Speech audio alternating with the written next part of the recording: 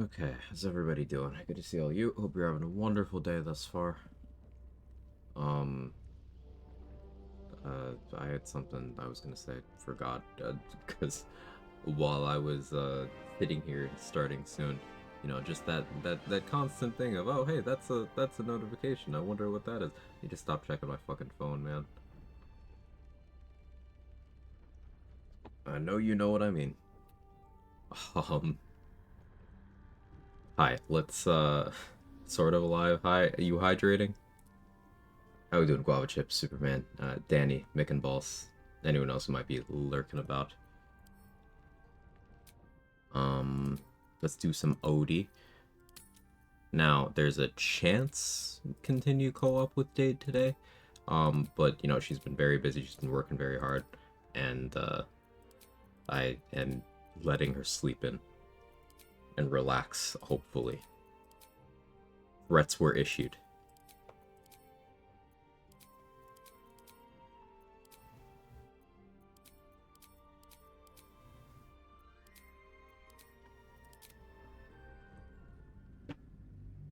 Dehydrating, I should hydrate. You can do both. Double fist. You got your hydrator and your dehydrator.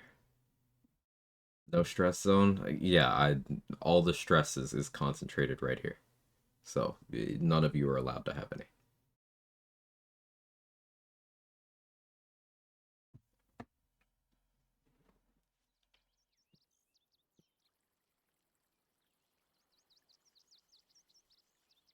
Um, Depending on how motivated I am today, we could finish this run. There are other run ideas I'd like to move on to, but I am enjoying this Monk Warlock combo. It's got a lot of adaptability. Was doing Greater Kushigo counter stuff with Duel's Prerogative. We could go some other avenues though. Excuse me. Um,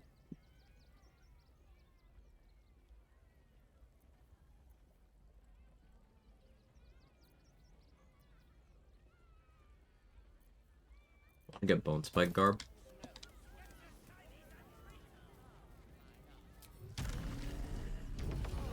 What if I went all in on Hellish Rebuke stuff? So, like, my options are either Marco for 4 more damage on it, potentially 11 more damage if I have Heat Convergence fully stacked, or I can do Duel's Prerogative to pop 2 in 1 turn.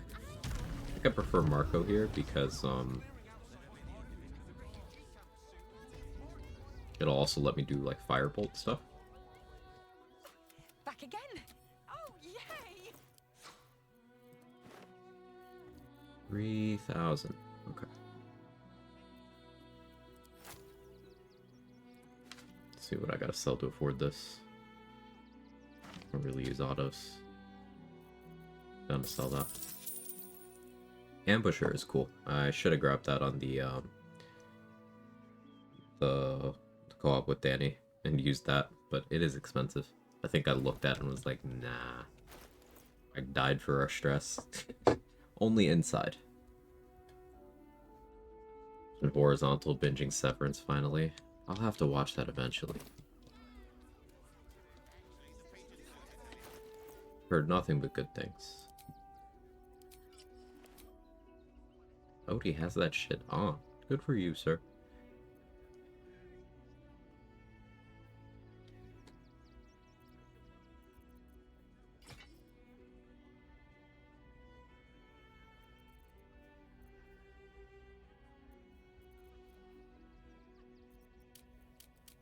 A +8 initiative.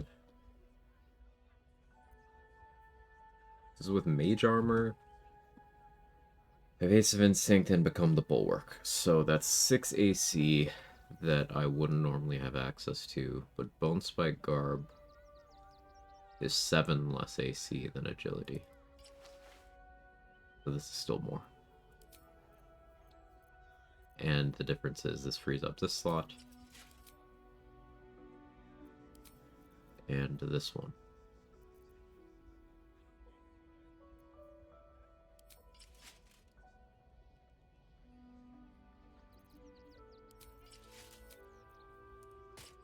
The classic combo here. Now I do have greater health equipped, but I could elemental augmentation. Yeah, I have 10 con. That's an amount of HP.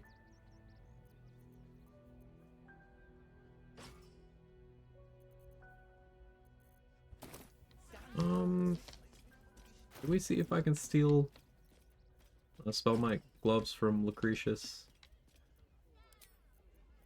Oh yeah, this is the one where I never got Smuggler's Ring, right? Because I'm bad. Back soon after this episode, sounds good.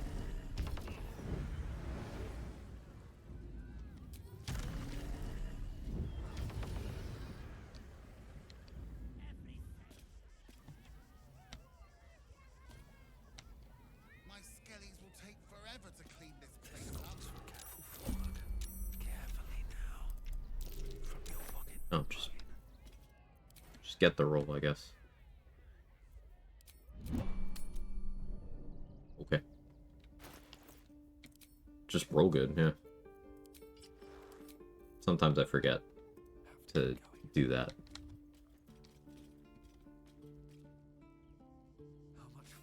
The thing with doing Marco stuff like this is I don't actually have Firebolt. So we will go back to greater health.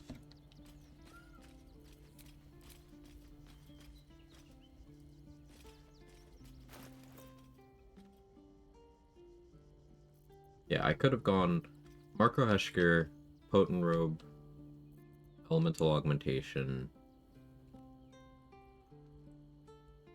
So, what would an all-in on Firebolt build look like with this mod? It would... Trade's going to be disgusted by this, but it'd be Warlock. Probably 6/6. This would be a 20 Charisma spec, I think. More...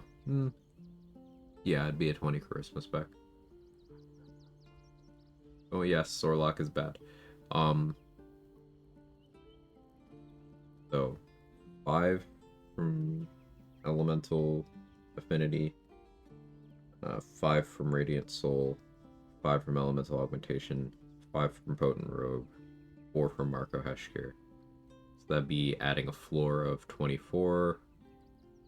Could spell my gloves on top of that. Adding a floor of 25. And then up to 31. And it's 3d10, so a non-crit firebolt could do 61 damage. On a crit, it'd be 60, 10, and 2d8. So 72. That's almost 100 damage potential on a firebolt. That's fun. And that's without dual wielder for offhand Rhapsody. Another 3. It's without damage riders, that's without heat. Another 7 there. Yeah, I could get over 100 damage on a firebolt without Vuln. Join the dark side of Warlock. No, I'm an optimizer. How you doing, blue collar nerd? Hope you're having a good morning.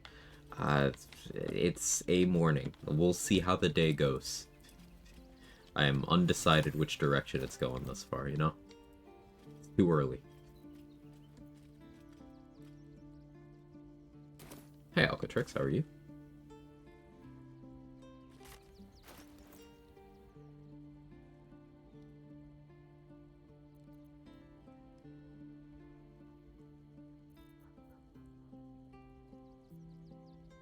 Rhapsody kind of boring, but it does just make sense.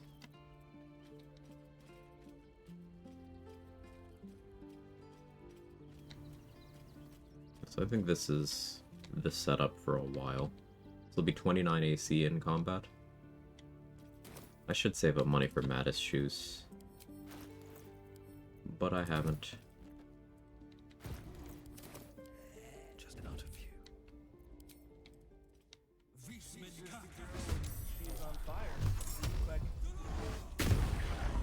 Why do bees stay in their hives during winter? Swarm wide peepo happy. Good one, Sora. Thank you for the 46 months.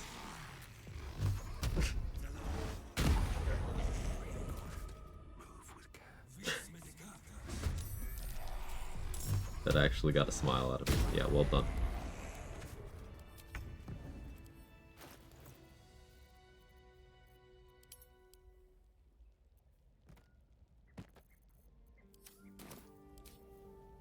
Best be on my way.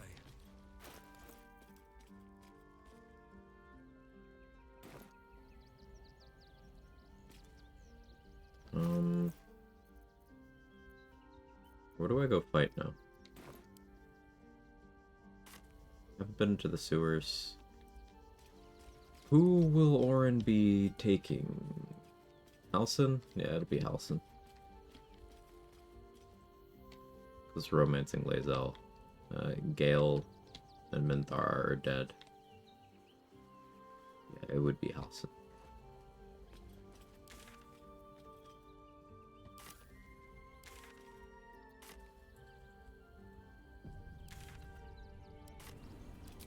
Figure out what else I can fight.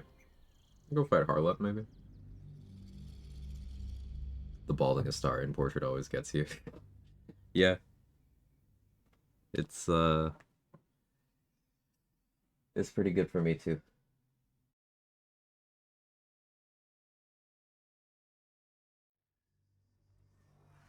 Elf pattern baldness. Sol Invictus.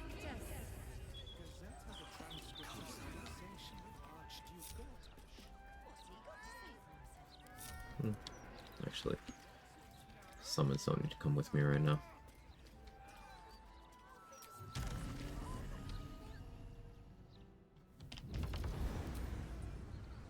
I could maybe steal the strength gloves while I'm here. Do I have darkness arrows? I do.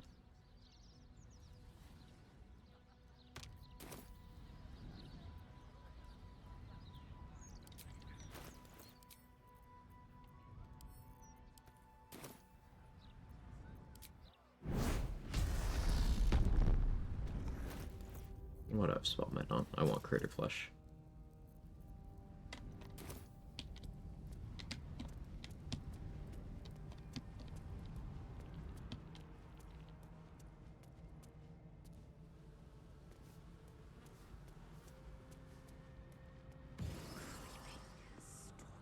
Did I get boudoir access? I'm not even sure. Keeping runs straight. No, it appears I did. Nope, nope, I didn't. Curtain just wasn't rendered in yet.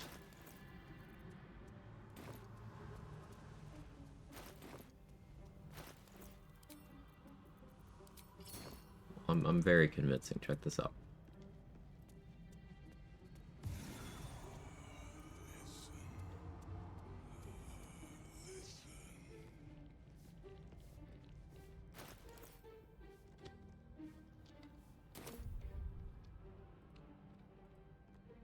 Something's on my mind. Most irregular. I did get the information from Hope already. Cool. As always, the archive. I suggest it is where Raphael conducts his most. Thought I turned that alarm off. Seems I didn't. What benefit would the strength gloves give me? The ability to throw people around, I guess.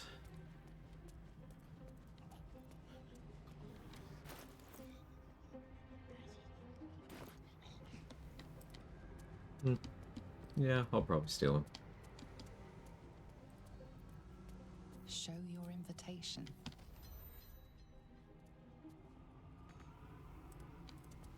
I thought you'd got lost and died.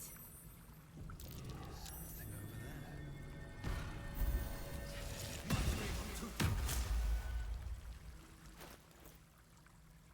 Bit of expeditious retreat. Do anything spicy with that?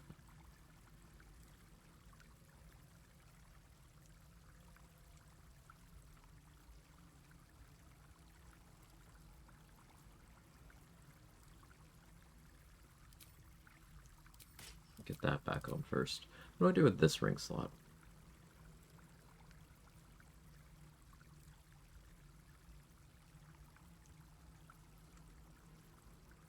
Hmm. Unironically, getting caustic band from Dareth would be okay for this slot currently. It is one of those items that's extraordinarily overrated. Like, you have people on Reddit running around saying that it's one of those items that's always valuable, always good, you should always get it. And they put it up there with certain other pieces of gear that are actually fitting that description. It's like, maybe in a situation where it's full party and you want everyone to specifically be wearing things that say damage on them. Maybe.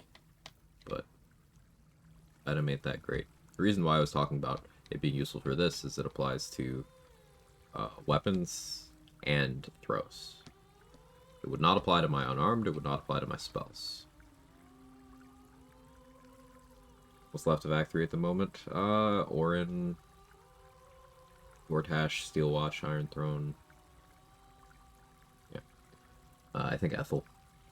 Never understand why they increased its price in honor mode. That's good. It's not that good. Some of the price increases are odd, and some of the things that did not have their price increased are odd. For example, Titan String Bow was never touched, but they made the Caustic Band massively more expensive from like a dirt cheap thing you could grab, and then it's justifiable because you can grab it real early and it increases your damage floor, and then it's good, to an unreasonable grab. The AC shoes from Mattis are now one of the most expensive non-chest armors in the game. And then there's a couple of things that got increases that, like, I can kind of see it. Like, Pearl of Power getting an increase. Okay, sure. Even though it's the weakest bound weapon in the game, the returning pike getting an increase. Sure, okay. But then, like, circling back to it around, things like the Titan String Bow, things like all of the Dollar Amaris weapons, those not getting increases, bit odd. A bit odd.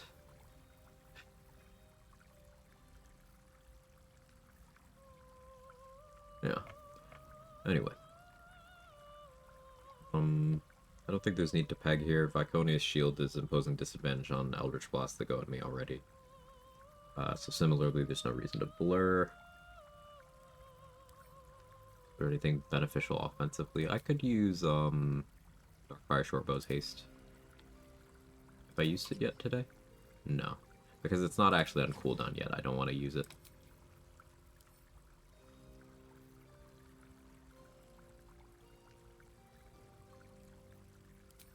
Oh, and this is also definitely a Helldust kind of fight. Use the haste scroll then. No time to rest.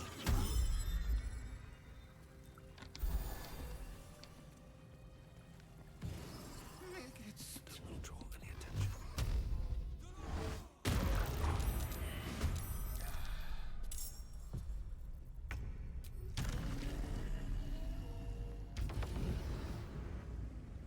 Spike, Void, and Caustic Balls being really good and dirt cheap at the same time. A lot of people just don't use consumables, Mick and Boss. And it's not even an active choice, they just don't think to do it. The reason why I went with the haste scroll here is because 31 AC. The haste spell has been something of a bell curve thing for me. I really liked it when I was new to the game. And then as I assessed the risks and stuff, I was like, in a solo setting, I'm not comfortable with it at all.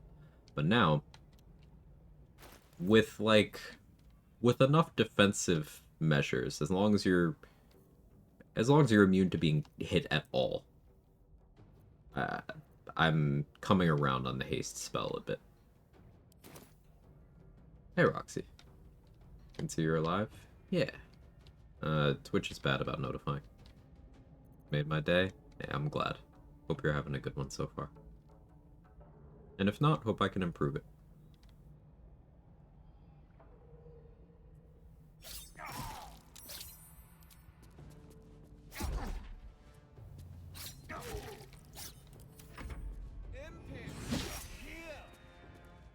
Can be good when the plus 2 AC helps with the stacking. Exactly my thoughts. If that 2 AC is helping helping you stay at a threshold where nothing can hit you, then it can be more efficient than something like looping speed pots or setting up a combat length haste spore grenade or burning a mine sanctuary, you know. And then especially here in Act 3, if I really wanted to go all in on AC, I could combine looping haste spells, or not quite perfect looping them, but I could combine use of haste spells with Terrazul. Looking at their attack rolls here, they have +9. So the haste actually gives me exactly enough where they can't hit me at all.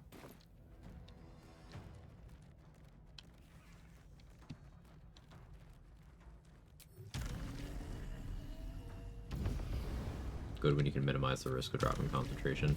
Minimize is one way of putting it. I would prefer to say eliminate.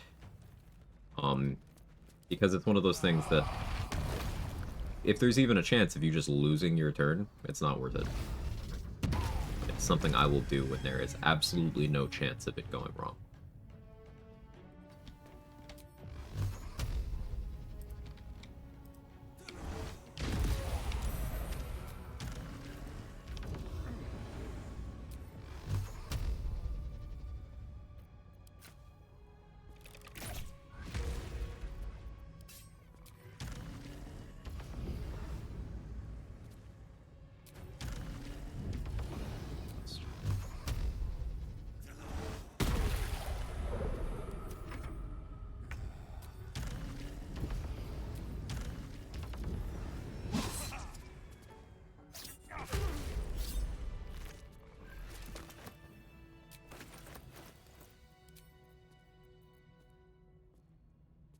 This helps my weapons, this helps my unarmed, this helps my throw. It even helps my spells. Spell attack roll, spell save DC.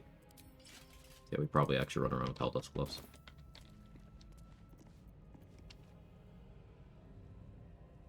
Hey, Superior Thix. Best saved against enemies that have attack rolls against your AC and not saving throws still take damage, you can save them. Exactly right, yeah. Wonder if the gods are watching me. I should note that Hex does, or not Hex, excuse me. Looking at Hex, thinking of Haste. Haste does also give you advantage on dex saves, so that can sometimes be useful. Like if you're counting on evasion tanking something. Should mind my step. Making sure that you remain hastened is an option, though I would still prefer getting that from another source and then like concentrating on resistance or something that straight up increases saving throws. To be nothing, to be gone for good.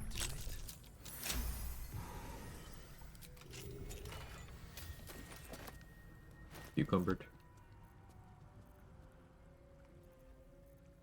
What? What is heavy? I guess I can put away Flawed Helldust now.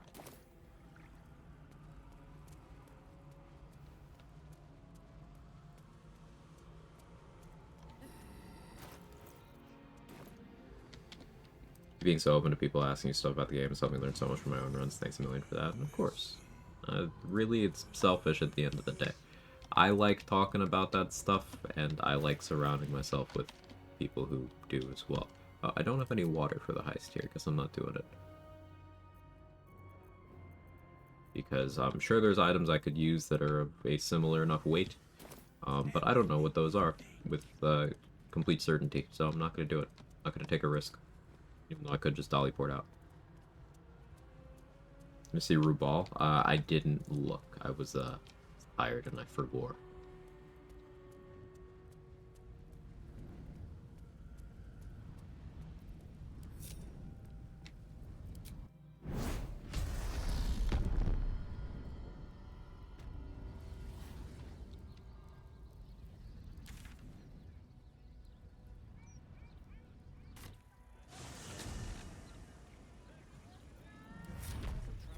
I've just had summons that I have no intention of using around for quite a while. There's a bunch of many-target arrows here on the table that I kind of want. So I should use the fountain again. My glass on cooldown. Hands down. It's quicker.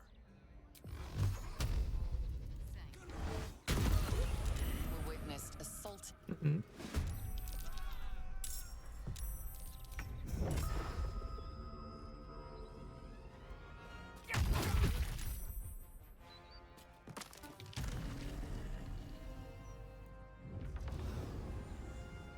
Dollyport? Yeah, if you have the Filigreed Feywild Bell and you don't have the Pixie Blessing on, you can give Dolly Thrice the wrong password. And then she will polymorph you into an animal for 1 turn, 6 seconds. During that 1 turn, you can move around as the animal and stuff, but an interesting quirk when you're in that state is you are able to fast travel from inside areas that you're not normally. For example, from inside the House of Hope, or inside the Mind Flayer colony, or inside the the part of the creche where your mini map is like red and stuff. In certain circumstances, it can break certain quest triggers, but it does allow you some flexibility. Like, for example, if you raise the alarm in the House of Hope and you're not ready to fight Raphael, you can dollyport out. You'll have to continue to dollyport out every time you want to leave, but you can do that. Pick my class for gaming with Danny? No, I'm not you. I'm not gonna make that choice for you. Especially if you are playing with another person. You gotta pick something that you're either very interested in exploring or something you're already comfortable on.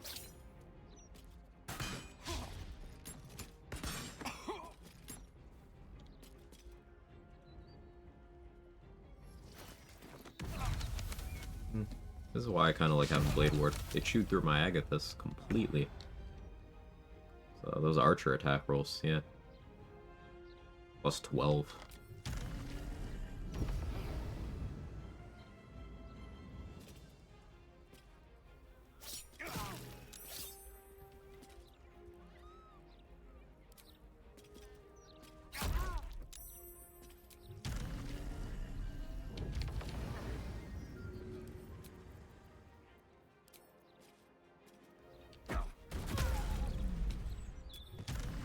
It's okay, Bloodlust, you'll trigger eventually. I know that was called a weak kill, so that's why I don't Bloodlust. But... Fist Rangers fuck hard? Yeah, they do.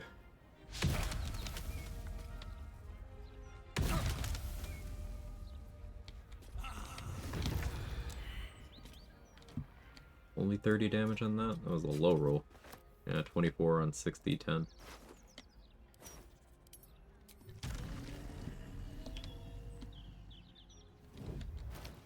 Oh yeah, let's put persistence back on movement speed.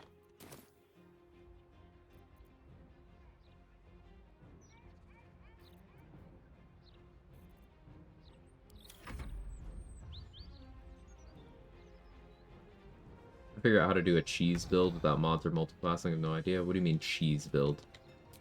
Like, are you trying to play as a dairy product?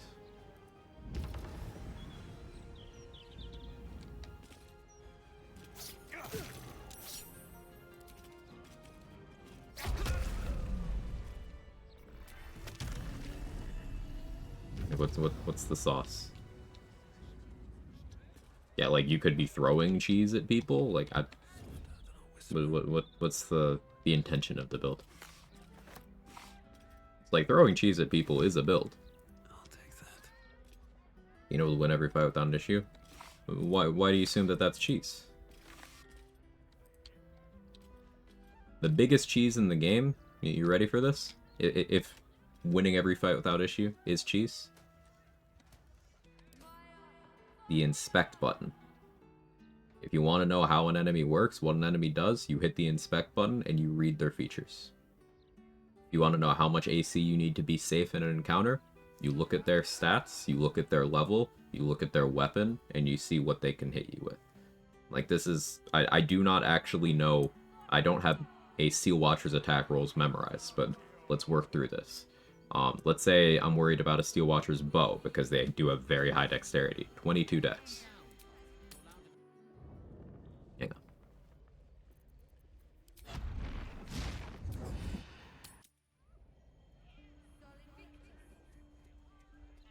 on.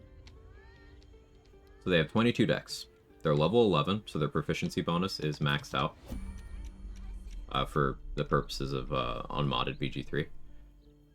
So that's +4. Their weapons are not magical. So, and on Tactician and higher, all enemies have +2 to hit. So, +2, and then +6, that's +8, and then proficiency +4, +12.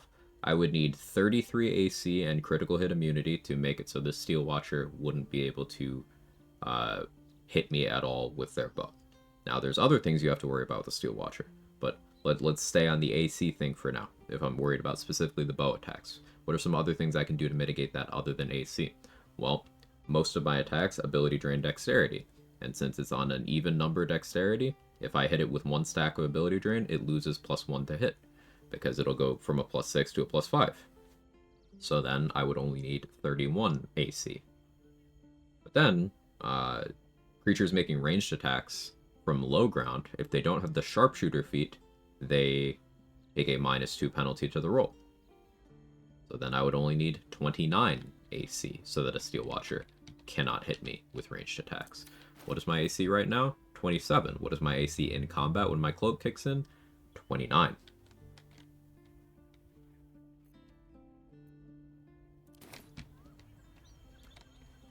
But that's just, all of that is me keeping track of one attack that I'm worried about in my head. Steel Watchers also have swords that go off of the strength instead, so you ability drain their dex enough they can't hit you. They might decide to just start swinging the sword at you instead, which if you've not mitigated that at all, then that's going to be a different issue. They have a grapple attack that they can use to pull you, and if they pull you off a rooftop or something, you take fall damage, so that's where something like the Helldusk Boots come in. You're immune to being moved. They also do a big fiery explosion as a reaction when you get them low enough to kill them. So that's another thing you need to be worried about. They have magic resistance, so they're extremely hard to hit with crowd control effects. Psychic and poison immunity with fire resistance, and full piercing resistance, but then non-magical bludgeoning and slashing resistance. Another thing listed here that is only something I know because of my time with the game and my awareness of previous patch notes. In patch 6, they made it so Steel Watchers are hard-coded to you cannot apply lightning vulnerability to them. They don't have lightning resistance, but you cannot make them vulnerable on Tactician and higher. So, something like wet lightning strats would not be applicable here.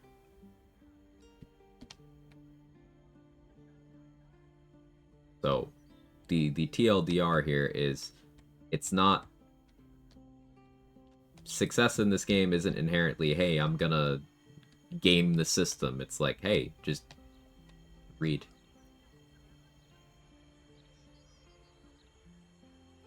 The reason why you'll see me have success with a bunch of different things, and there will be fights I'm seemingly not taking seriously, is because I have already tried a lot of things. That's it. What about Wet Cold, though? Wet Cold still works, yeah. There you go. And Mick and Balls, you're applying your knowledge of, okay, what else does the wet condition do for you offensively? Gives cold vuln. You're applying your knowledge there to that situation. That is something you could do if you were doing a build where you're constantly making enemies wet. Pause. You could apply that. It all comes together because you read a thing. Reading the game explains the game. In almost all cases, yeah, Houdini. Almost all. Hey Dex, how are you? That gives me the wet condition. From the eyes, from crying from the bad jokes. Yeah, same. Me too, brother.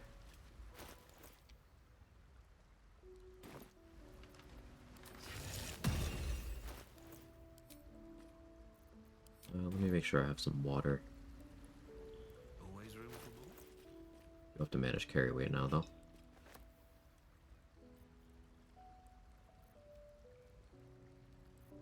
Did I get Minsk? No. Was it on the bank fight? Maybe?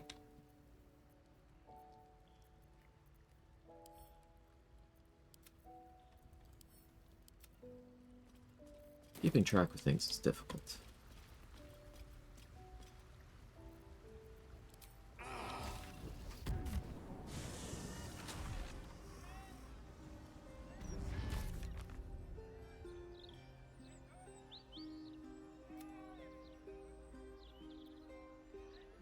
Okay, I've not done the bank fight. Yeah, let's go do that. I have any short rest potions left? 3. I need to restock on those at some point. That'll be fine.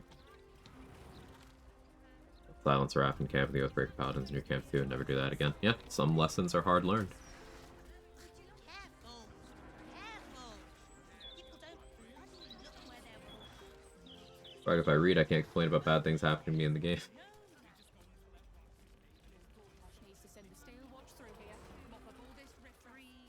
Yeah, the number of Reddit posts that you see of, man, the game screwed me here. This is why I lost my honor run, and then it's them actively choosing to just ignore a mechanic.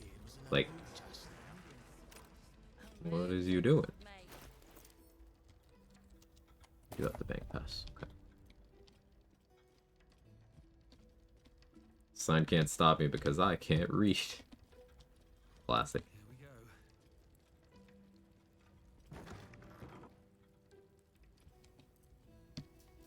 No, but it's not even that kind of mindset, Mick and Balls. It's more specifically, I couldn't possibly be doing anything wrong.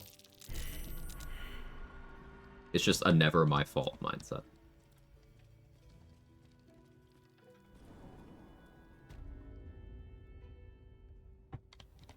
Almost every reset I've ever had in this game, every honor mode death, has been my fault. I can think of one right now that wasn't. And that was the patch 7 throw damage bug, where I threw a hammer at an enemy and it hit me and I died on a no-hit run. Other than that, every single other death I've ever had has been my fault. Honor run ended because my level 12 pure paladin just died in House of Hope for no reason. Exactly. Exactly, Claymoran. Be like, you know, maybe it's because you used radiant damage on the enemies that have a clearly defined feature that says, hey, don't do radiant damage or it's gonna hurt. Or you used it on the boss that has a feature that's like, hey, don't do radiant damage or you're gonna have a bad time. Now, devil's advocate. The game doesn't really explain all of the things Raphael can do, but it explains most of them, and at least hints at a lot of them.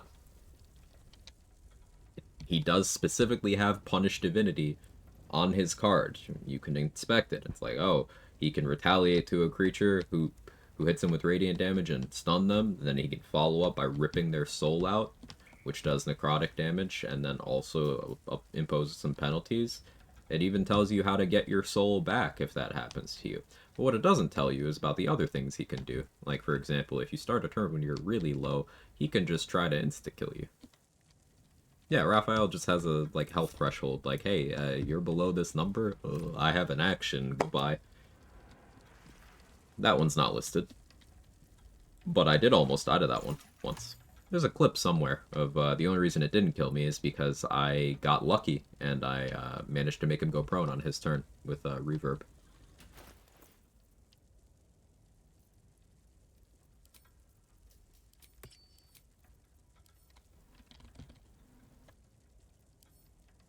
Right, the Resonance Stone can go to Shadowheart right now.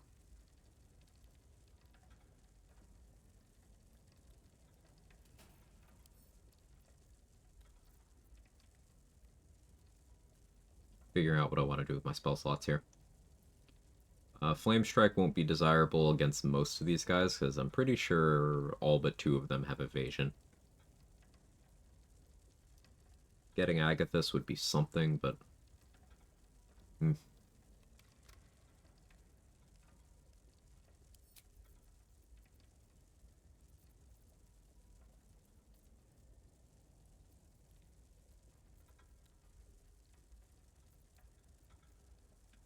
One Spike Garb might be the way. Just having the DR. AC would get quite low, though. I will Sledboard. With Sledboard, Reviving Hands, at the start of my first turn, I'll have 2 DR and Resistance. They should only see a damage roll that hurts me if they are placed in a certain configuration, have Aura of Murder on me. but they shouldn't really see that as an option. I do want to switch off of Rhapsody here. Let's do Defender Flail for a little more DR. This does give me the option to do Hex Tenacity stuff. So when combat starts, I'll have 29 AC, 3 DR, and resistance. Do I Expeditious Retreat ahead of time? I'll use a scroll, so I still have 2 spell slots.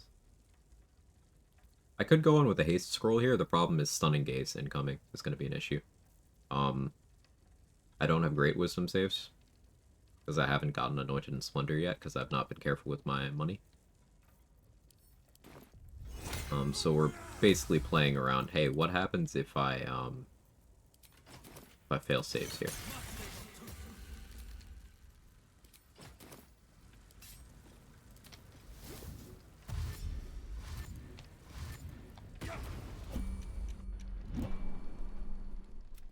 Hush your...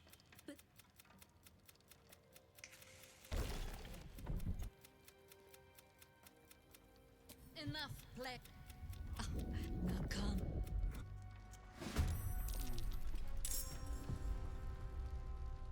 Gildoran yet? No.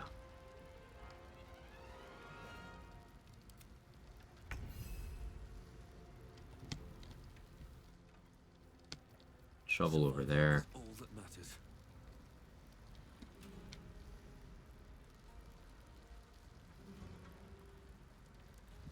Being this high in the initiative was welcome. This guy's at +5. What do I have? +8. I do have 20 dex though. Okay, there was no chance of this one actually. Oh no, there was still one roll. I thought you had 18 dex. You have 20. This is why we prep. So this one casts slow over here. That's the one I'm most afraid of.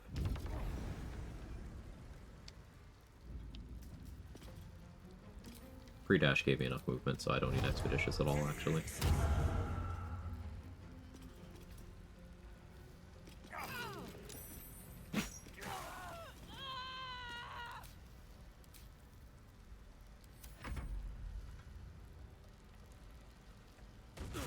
Hot single half orc. Nice. Got an email this morning about hot single half orcs in my area. Am I in the right place? I think so, Kara. I think so. How are you?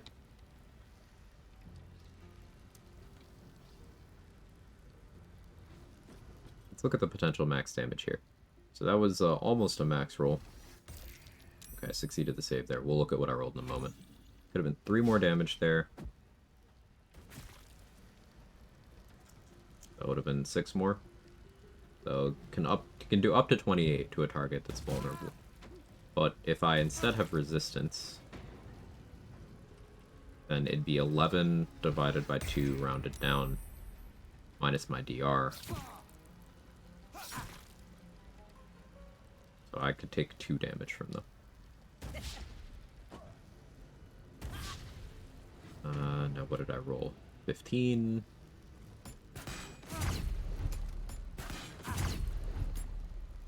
And 18. Rolled good.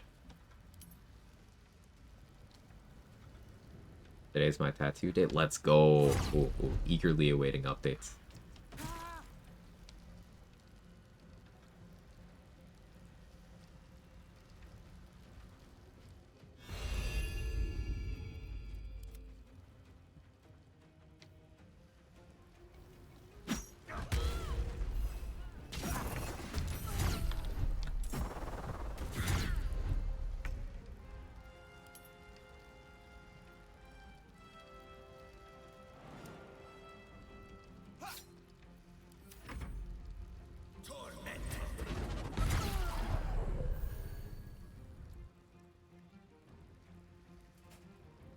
Bro ran into Aura of Murder to end his turn. Alright, man.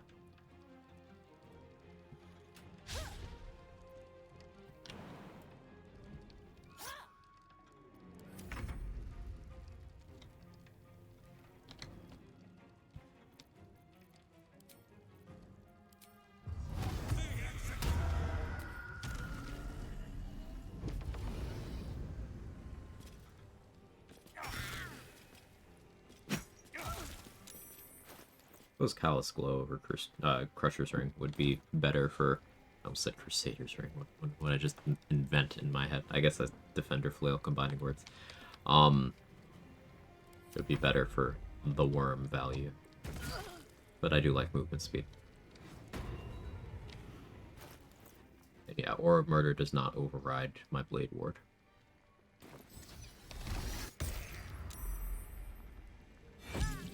Look if they're on a 12. Water Layer Protection is quite significant here. And Forbidden Knowledge, yeah. Okay, so even without Anointed Splendor, I am rolling well.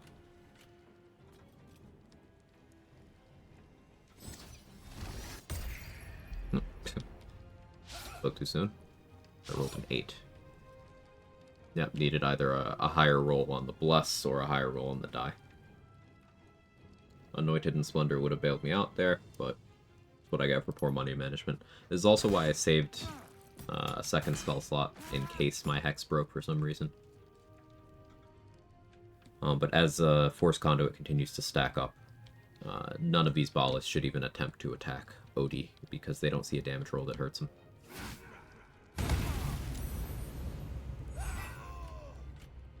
Nice job. That's the Quag today. Dooming. But distracting with Baldur's Gate. So pretty much a regular day.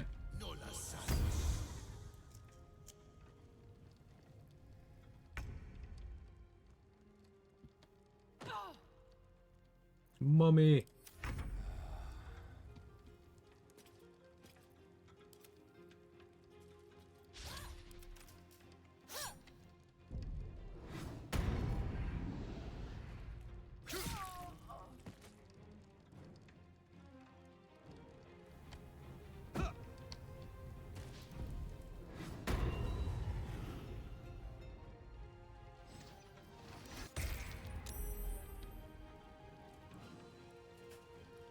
Second away from quitting my job, becoming an actual hermit.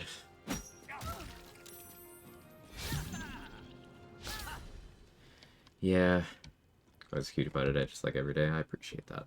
Also, no you.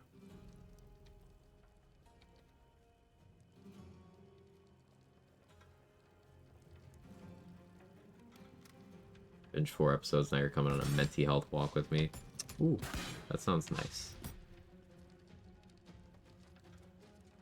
All the perks of walking without any of the actual walking.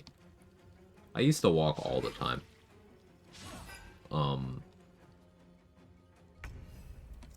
And I'd get back into it, but you know, the whole I don't want to go outside in this country in 2025 thing kind of gets in the way. Oh, you're gonna lightning bolt shovel? That's cool, bro. Thank you.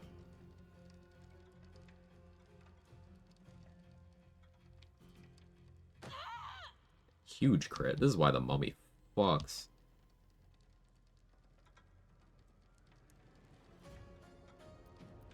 Give this thing a cloud giant and make it go even crazier.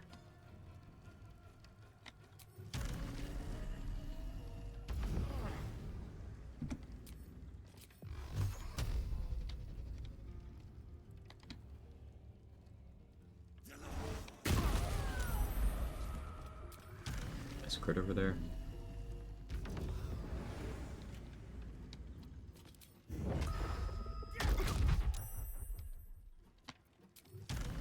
You can try. Was there any chance of you hitting me? Yeah. Yeah, there was. You plus 11. Good for you.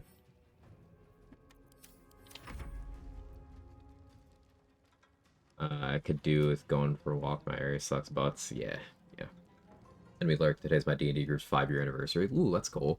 Celebrating a level 20 one-shot of the entire Descent into Avernus campaign. So excited. That sounds great. That's a campaign I would really like to play. That sounds really fun, Blue Collar Nerd. I'm happy for you.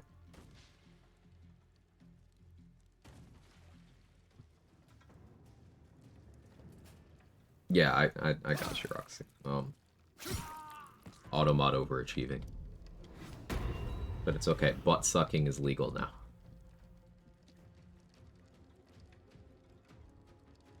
Hey, Macintosh and Tire, how are you?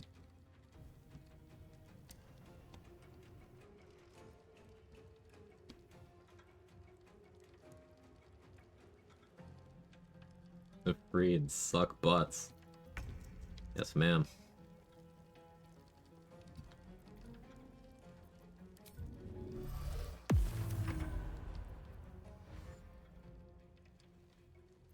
How's everybody breathing?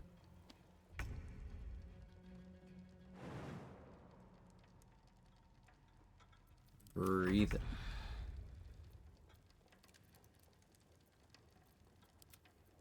You have Aura of Murder on you, which means there's someone in your immediate vicinity.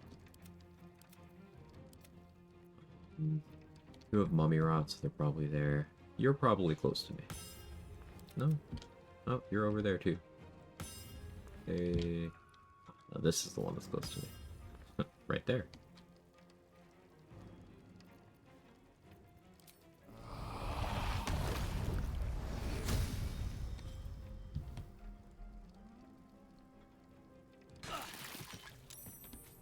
Oh, you died. Okay.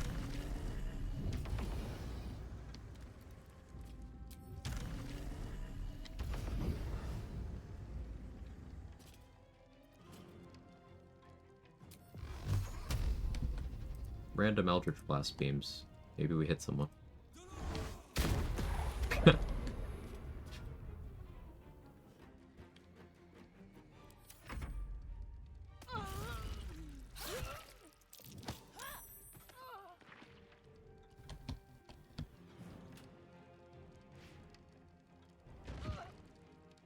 Cat in my lap, which means I'm not allowed to move. Both a good and a bad thing. Everyone, welcome our cat overlords. Ready to hide in here too? Appreciate the alert, Kara. I'm very excited for you.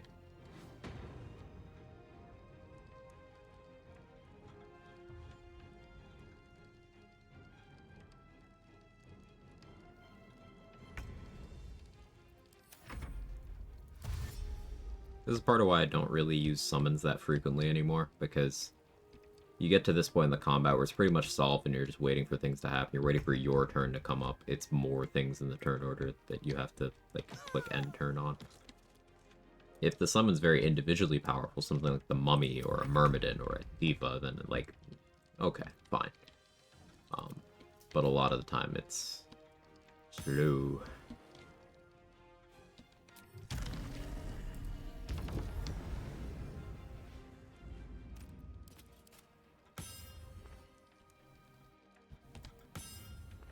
Through there.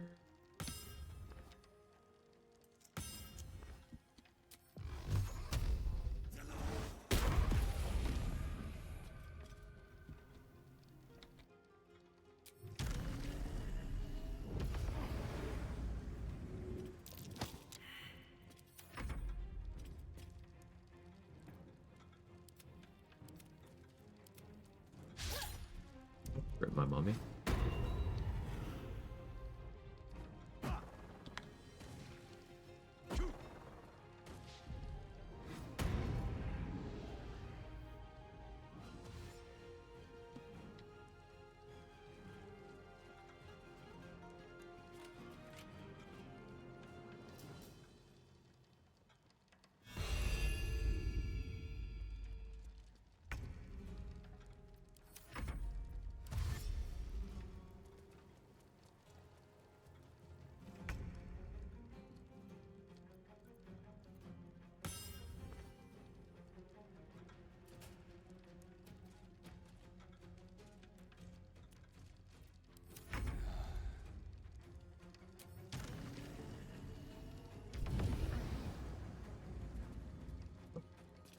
Hi.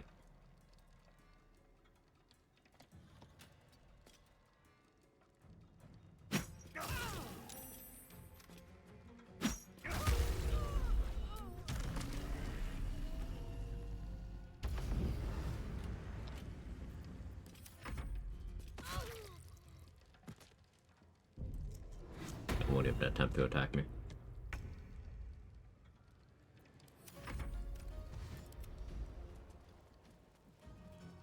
Probably kill Racketh so I can just get the key for Elegant Studded Leather.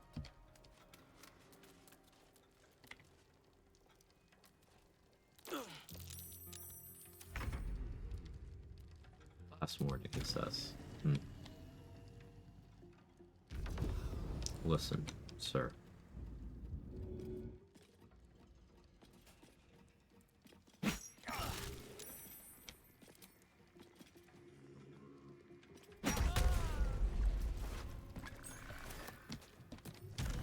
Was it good for you? It was good for me.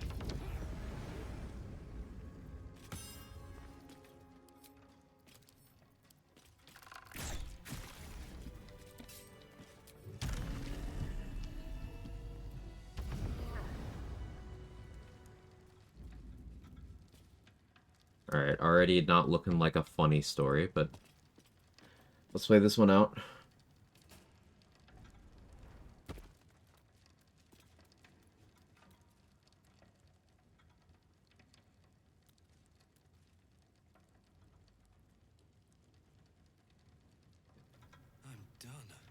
I'm done. I'm not sure how that's a funny story, but yeah. Don't give me trouble now. Okay.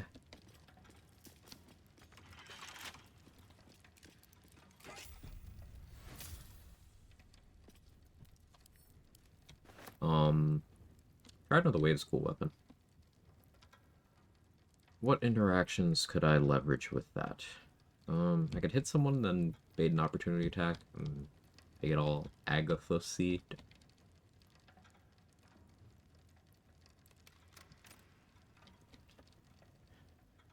I could... Okay, I'm cooking. Dual wielder, main hand magic club, offhand Trident of the Waves, Daredevil gloves. Yeah, bonus action, you poke, make them wet. Main action, you witch bolt.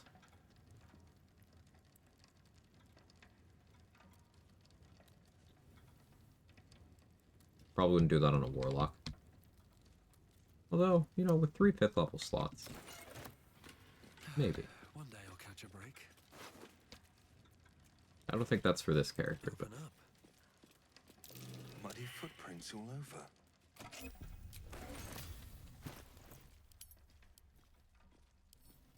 Elegant studded leather is very cool. Not relevant to what we're doing right now, but... cool item.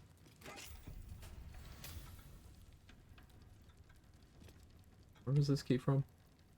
Probably Leroican? Or, you know, his area. How does this amulet work on a Warlock? It's not its time.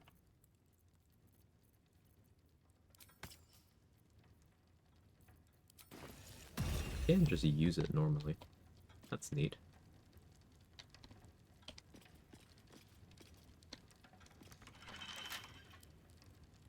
This much DR and AC, I don't really need, I don't have Advantage Resonance Zonas in here. I don't really need, greater health HP.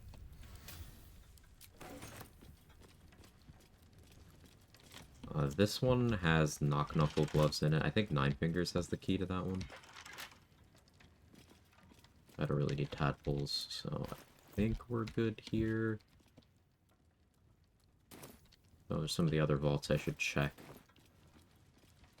Let's go grab Resonance Stone.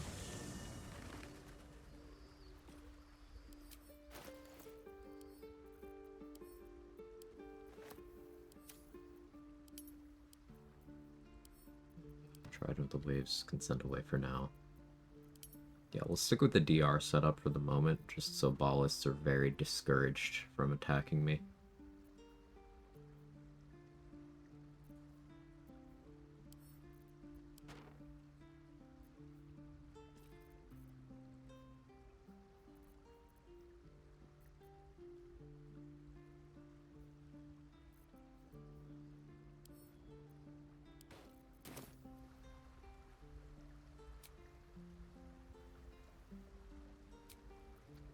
There's a world in which I used Item of Arcane Synergy and Adamantine Shield.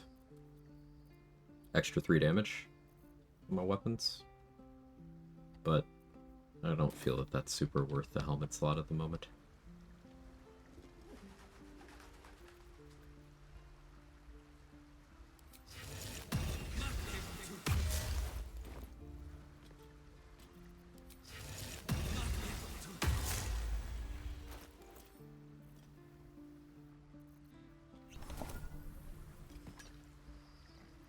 Testing. If that amulet works in this way, then Shields of Devotion is probably pretty cool for this kind of setup. I was working retail a few years ago, got off work, saw someone left half a mannequin in my pickup truck, took it home, brought it with me to class, put it in the corner room. Very confusing day for everyone. That's definitely random.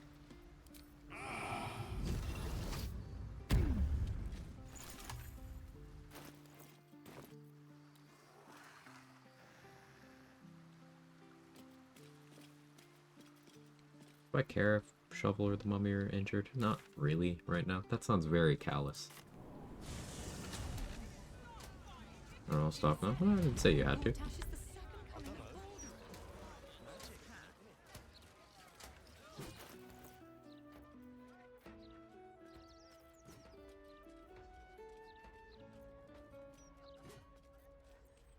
Did I get enough stuff, at least of the monetary value, where I could sell it to get the money for Anointed and Splendor? Because it's kind of like, if you give Garangoth Thorn the 5,000 gold, you can get it back pretty quickly. So it's a temporary loss.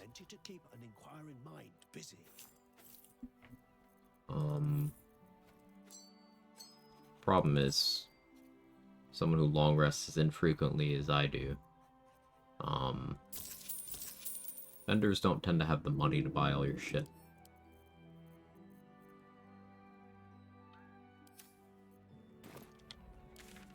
So I actually need to check the other vendors. I do have slightly positive attitude with Roland, who I should be doing the Roland's mage armor thing, actually. But I didn't get positive attitude with him on a disguise. So that's going to be an investment to figure out.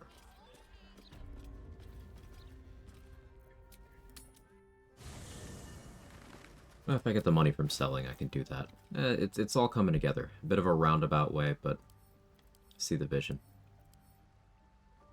Will has my alchemy stuff. I gotta keep that in mind. I let Halson hold this extra brain in the hopes that it'll work on him eventually.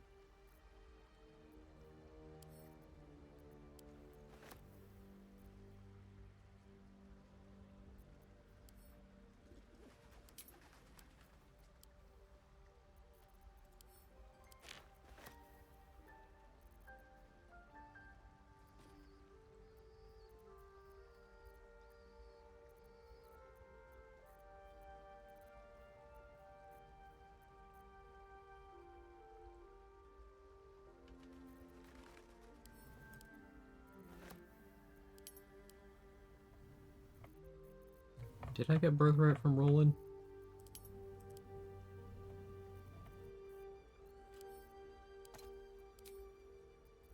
I did. Okay. And we have Ring of Geniality. This should be our best prices set up, since we didn't get Voice of the Circle.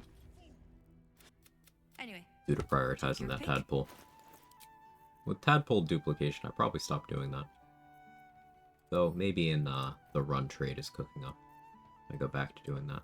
I'm excited for that rule set getting more fleshed out. Very cool stuff.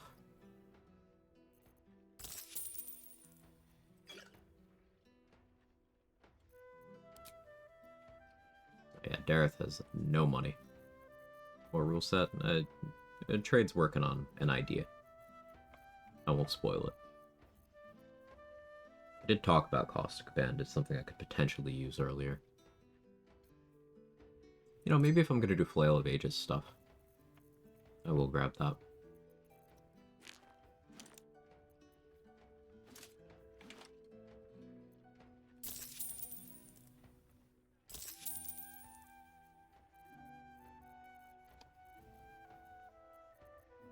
How am I doing on Worm? Corpse Rose. I think okay.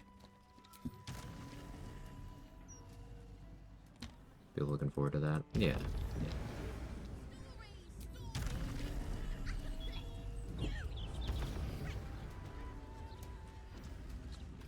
What's up for discussion? Roland, please have money. How can I help? Ah, I suppose that at least I can help. Ah.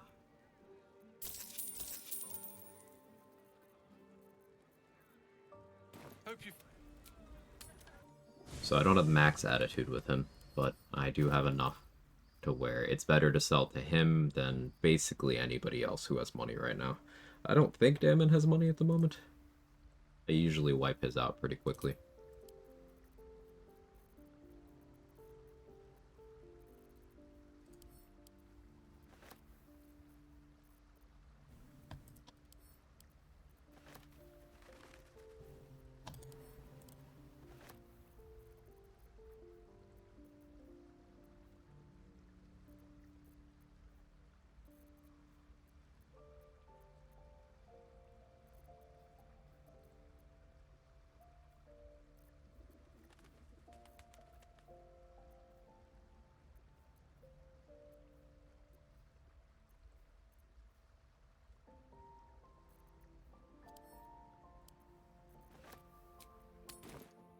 I don't like selling psionic ward armor, but at this point in the game, I can realistically just use universal res for situations where I want psychic resistance.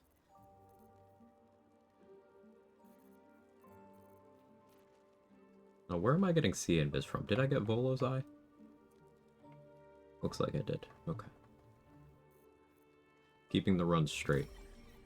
A little difficult.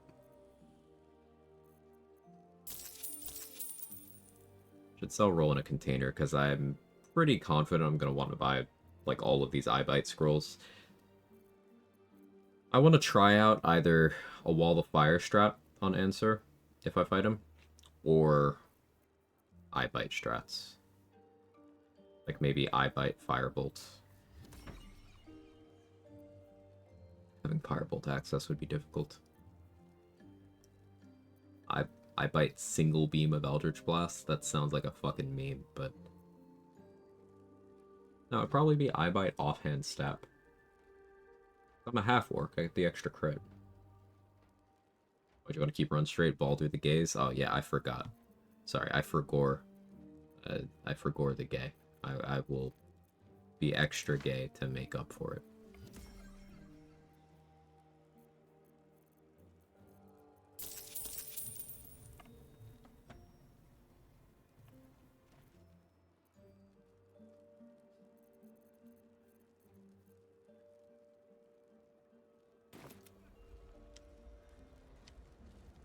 How about an Eldritch Blast? The combo. You see my server called Baldur's Gaze, as everyone should. As far as I know, the only career protection gear are either in helmet, shield, or armor slots, right? Yes. You have 3 different options in the helmet slot. You have 2 in the armor slot, and you have 1 in the shield slot.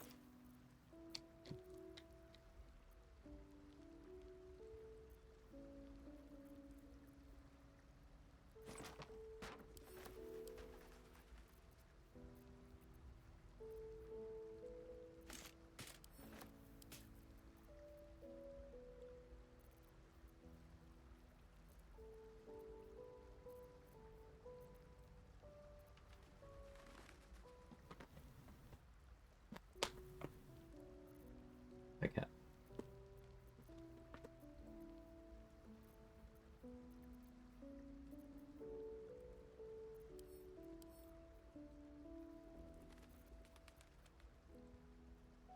I do want to do Clown Hammer stuff at some point.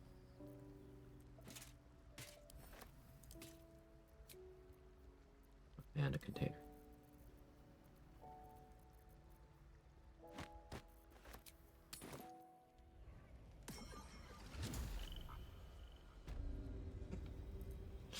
How can I help? Ah, I suppose that at least I can help with.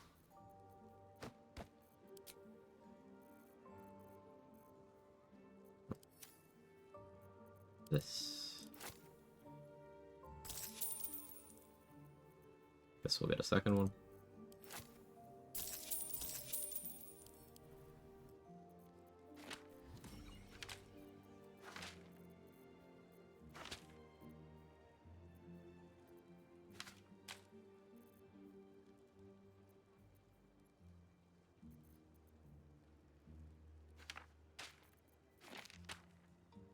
Stuff I might use.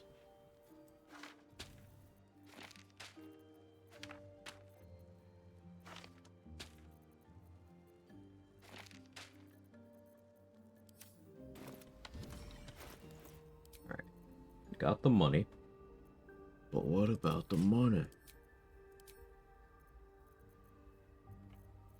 Sorry, I can't not do that. I have to.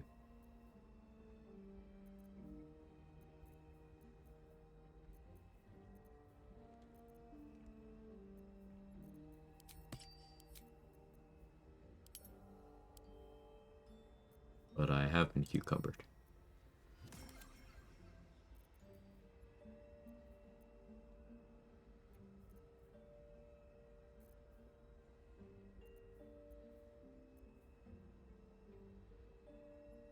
Guess I don't need a rat right now. But I don't have a container. Send it back to camp with. Keep the daggers in case I need throwables.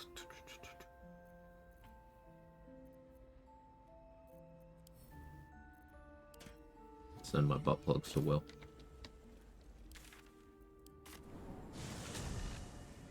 Fucking Clown Hammer do I forget? When you crit, you and the person you hit have to make a saving throw against Tasha's Hideous Laughter. Now you can get around the part where you have to make a saving throw by having clown makeup on. Clown makeup makes you immune to the effects of Tasha's Hideous Laughter.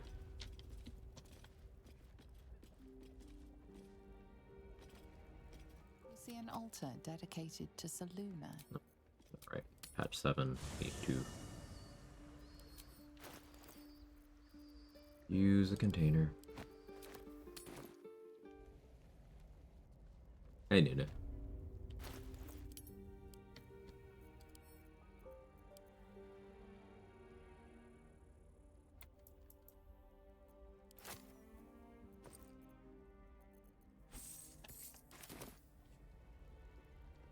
You see an altar dedicated to... The amount you've offered proves the cold white light of... Right. Better be cautious. Can't keep me out. Get in here. Oh, here's some. Sure.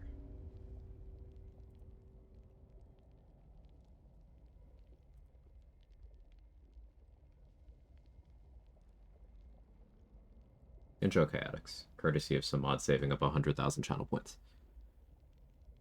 She's just a girl and she's on fire. There you go, Quack.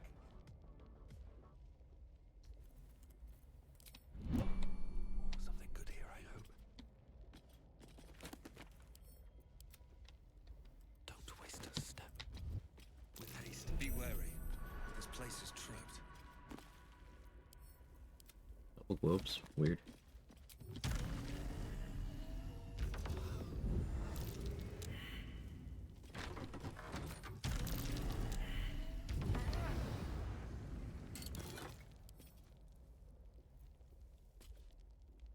Getting a Diva Mace could be amusing. Celestial Warlock, you know? That could be pretty amusing. I'll get it the other way.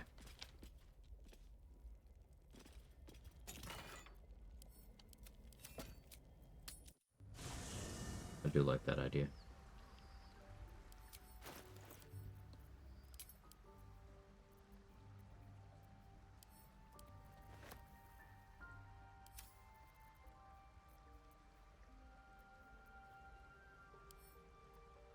Potent Robe is kind of too heavy right now. Hey, Nunu, thank you for the 5 gifted. Total of 246 gifted over the years. Insanely generous. Much appreciated. Thank you very much.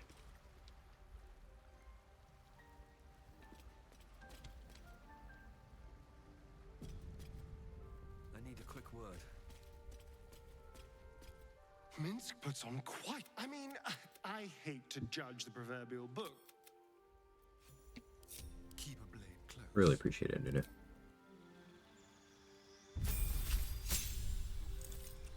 She's just she's on fire. There you go, Quag.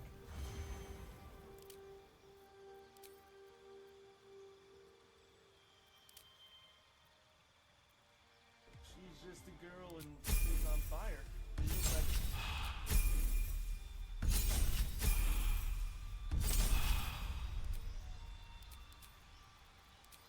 Not really paying attention to what I'm giving him here. Just giving him 11 cleric levels. She's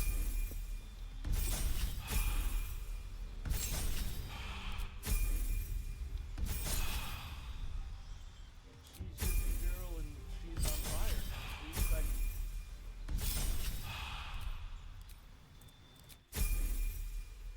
There's two things I want from a star in here. She's just a girl and she's on fire. There you go, Quag. First one.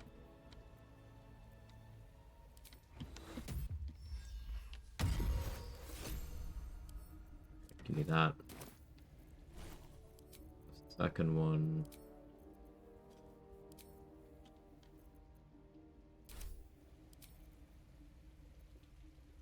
Jenny Scimitar is also kind of fun. But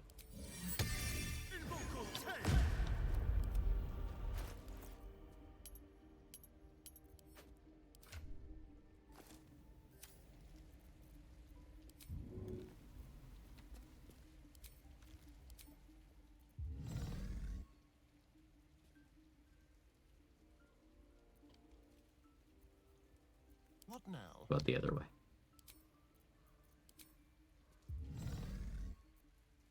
Nope.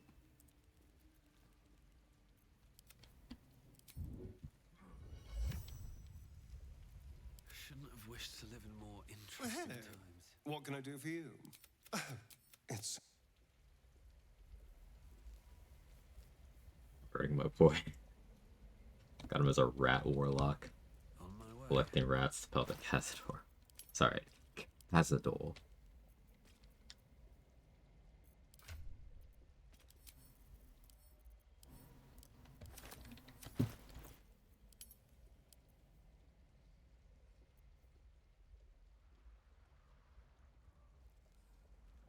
The problem with Diva Mace, or let's directly compare it to Devotee's Mace. It looks like it does more damage, but that is a fistful of die, so it's got the Divine Smite problem of, like, this shit ain't accurate at all. But then also, it's not magical.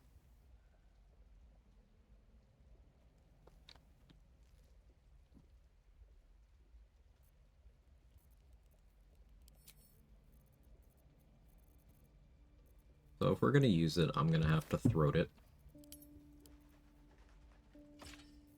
And throat is on cooldown. So we gotta go to hell.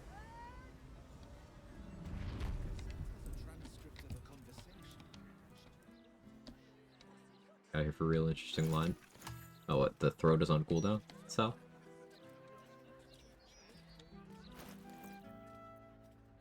Listen, buddy, I speak a lot. I gotta preserve the sanctity, you know?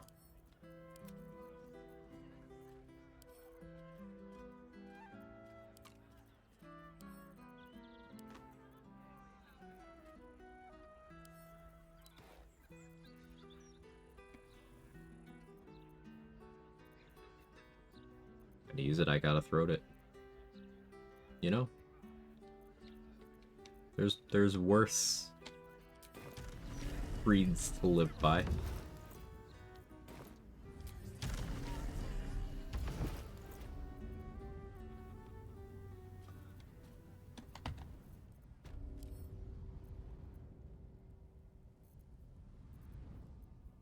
Carrying around too much situational gear.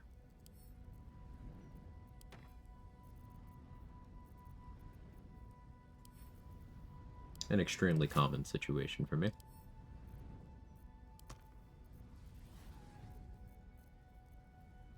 What happens when you only have 18 strength? Yes, 18 strength is low to me.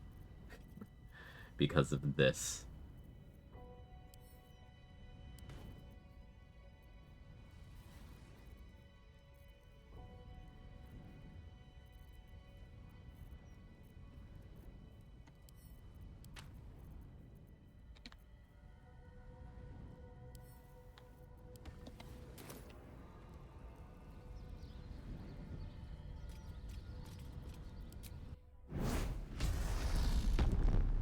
chugging honey helps, for streaming or throating, you decide. Thank you for the throat tips, Danny.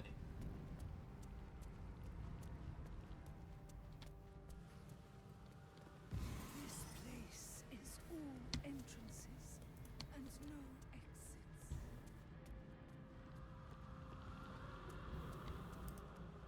How do I still owe so much? Let us know which application works for best, maybe. Yeah, I'll get back to you. Really appreciate you guys. I'm almost getting choked up about it.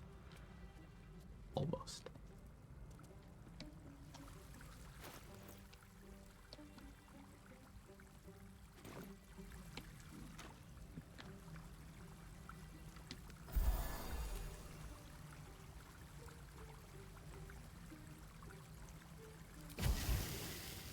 First step is the hardest. I never left the cringe.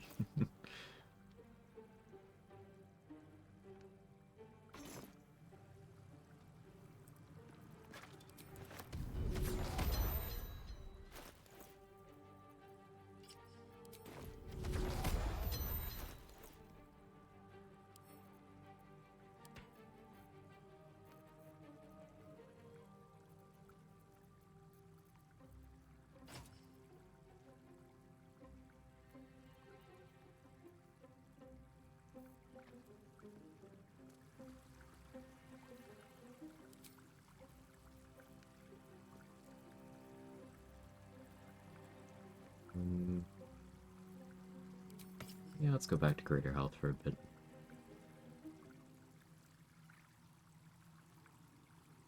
Jokes aren't the only thing up about it.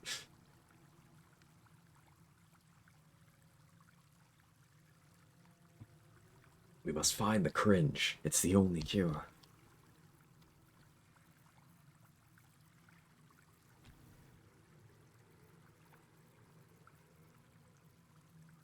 Lae'zel is actually from Cringe Kalir.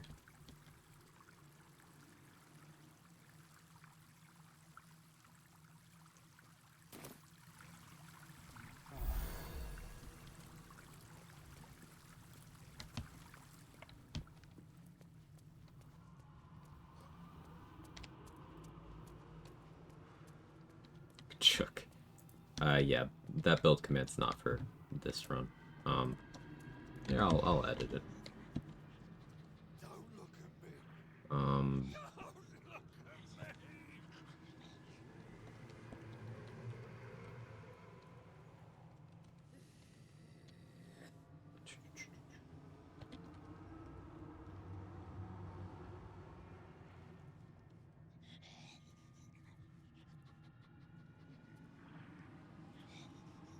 um,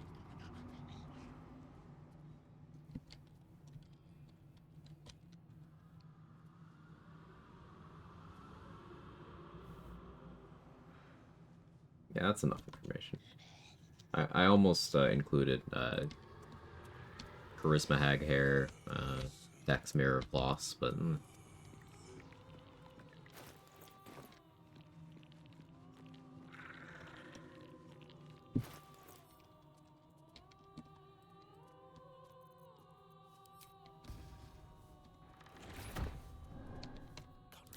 Open view.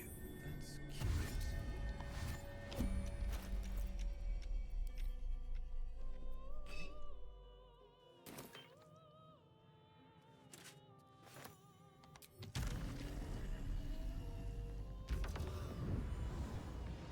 Seems like a good moment to talk.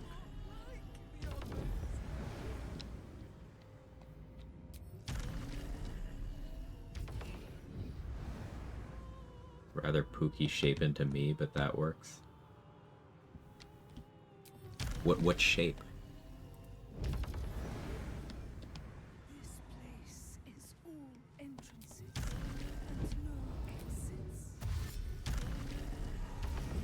I did this yesterday, steal these items, would let me put an item down, very frustrating. Huh, I've never run into that.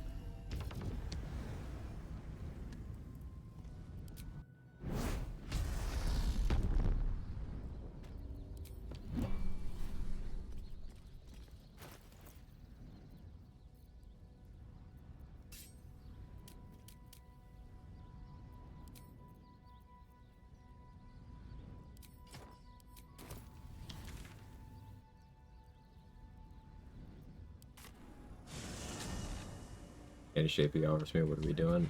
Geometry class.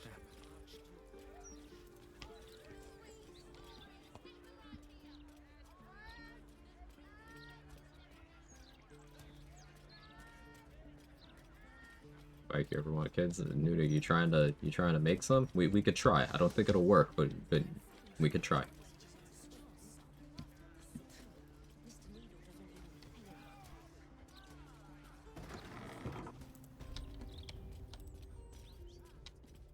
What are you after, friend?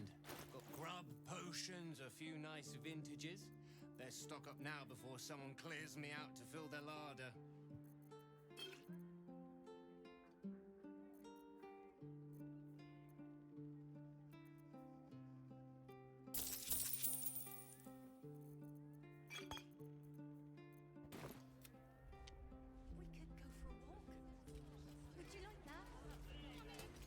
I think when vamps drink blood, it definitely goes places, but I'm no vampologist.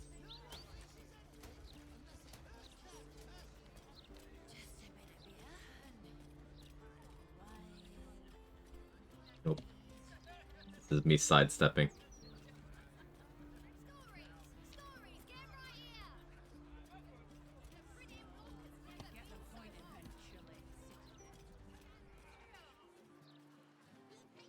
No, I agree with you, but like, I'm sidestepping.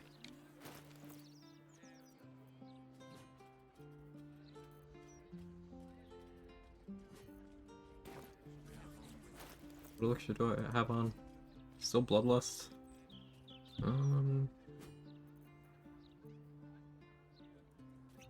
Hi, cat. Brother, are you good? What seems to be your situation? Okay, but what do you mean by that?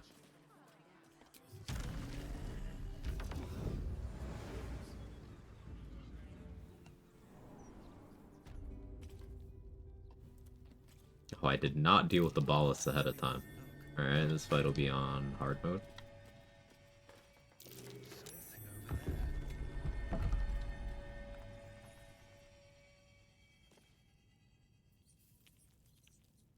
I don't need any attention right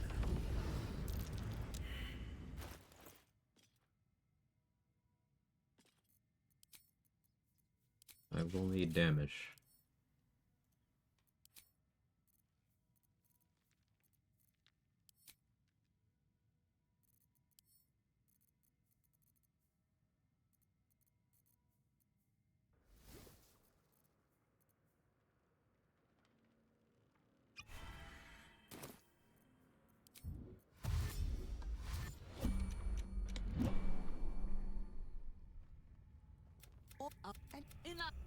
You're the Stop. boss. Hans. I can taste it. Right.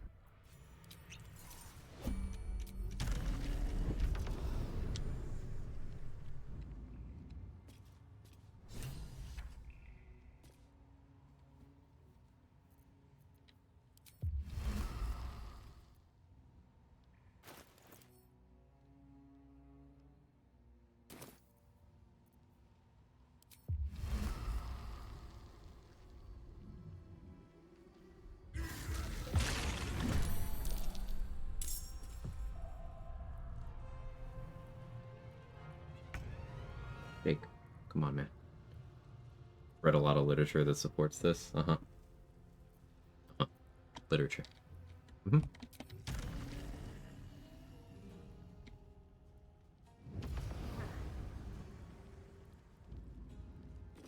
Jake, do not jump on the desk. Don't do it. Go over there.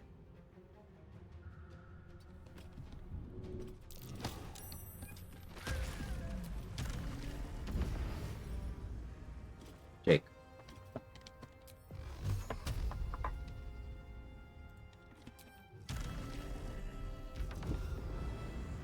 Jake.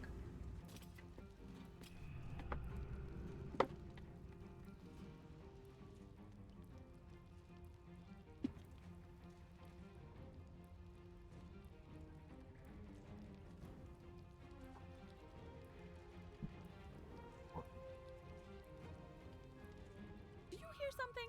I I believe there's a cabin near Don't jump on you. my desk while I'm gone.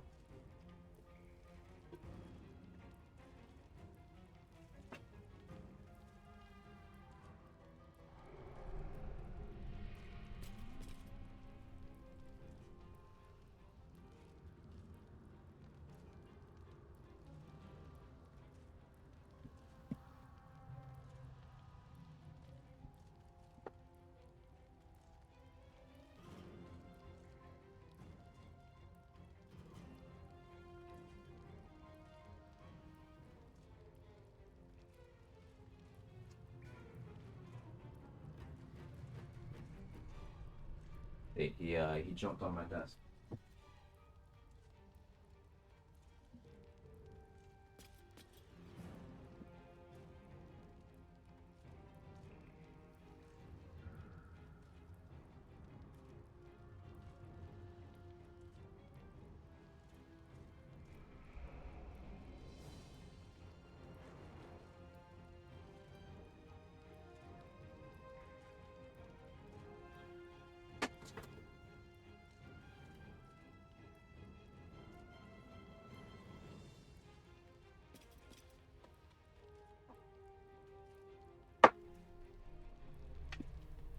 What's it to do about streaming? He was thirsty.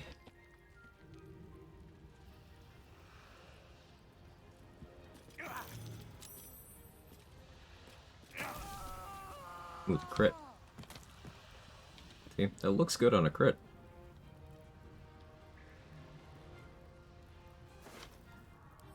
Problem is having to put a lot into accuracy here. My attacking stats 20. That guy did not have high AC. I Drake throated it. I have Bless. I have accuracy for my gloves. Yes, this also has accuracy for weapons. So you can see here, Infernal Acuity.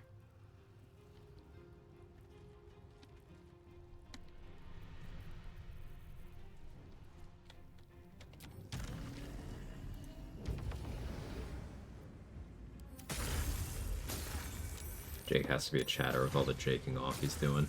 He read some literature.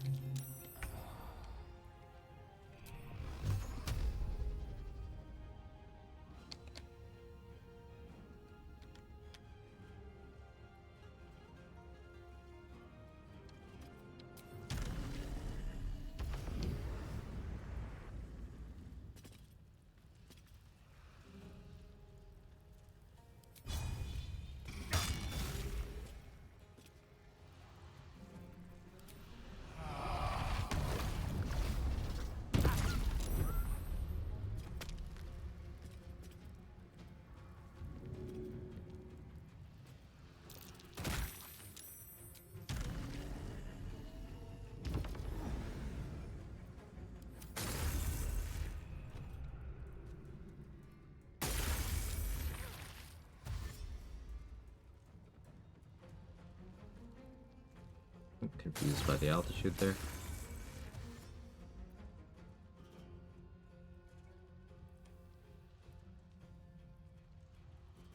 Turns out Hadar is very hungry.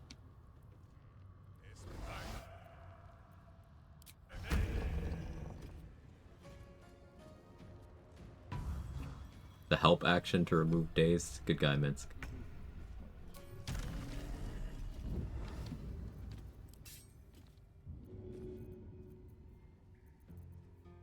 I don't have any of my hammers to throw anymore. 5th level guiding bolt would do a good amount.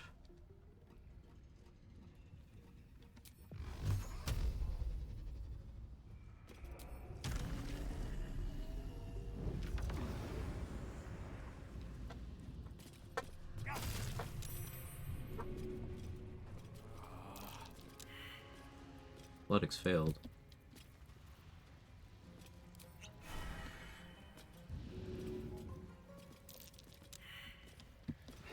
Dice? Alright, a 7 and a 2. Sure. Hey.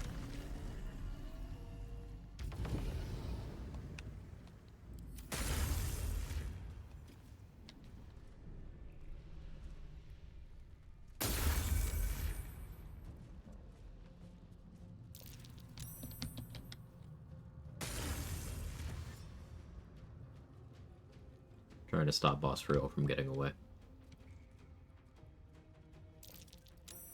Also trying to stay safe.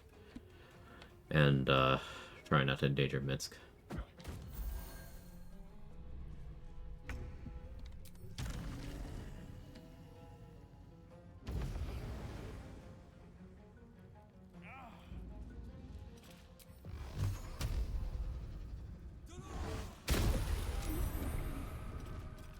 And he dodged the first one, and then somehow also the second one.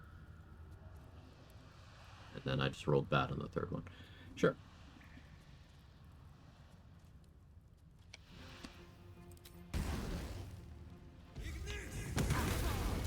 Rays of Fire should hit pretty hard. Yeah, Radiant Soul. Oh, 8 on 3d6? 8 3 times on 3d6? The dice are frustrating today.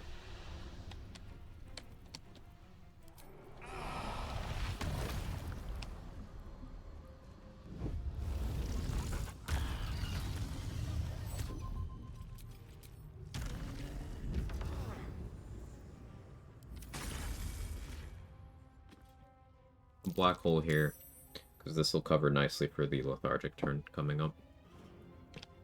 Are you next to a barrel? You are next to a barrel. Do you have evasion? You don't.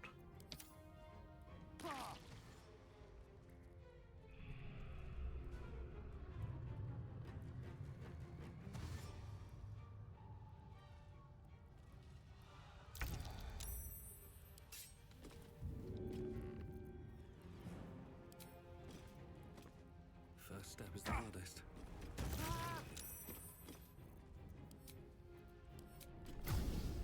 May the gods take you first. Where you going? I don't really care.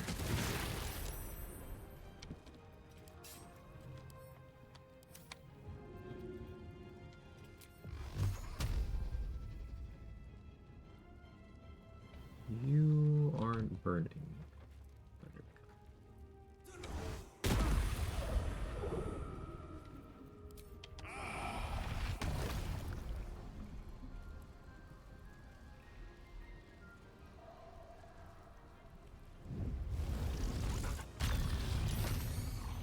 Get that one, but should die.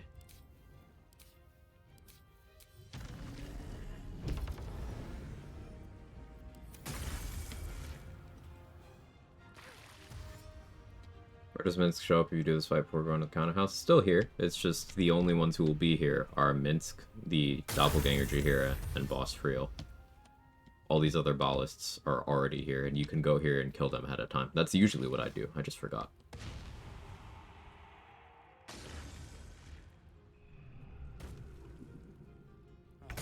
Okay, stomach.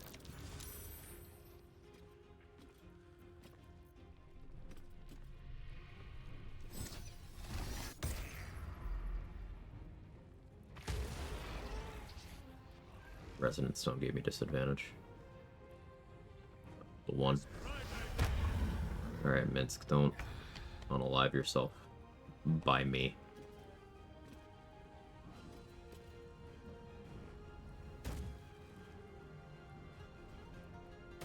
I think with sled board, I'm pretty safe.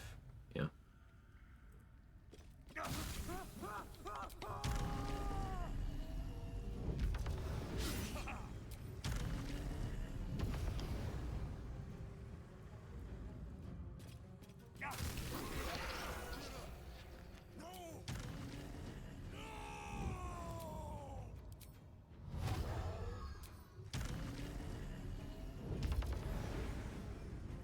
You know, I shouldn't stand here because I don't know if Minsk is willing to push me or not. We're gonna find out, but...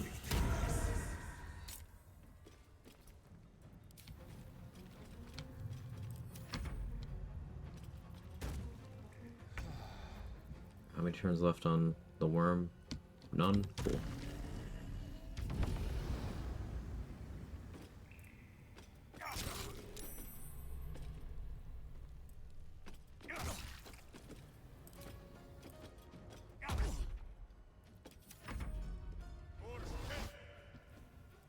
a shame if damage were to take into dialogue and make him angry. Yeah. Good thing that's never happened to anyone. Why didn't that get rid of Force Conduit? That's interesting. That could have killed him. No, only 4 damage. I don't have riders. Okay. Again. Get rid of him. Help him. Don't be foolish. He is too unpredictable. Shut the fuck up, Squid. Yeah, that's what I thought. Is the in the Ow. Thanks, patch 7.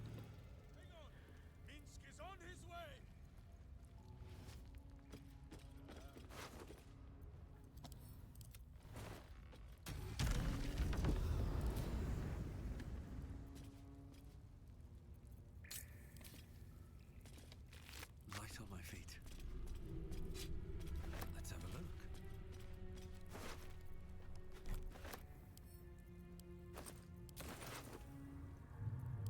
The sound of pegging.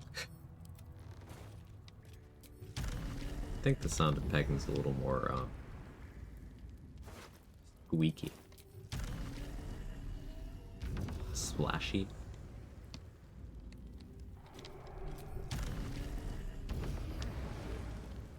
We're talking about the protection from evil and good spell.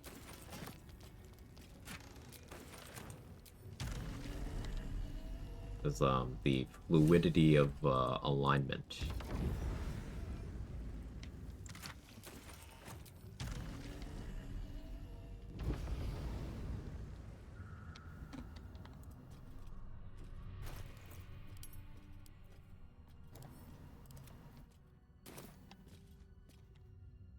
Align this. None like this. Threaten me with a good time. Whatever happens, show no fear. And this is a trap, you die first. My friend, only cowards lay. Only cowards lay. You heard it here first. He says we will join with you.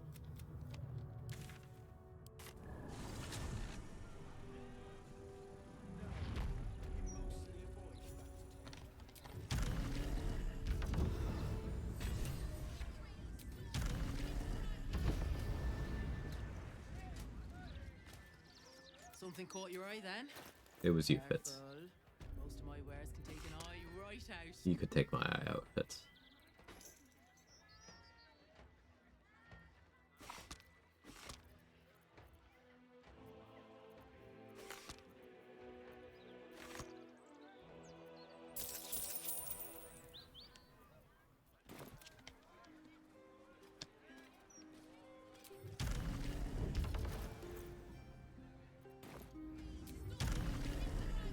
Did I already buy everything I wanted from Bossigal? I think so. I think I bought Ballast Armor, actually. How can I help? Huh. Did I get a statue commissioned either? That's I feel like I the didn't. least I can help with. Okay, there's stuff I could get still.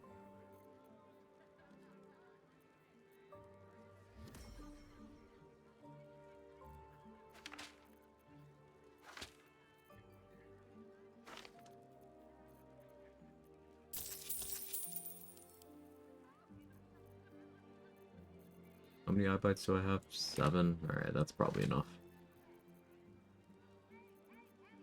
3 cloud kills, 4 blights, partridge in a pear tree, you know, all that stuff.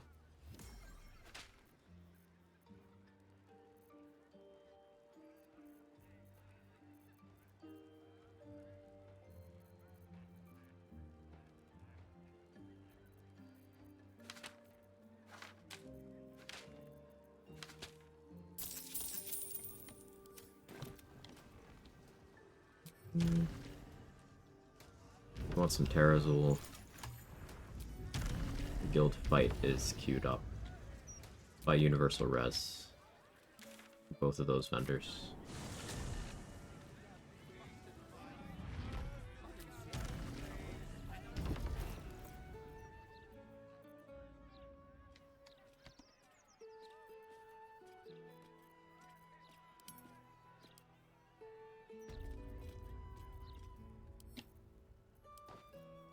A shard can hold my vest for a bit.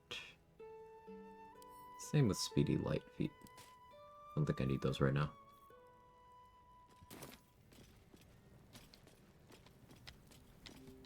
Well, you have come far, I perceive. No. What's How may I that, Simba? serve you this day? Of course, my child. Within limits. Behold my wares. Oh, Sacred Star. I do really like the Sacred Star. It's another tenacity weapon?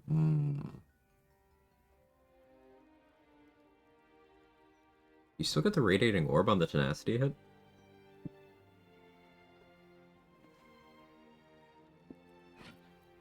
Let's buy it.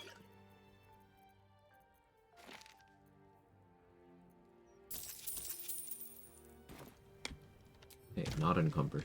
Let's go. Let him cook. Or he cooked. That's so stupid. Why is that funny? Like, I'm agreeing that it's funny, but I don't like that I agree that it's funny. Hey, Dade. Did you get rest? Did you eat? Here, I'm checking.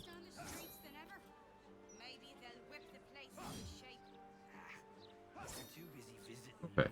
Keep resting. I will get mad at you.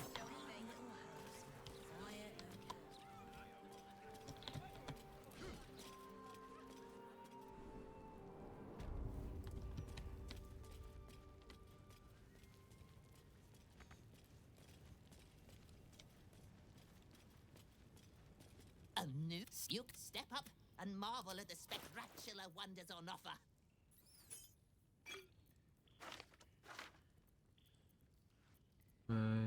Yeah, give me all this.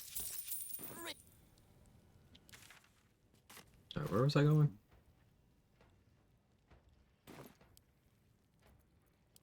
Oh yeah, guild.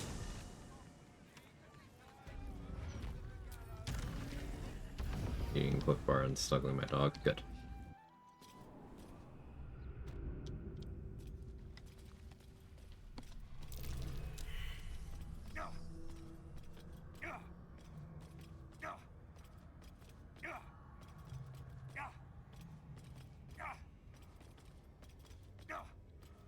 Well, clearly I need to be big, because my damage... Where is it? There we go.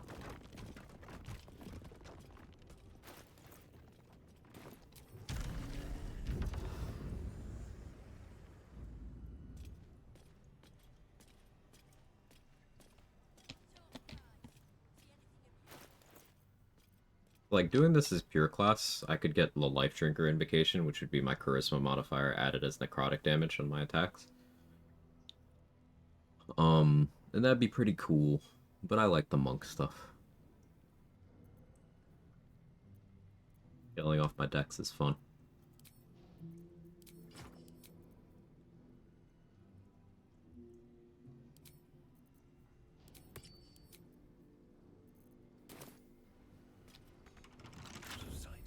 Oh, I haven't actually been to the guild yet. This is my first visit. Whoops.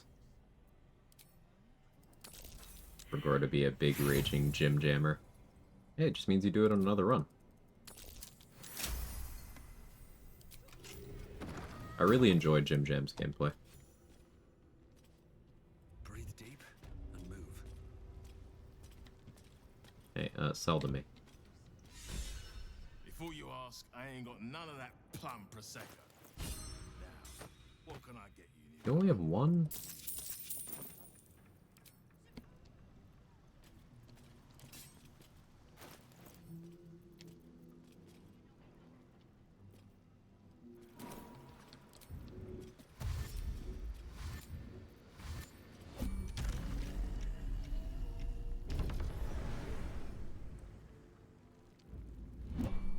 No time. I'm with you. Come on then. The first time Odie and Nine Figures have met, by the way.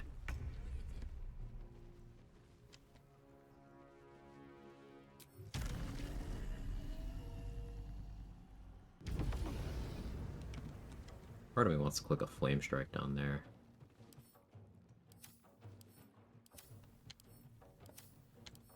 No evasion. If they're still alive. Do it later.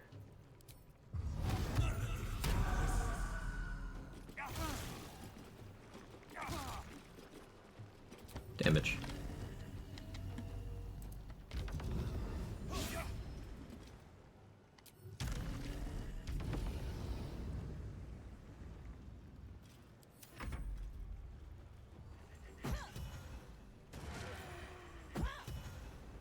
Renota there is the replacement for Boss Friel, who is a replacement for Roa Moonglow.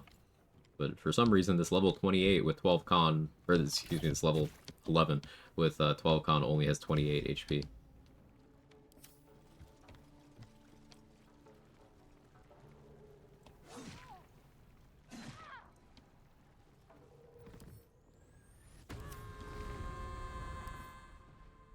Yes, Lady Flux, yes. She forgot she could dash.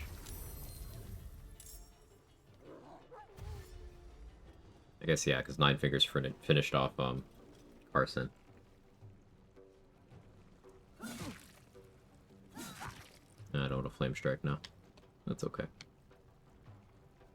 I have to be level 28 again.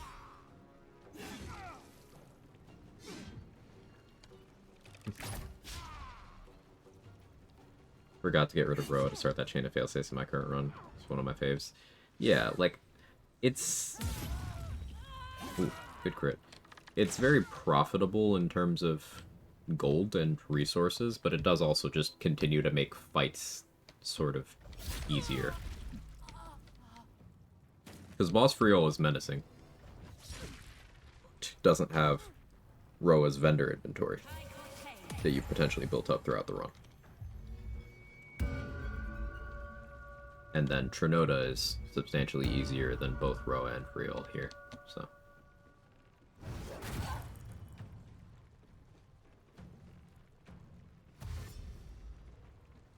If you didn't get the, if you resolved the Zent quest in a way where they got the chest, but you didn't get it back, then I believe Trinota has it, or Boss Friel if she makes it here.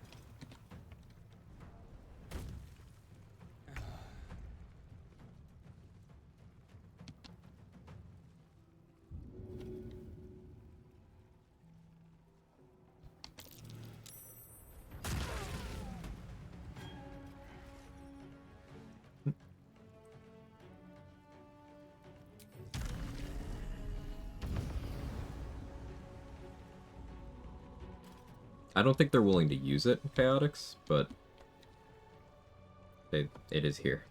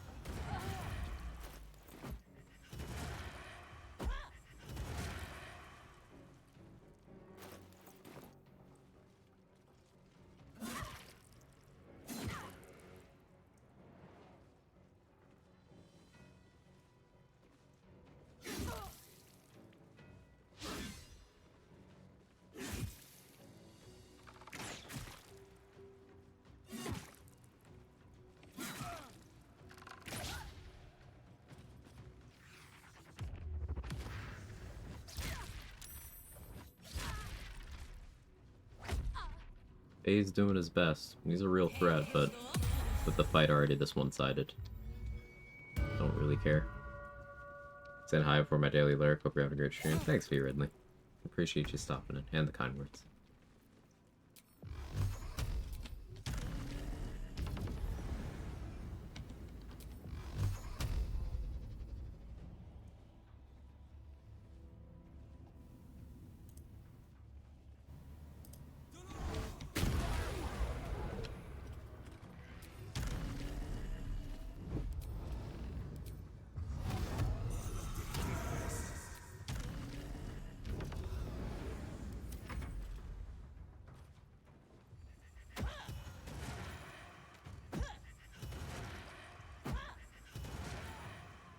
9 fingers.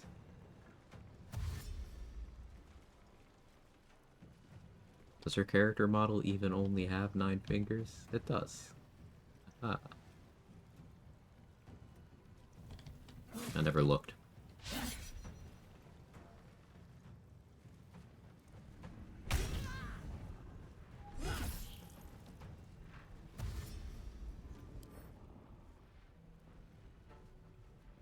Cool character designs here too.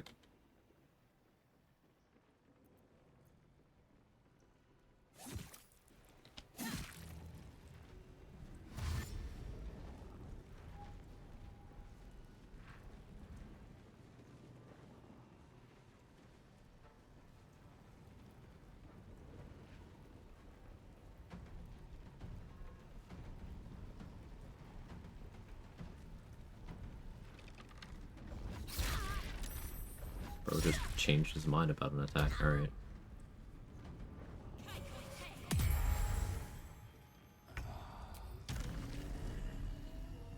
Let me in. Let me in. I'm actually body blocked. Alright, you... come over here.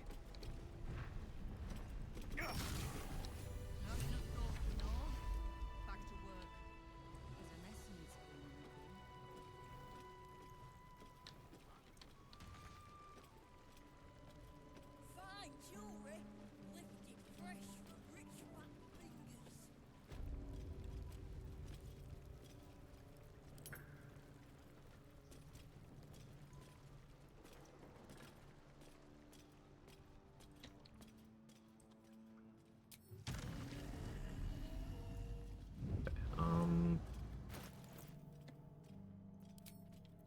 Hand crossbows. Try to get the dex drain on Orin. Another dex drain, I should say.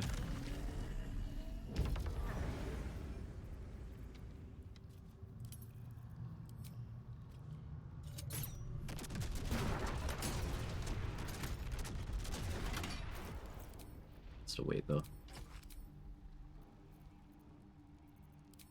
We have some bullets to deal with first. Never wanted the easy path.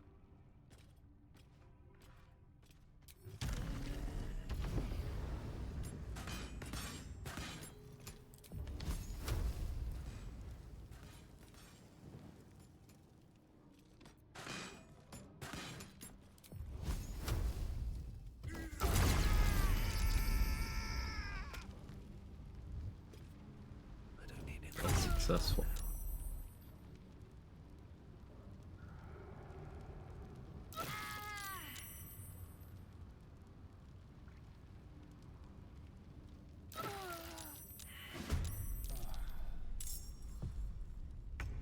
Okay.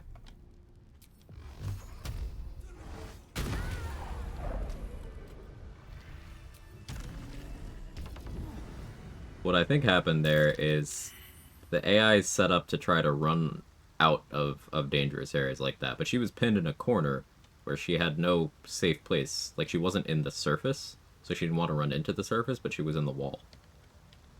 Moving ahead. And because my casting came from the window, and then the fire went to the wall, I can't wait to sleep. all these deaths had to fall.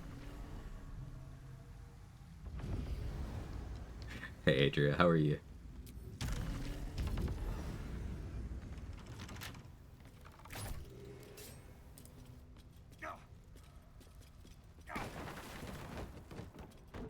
Hi, Gandrel.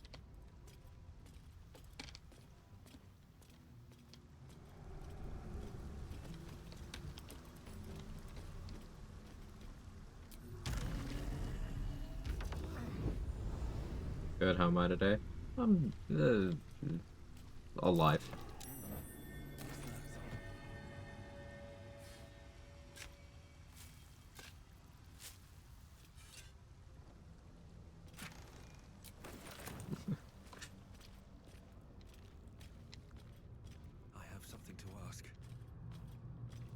Arabella. Check out the stone.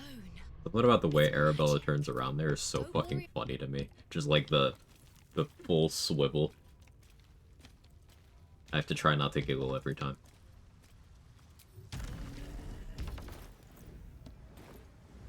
Audibly went the same.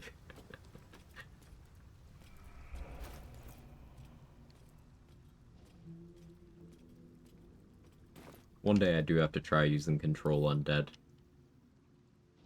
Oh, you're actually human.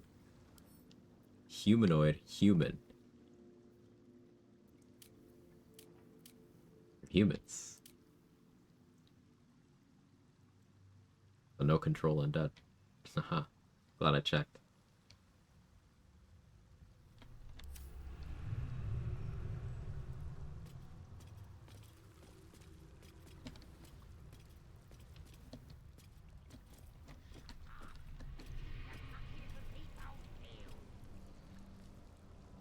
I don't feel like doing this fight. Not right now. I don't have spell slots right now.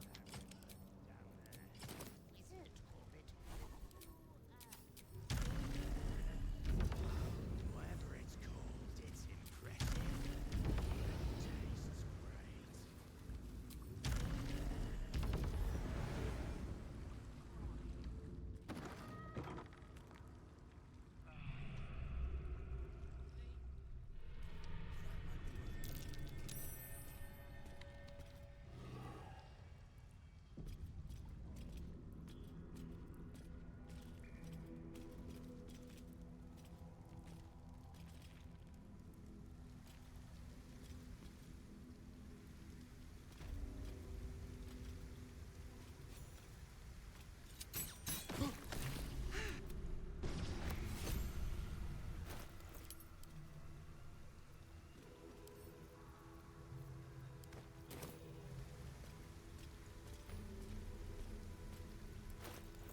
I managed to get 2 more stacks of ability drain onto Orin there.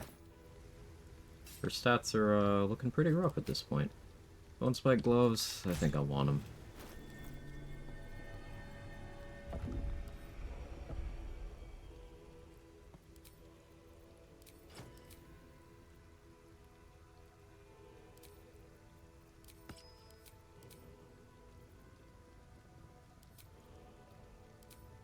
This is greedy.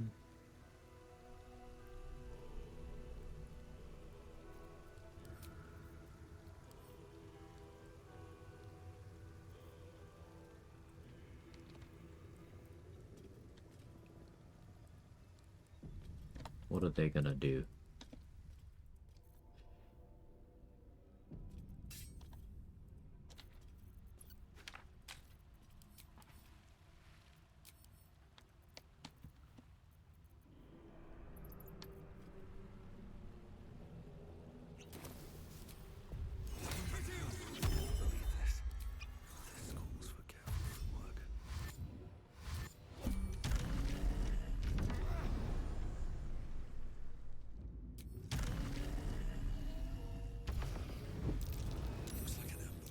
Exceeded that perception? That's crazy. Exceeded 2 of them.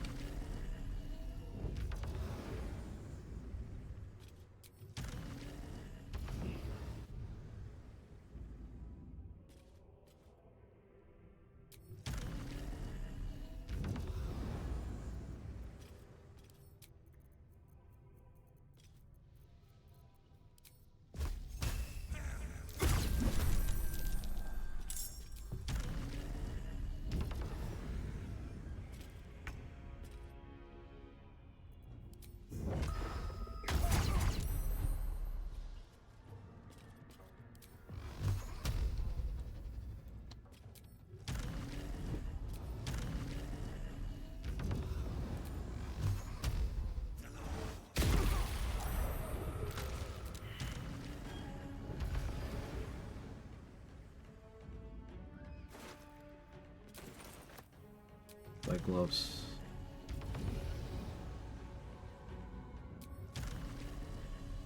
Can I take a line that doesn't cause Manglin Abbey to jump in? Oh, maybe.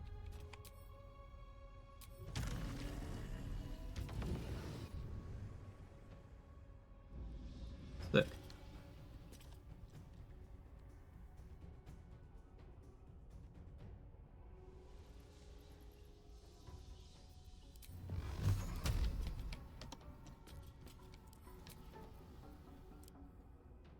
He has slow, and I used haste, so I don't really want to give him a turn. Do I have a magic missile scroll? No.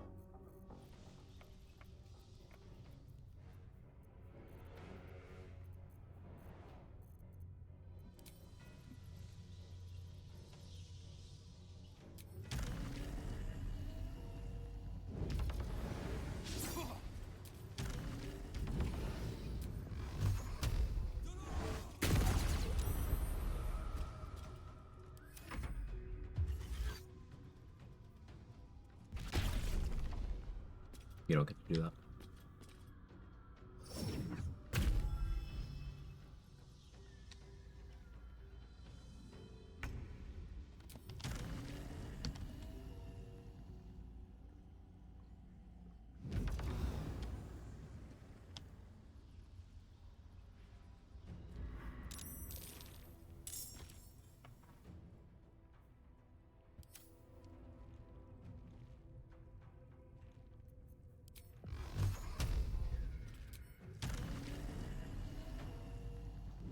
You have to manage my movement a little carefully here.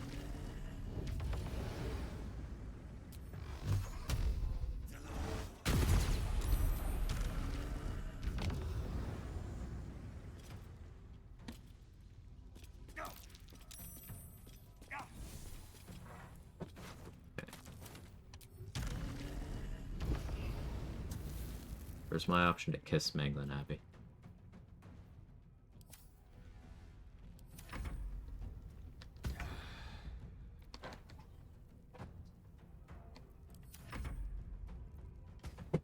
Have to keep going.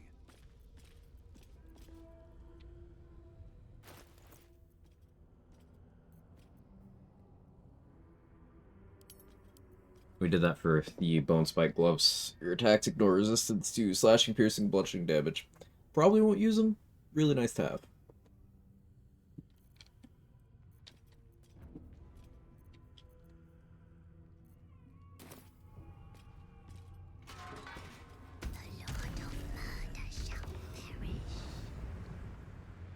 But in his doom, he shall spawn a score of mortal progeny.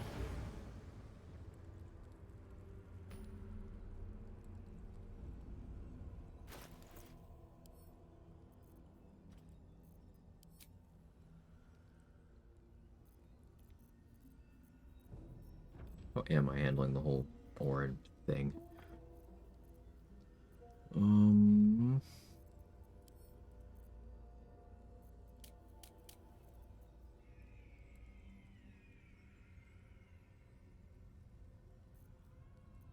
Bloodlust.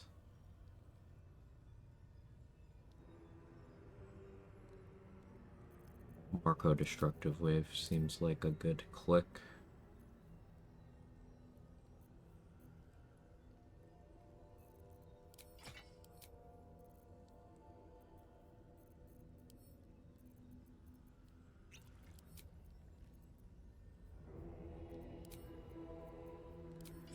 Helldusk, let's be immovable.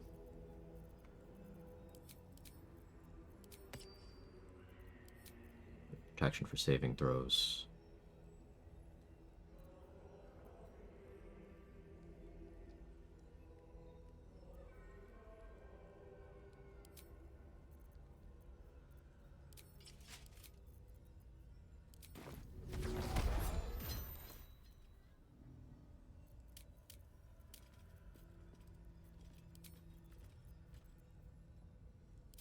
We could do Slipboard. Because I did lower Orin's dexterity, she shouldn't, I shouldn't really need much initiative to beat her now.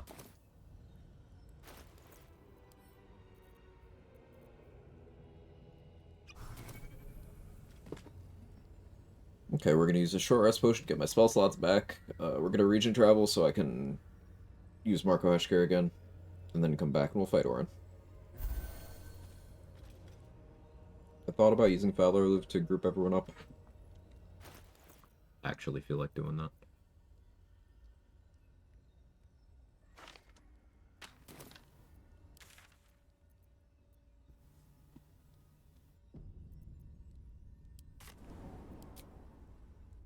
Today-ish the day. What day? For ending run? I don't know. Maybe. Probably not, though. Killing Orin does not necessarily mean the end of the run. In fact, it's something I should be doing earlier in Act 3 than I have been lately. Still got plenty of stuff. There's still the big stupid dragon, there's still the whole everything associated with Gortash. House of Hope, Mystic Carrion's quest. Fighting the Murder Tribunal.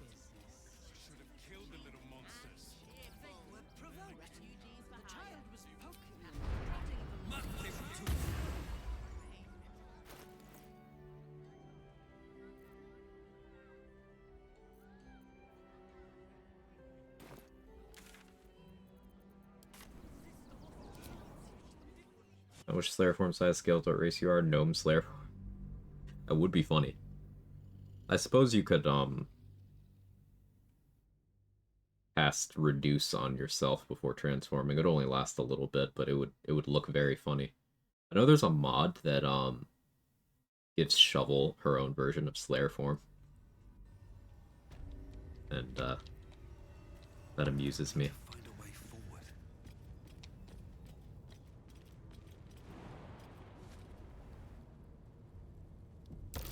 Watch how you go.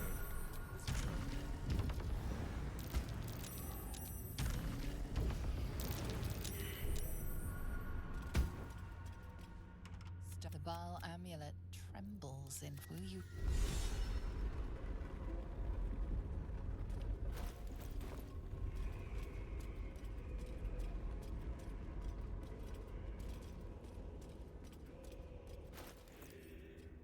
Alrighty.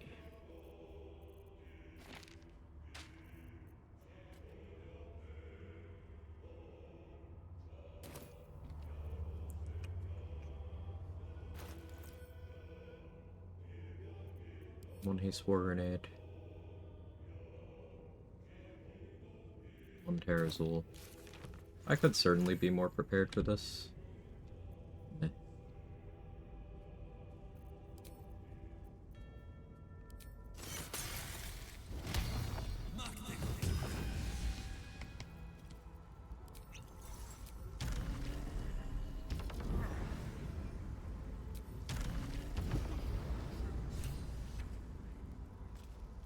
Let's look at Orin's stats real quick. She's got 8 strength, 11 dexterity. We got a lot of ability drain onto her. She's only got +1 initiative. Yeah, I think we're doing okay.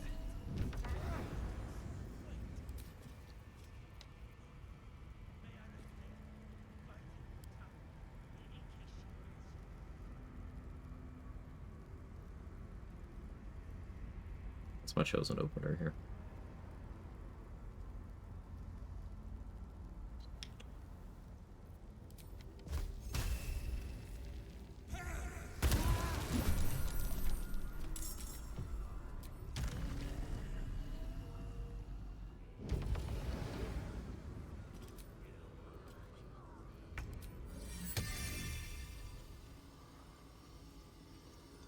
And yes.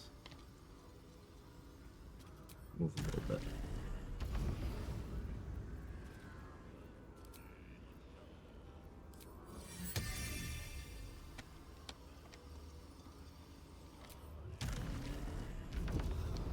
How about this?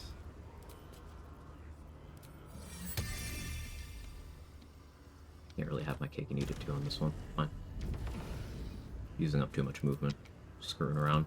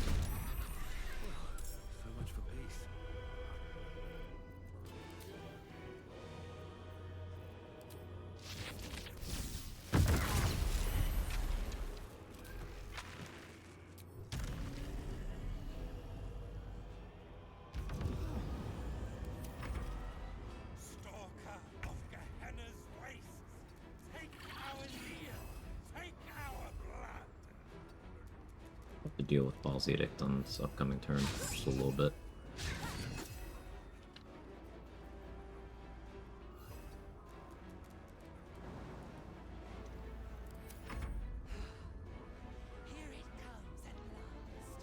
And the Mummy only multi-tag enemies frighten himself. No, other sources of frighten work. That's why the Mummy and Diva is a good combo. Diva frightens with its smite, Mummy does multi-tag.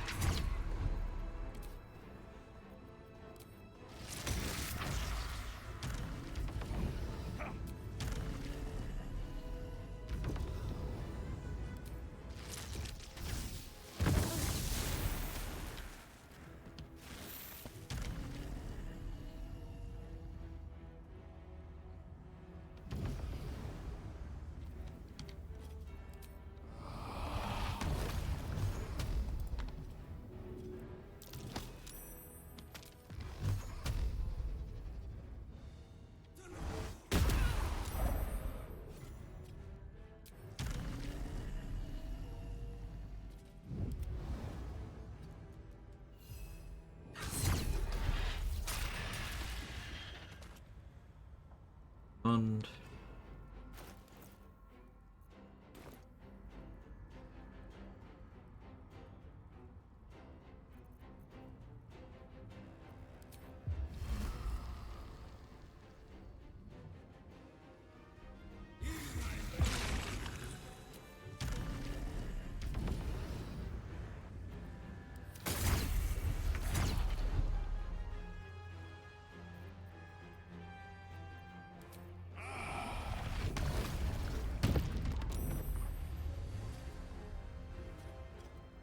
legendary resistance.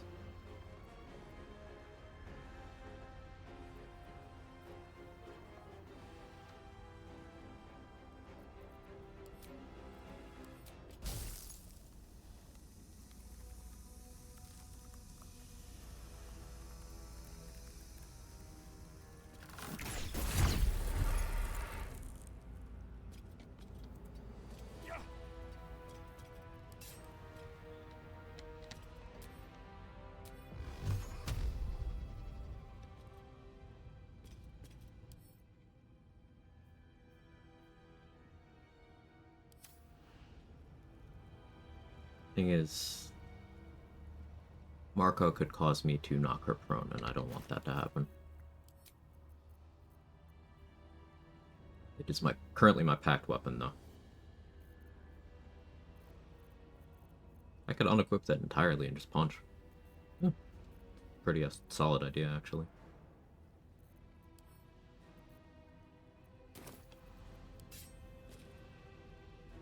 Yeah, I'll throw things.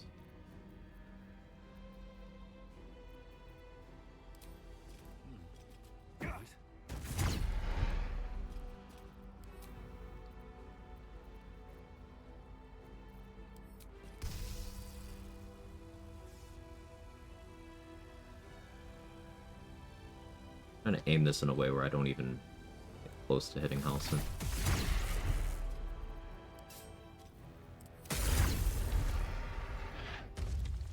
Don't growl through him. Oh, that somehow missed him. Really not sure how, but I'll take it.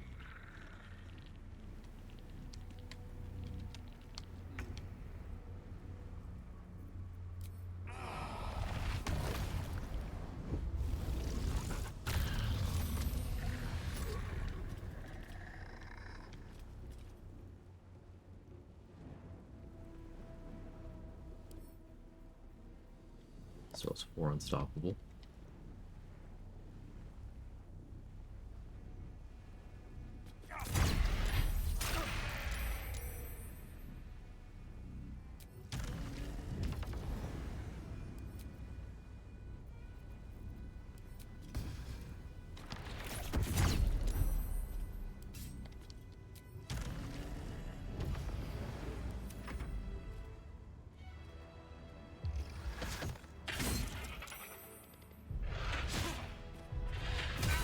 Close.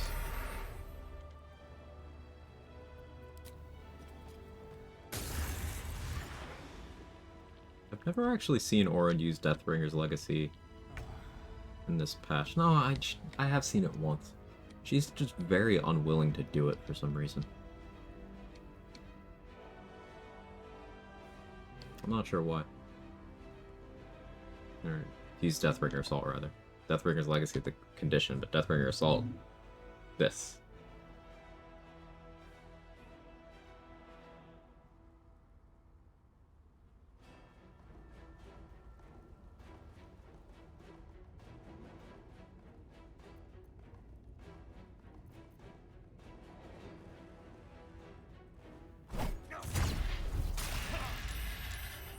No more unstoppable.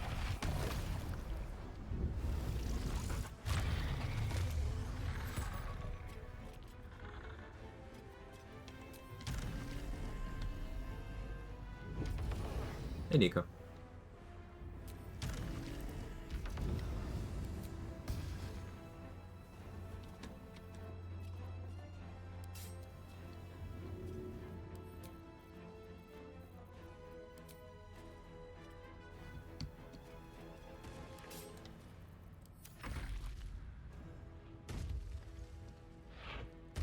Radiant Soul applies to the Alchemist Fires. How did I not notice that? That's fucked up.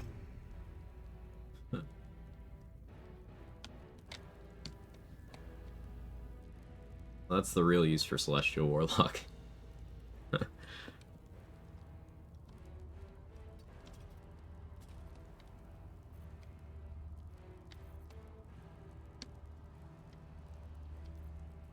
Halson's down there? Yeah, he's, I think he's alive. Yeah.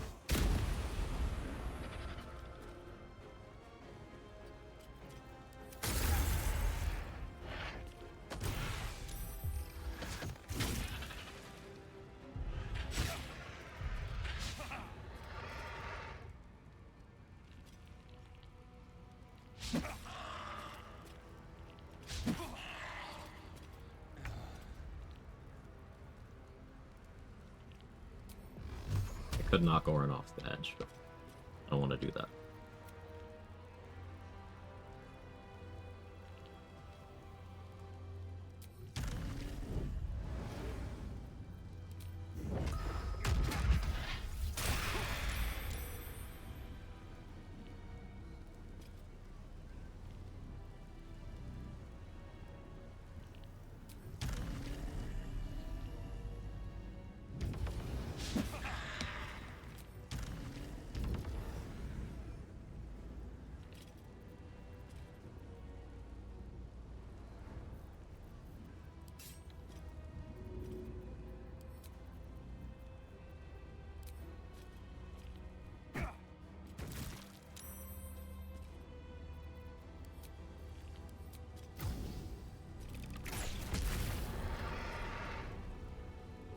Not.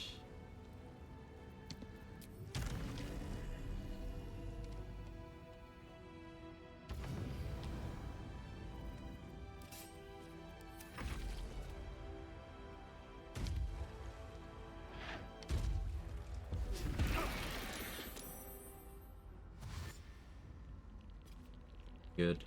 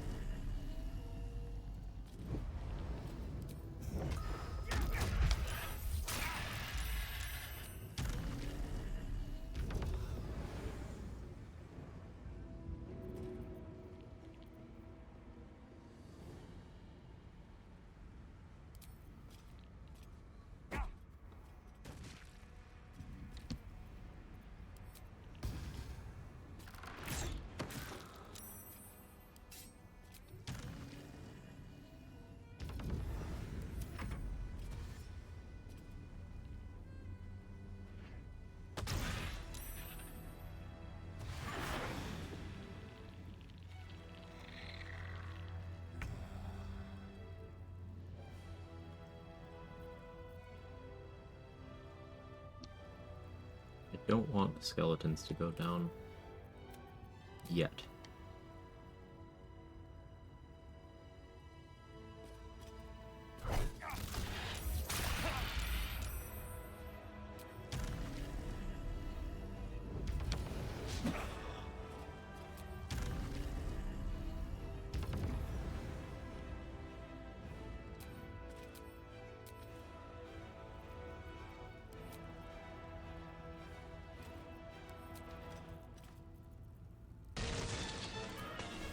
Yeah. Get back here, Shocker!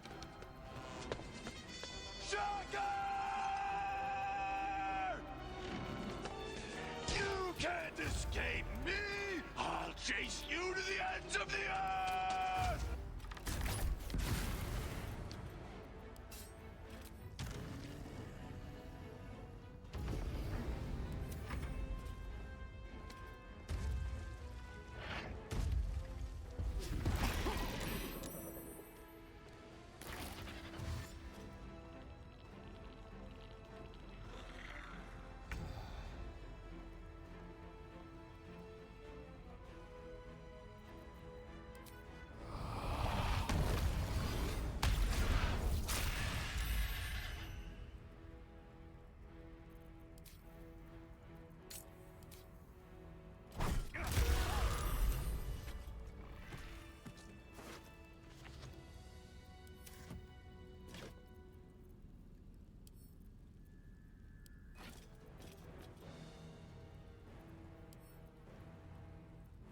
Game said no there. I got time.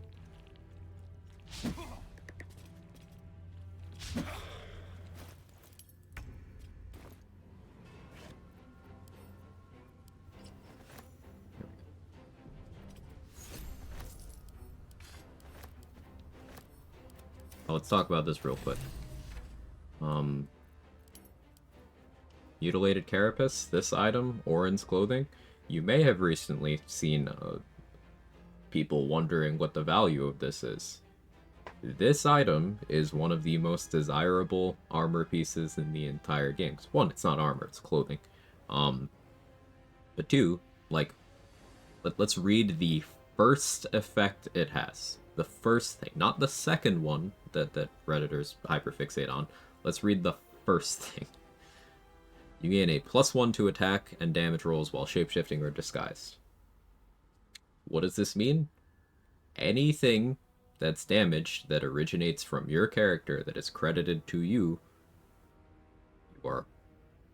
it's an attack roll, +1. That's already really good. Accuracy is very, very good. Think about things like Sharpshooter, Great Weapon Master. Those are -5. Every little bit to offset that is good. But then, the damage rolls. That is +1 damage on almost everything. Now, if that doesn't sound terrifying, it should. Easy example, Magic Missile, +1 on each of the missiles. More fucked up example. Let's say you throw an Alchemist Fire at someone. That's 1 more damage on the initial application, then 1 more damage on the damage they'll take on their turn. Let's say you did a multi-bomb throw at someone.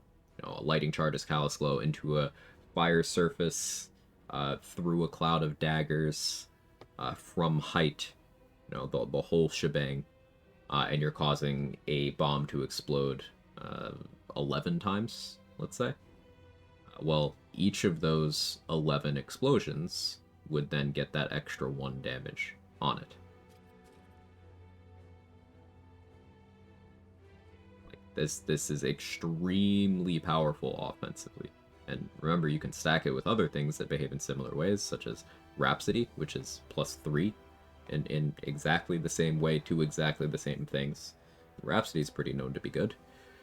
Like, this item is really, really good, and seeing it downplayed is frustrating.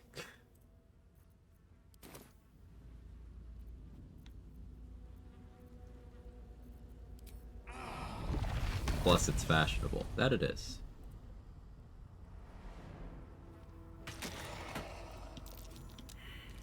I meant you have robbed another god of his collection. Swift as my feet can carry me.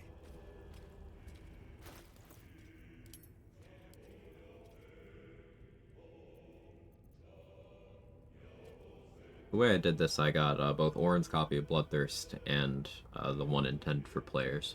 Orin's is not a bound weapon, so it doesn't return when you throw it, but it does get some bonus necrotic damage, which is fun. I don't think I'll use either of those, but it's fun.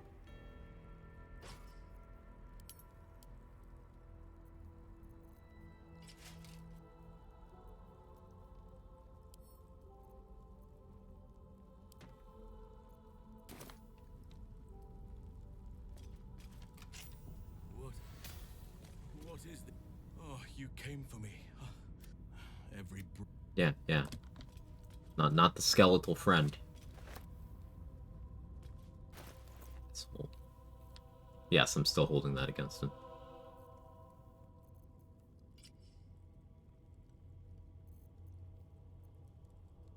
In the game, let's see, I have 2 Bloodthirst. So, Orin's copy is a separate item, and if you manage to get Orin's copy without triggering the script that replaces it with the other one, then when the game does eventually trigger that, you will be given the other one.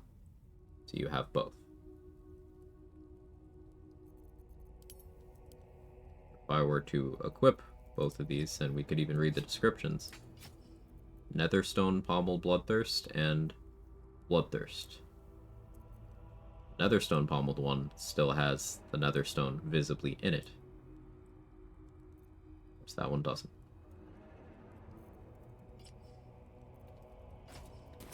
Or in maxing. I bet that'll fit in my pack.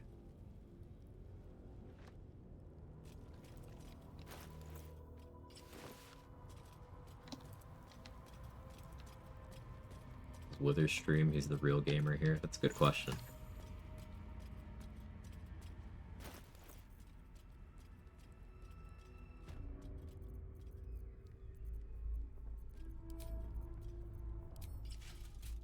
At this point, nobody can control rain, and it knows it. We must seize the third stone before it breaks free.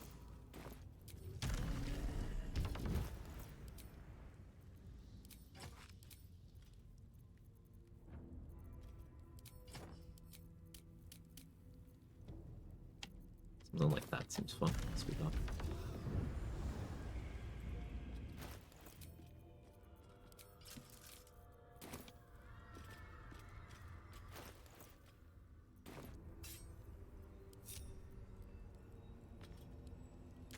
OnlyFans help pay for those natural zongas.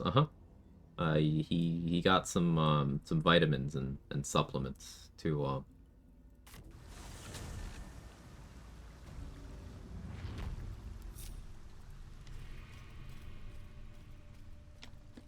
I'm sorry, I was thinking about Wither's big fat titties. What are we talking about?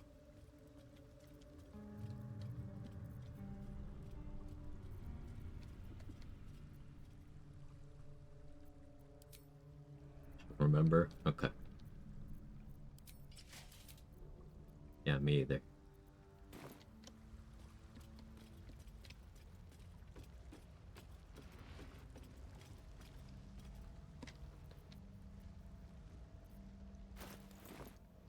I keep forgetting. What are we supposed to be doing? Wizard told us to watch for troublemakers.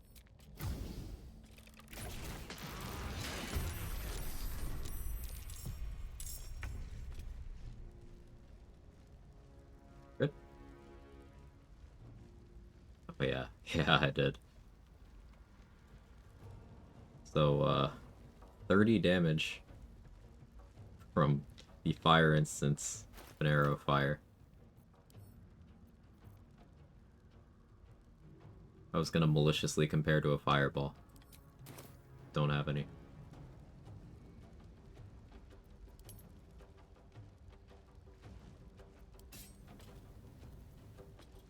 Okay, I forgot to make it my packed weapon.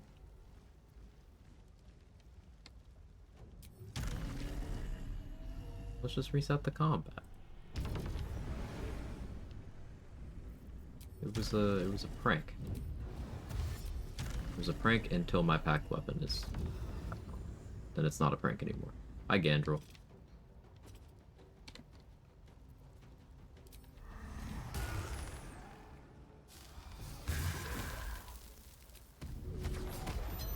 What do you mean, minus attitude?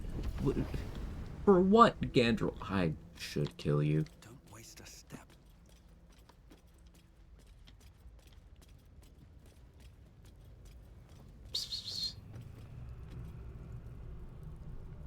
Yeah, yeah, sure thing. Okay.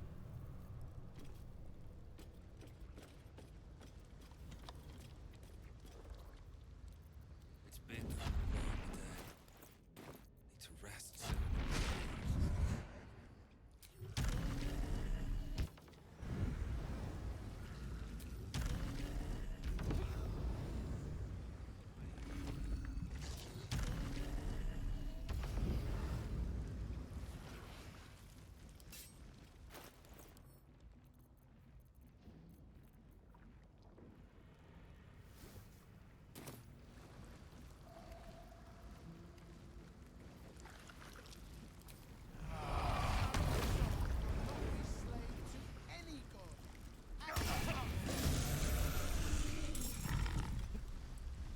I got surprised too. Okay, sure.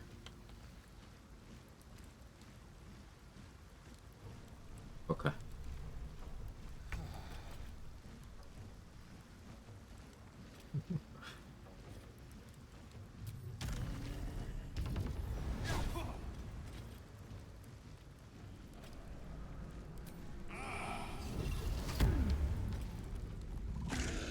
Fire resistance? Yeah. What? Water layer protection. So until I take damage. I should take steps to actually have meaningful resistances.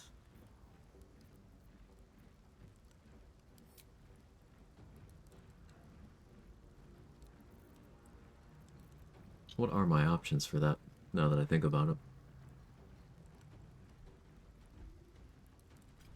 Try not to screw around too much.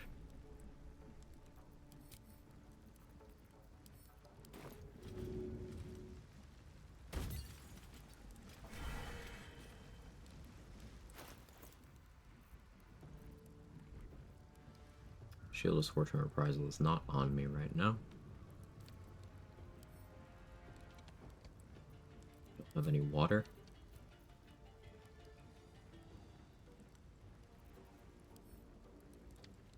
I could Holy Water and make steam? No, I don't have Holy Water either.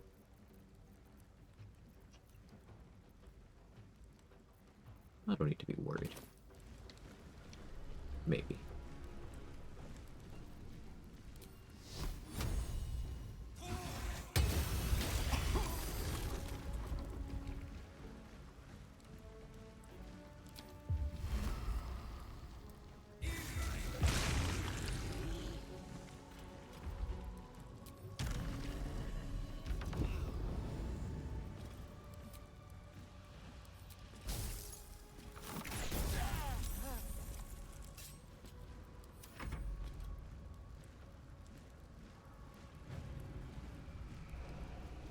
These withers to respect my body to be closer to his image.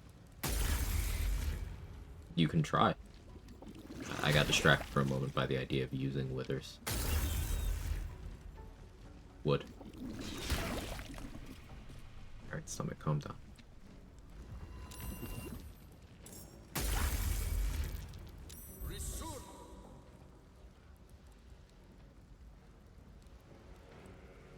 It's fun. Spawned and died. Yeah, I like that.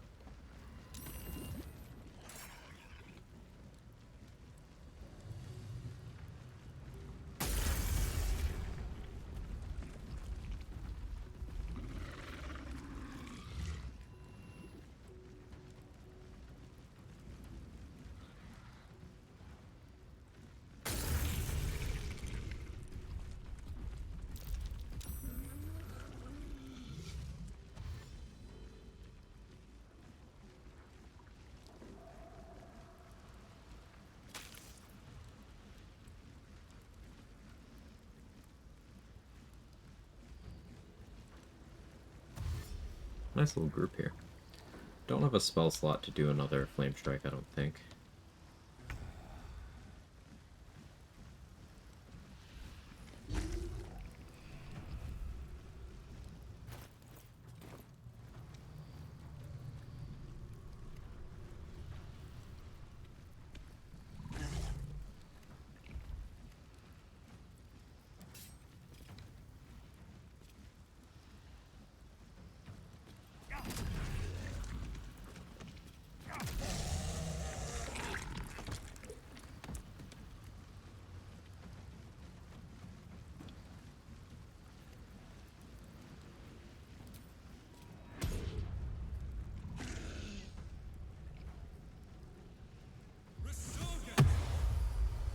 Summon the boys. They have a specific assignment.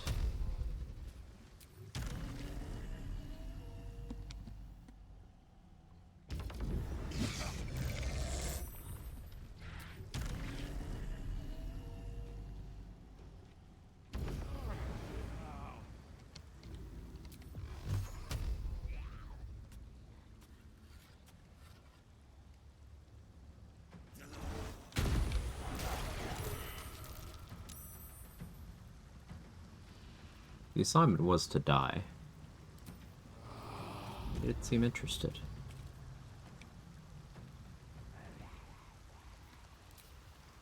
Because I forgot to turn Call the Week back on. Whoopsie. That is in fact on me. Consider doing Psionic Overload to ensure the kill there. But,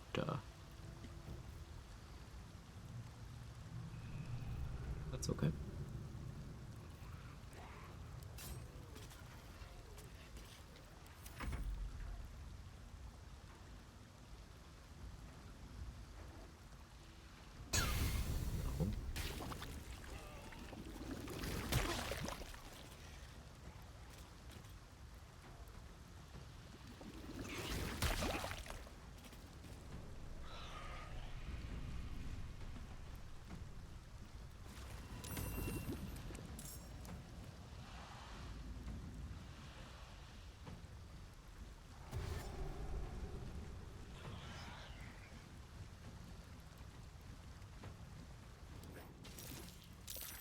There we go.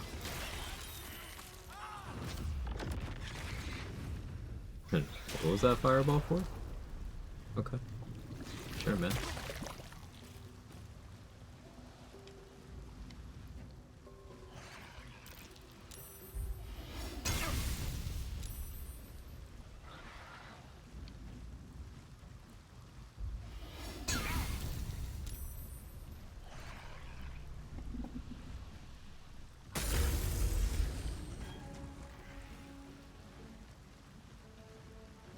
Helicopter flying very low. You guys probably heard that, huh?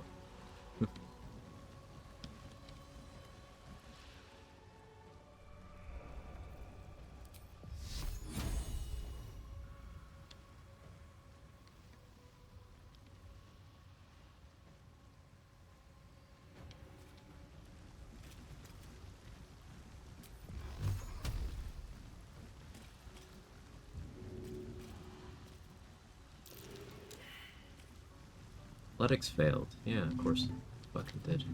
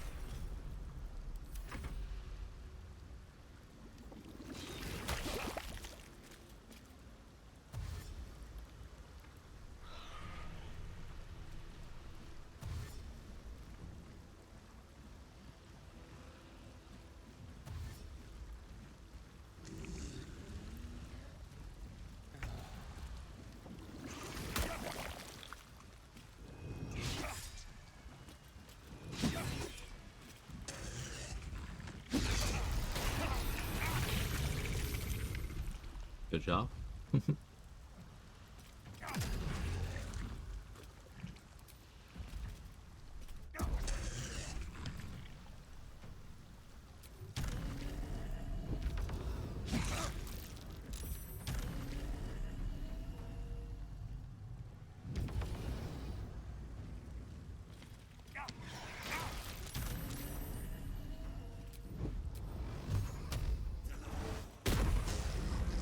Come on.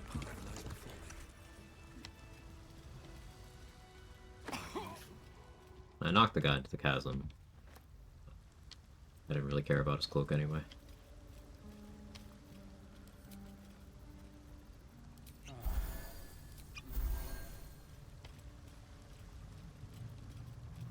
All right, time to skulk around.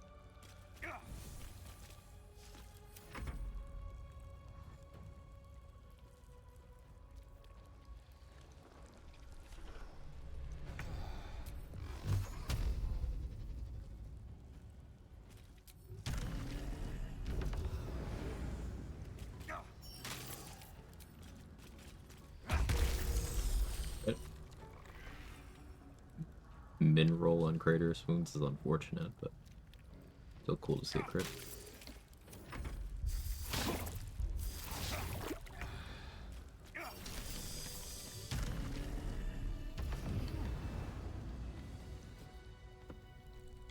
How's my money? Let's maybe go roll for Reverse Rain Cloak, Staff of the Mumbling Wizard, and then go get,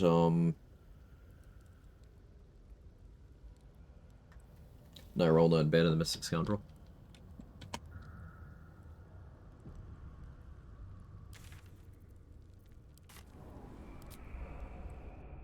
How's this class? You enjoying it? Yeah, it's fun. I like the level 6 feature a lot, and the spell list is cool. There's a couple things I don't like. You don't get to select a cantrip at level 4. You're just given light instead. The healing feature is worthless, like most other healing features in this game.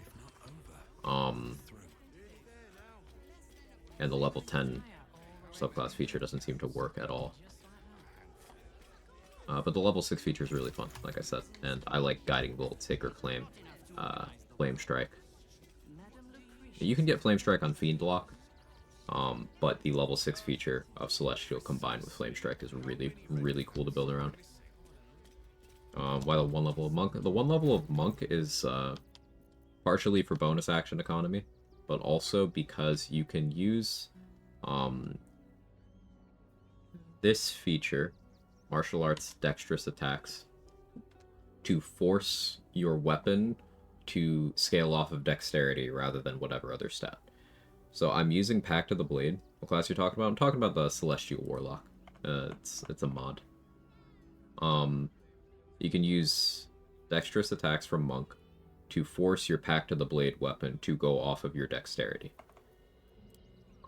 Which is good for a few reasons. One, my Dexterity is way higher than my Charisma. 2, this means I can ability drain Dexterity by attacking.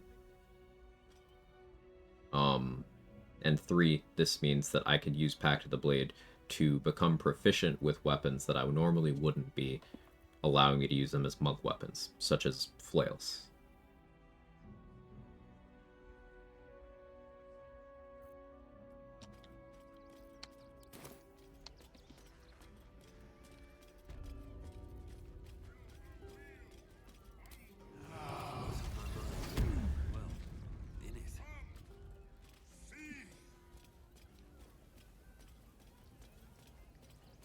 Good cat. He's catting. I should speak up. Oh, I thought the Absolute wouldn't dare set foot in my circus.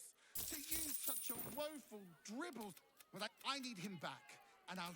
Good luck. XP for taking the quest. Should remember that for future runs. Don't ever complete that quest. It's detrimental because the circus will leave town. And Lucretius is the only source of infinite short rest potions in Act 3. Also, Hopper's a really good vendor. Stony and Boney are really nice to have around too. Azara the Mummy sells disguise kits. You don't want the circus to leave town. Let's see what this does. Out of sight, out of mind. Don't steal yet. Spin. Alas. Alas. 2, Alas. 3. Let's start with 3. Okay, we got the reverse rain cloak. Bag of molding I wish worked a little bit differently. I want Staff of a Mumbling Wizard. You failed to win the grand. Alas. You failed. Alas. No. You failed. Alas. You failed. Alas. 1, 2, 3, 4, 6, 7. Do 3 more. You failed to win. Alas. You failed to. Alas. There it is. Can't risk being Come, mortals, and try your luck. You failed to. You thief! Ain't You see it a fine lady in the street. Alas.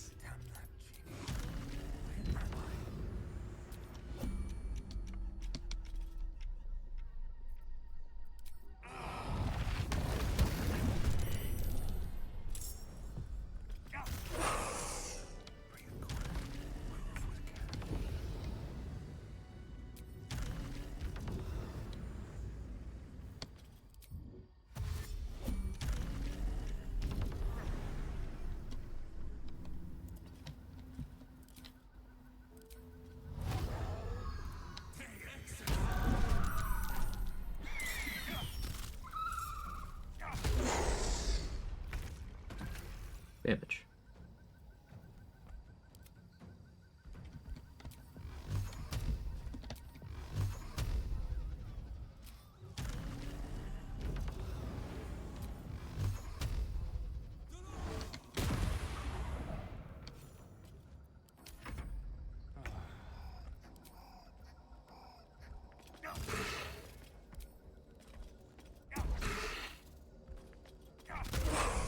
just out of view.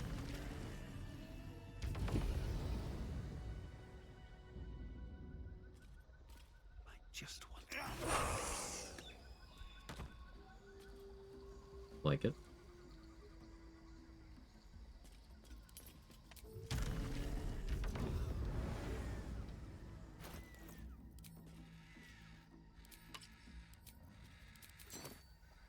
Something good here, I hope.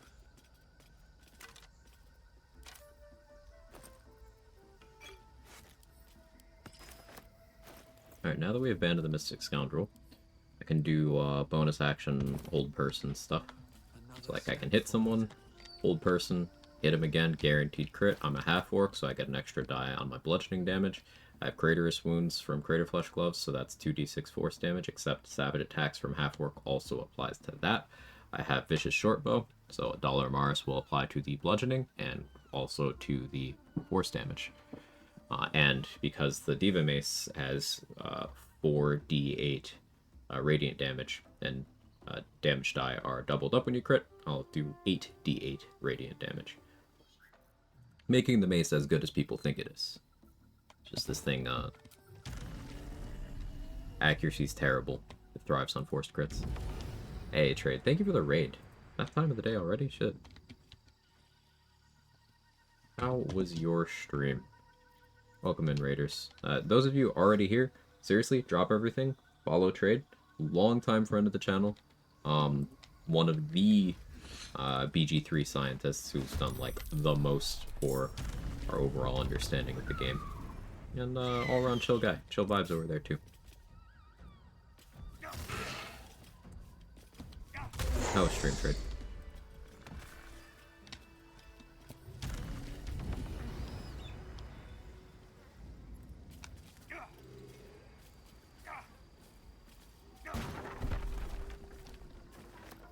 That's good. That's good. Beat up Orin today. I'm doing Diva Mace stuff, Dexterous Attacks, Pack to the Blade. I think I'm gonna do Mystic Scoundrel for Hold Person so that I can do Raider's Wounds, Savage Attack, Diva Mace. That's the vibe currently.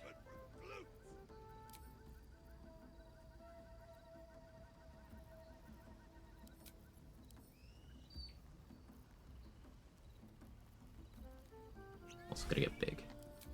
I don't need action economy. Stalker gloves are fun, very refreshing. Killed Cazador and Viconia. I gotta do Stalker glove stuff. Remind me the sauce. The bonus from it will go on things that trigger as a reaction after you click Sneak Attack. It's like Sneak Attack, Reaction, Divine Strike. Or do I have that backwards? No, that was right? Okay.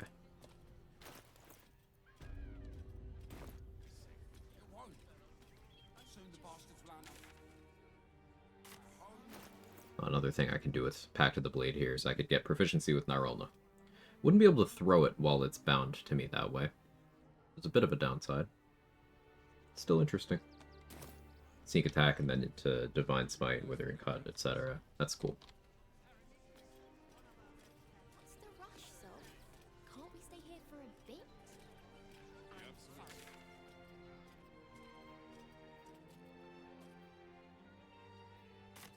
Did I fight in the prison? Let's rehearse this one more time. Pretend I'm a fist and tell me I what feel like I you do probably did.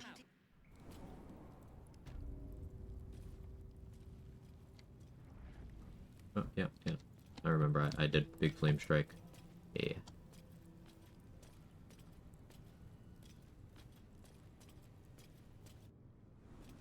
I spoke to a witness who says you entered the house before the fire started.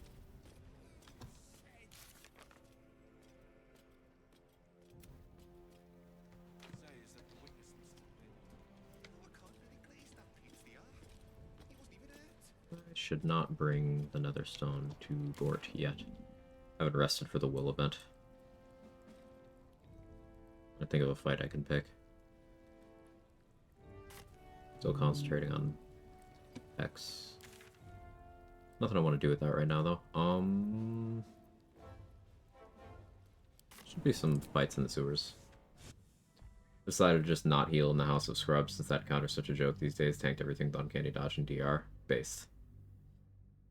Yeah, I've been saying it for like a year now, but one of the reasons why I want to learn how to mod this game once support is like actually done, so I don't have to worry about changes. I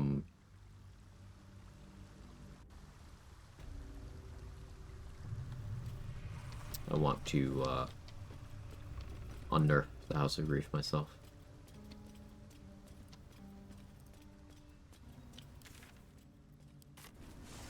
Advice to fight Raphael, don't use radiant damage. Have some sort of safety net based on dexterity saves. Have immunity to burning. And don't destroy the pillars.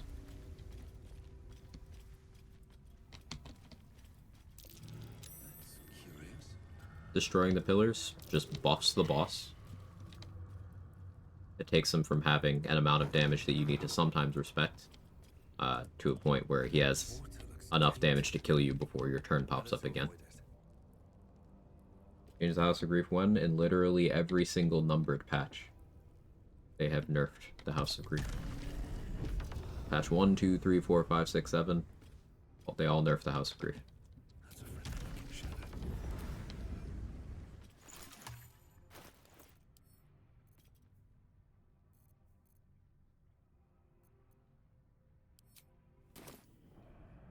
I didn't appear. I say. Good luck. Thank you.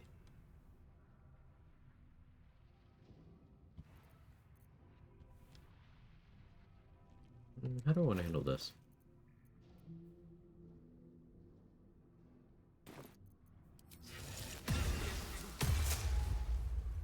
Softer than a whisper.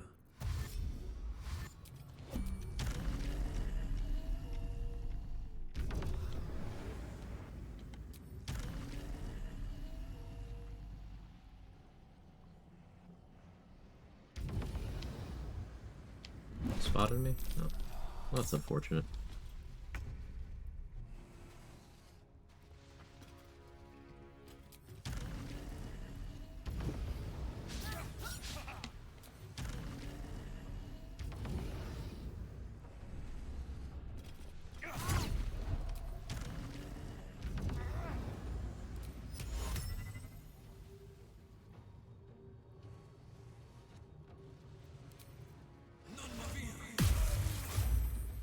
You saved? Awkward. We can see what this damage looks like.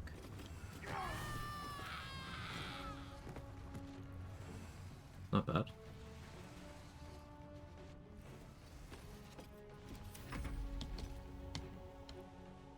Paladin's ineffective against him. Paladin is less effective than every other class in 90% of the game.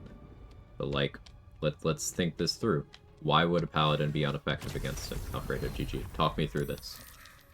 What drew you to that conclusion?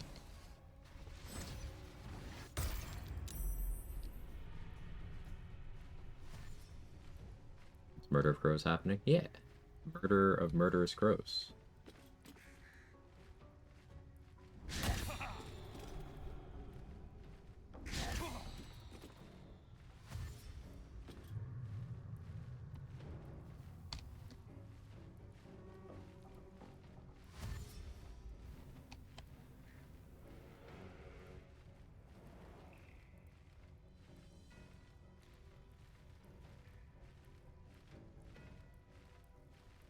Get hold person on your character as well. Only hold monster. That was hold person for my spell list I just cast.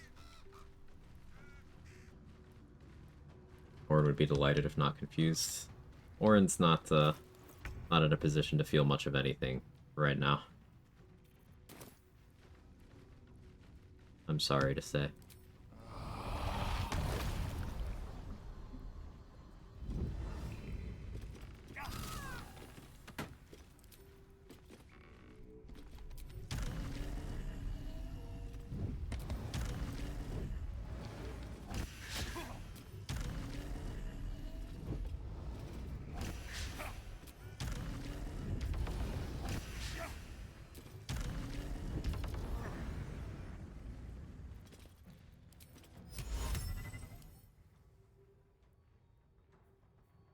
Magic resistance.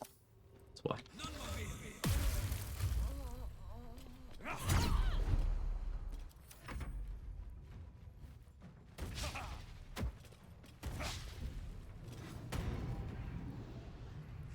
Under your character, no hold monster? No. No.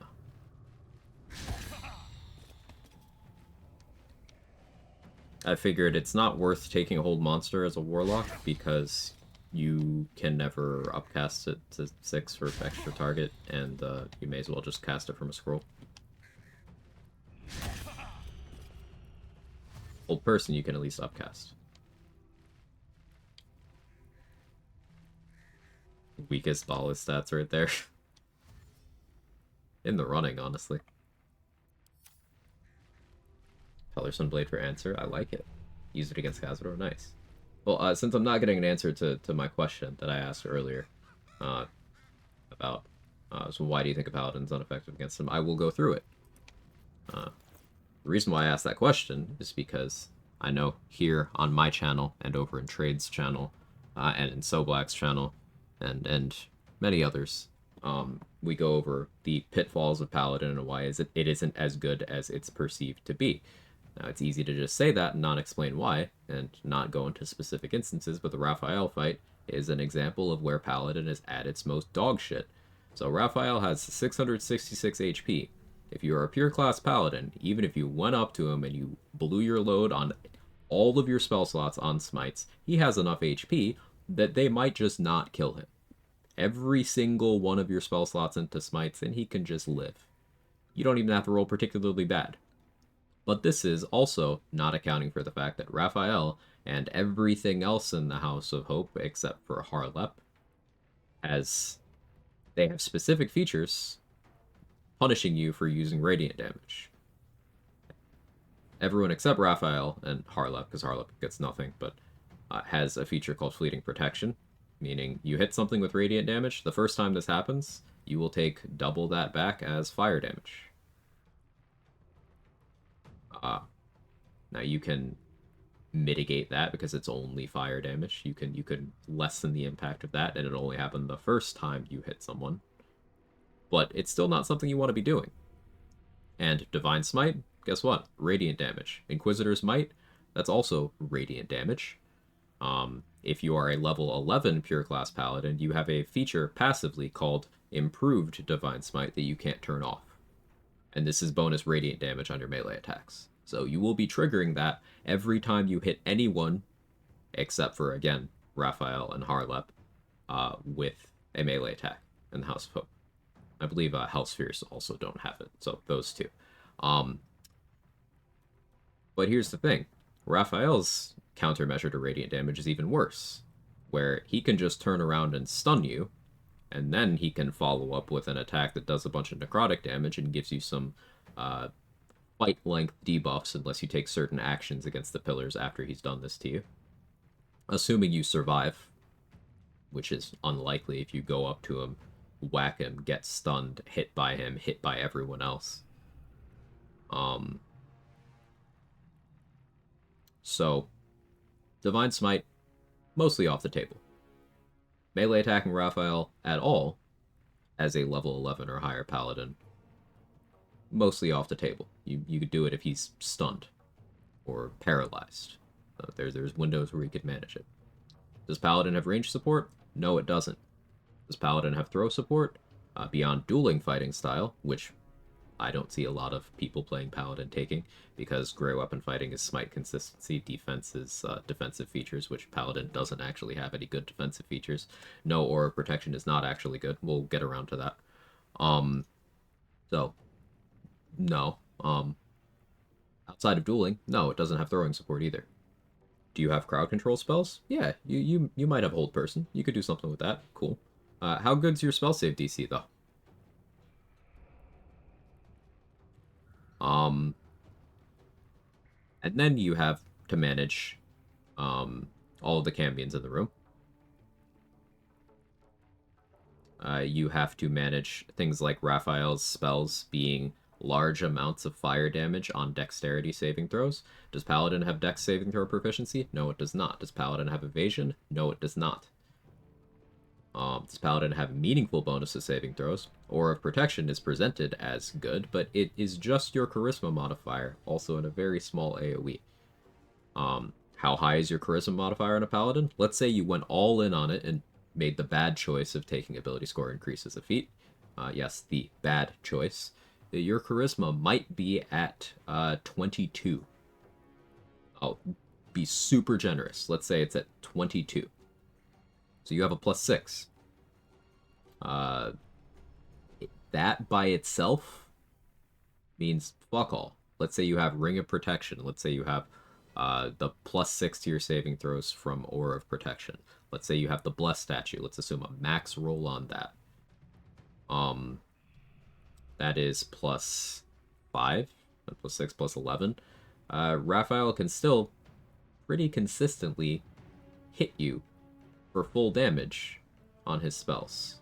His spell save DC is pretty good. And it's a save for half effect, so even if you do save, okay, how much damage are you taking? Still quite a chunk.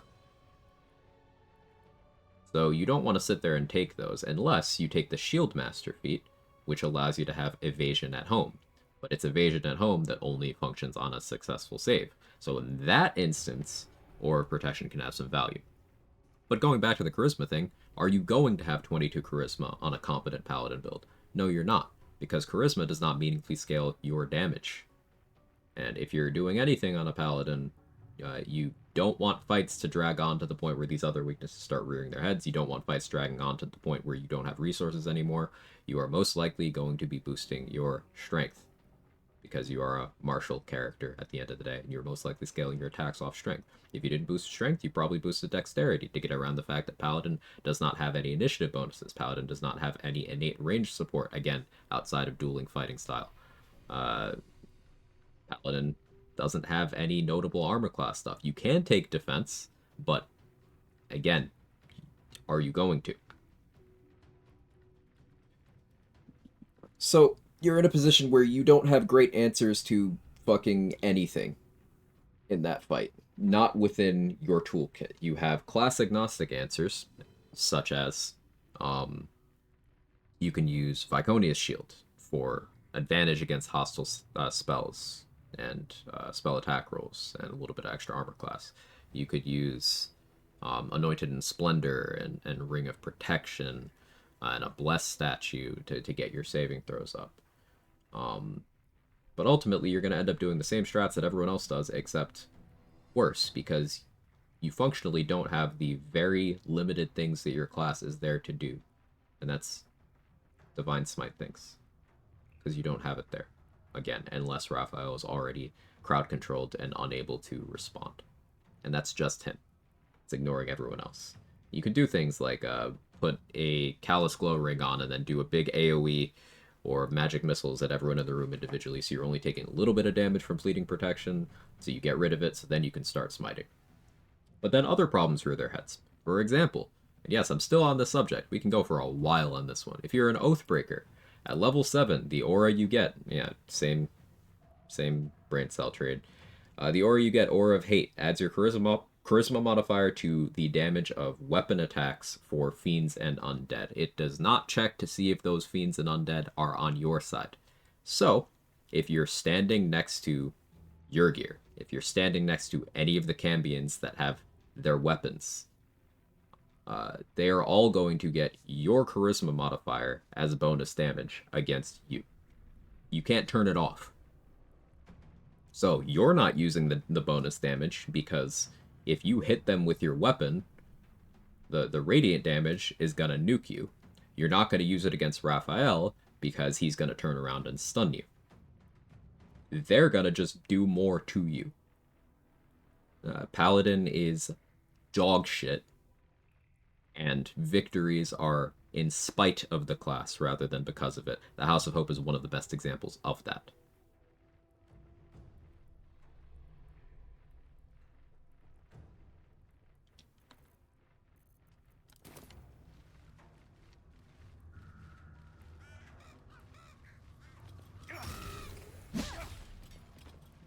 Nice sentinel attack.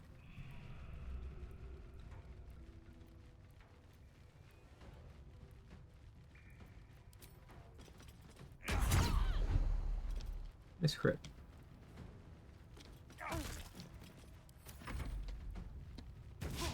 Common Paladin L, extremely.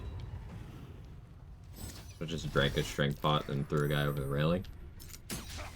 Fighters are doing that better. Rogues are doing that better. Monks are doing that better. Rangers are doing that better. Because they can get proficiency, but then they also have the movement speed to do that effectively. Rogues can just grab expertise. With reliable talent, they can just outright guarantee it. So again, you're going back to doing things that any class could do, you're just worse at it. That is Paladin in Baldur's Gate 3. You can do some stuff. You are worse at everything than everybody else.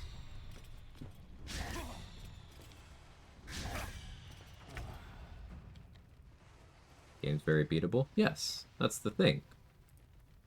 You're getting this take from someone who has beaten the game solo honor level 1 as multiple classes.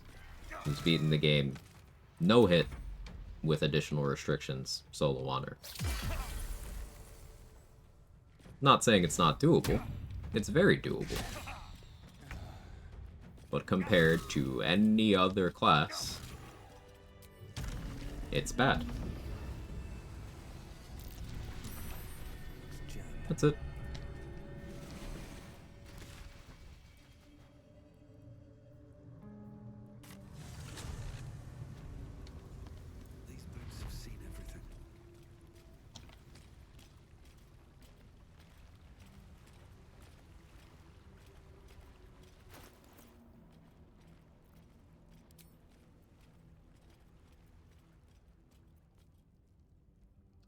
What's Walking Fortress and Peg here? I'd like a Peg here.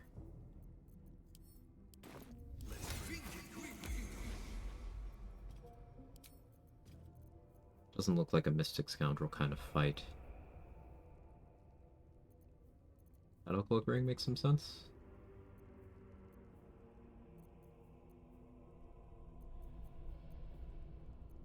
Really wish I had Ring of Twilight. Can't believe I forgot it. It's very silly of me.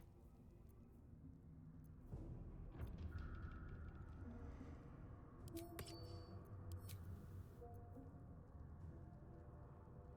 let's do this. Oh, I could Crimson Mischief. That's really fun. I'm not gonna.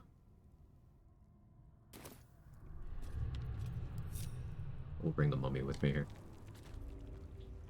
You can avoid a lot of Oathbreak situations just having party members. Yeah, you can. You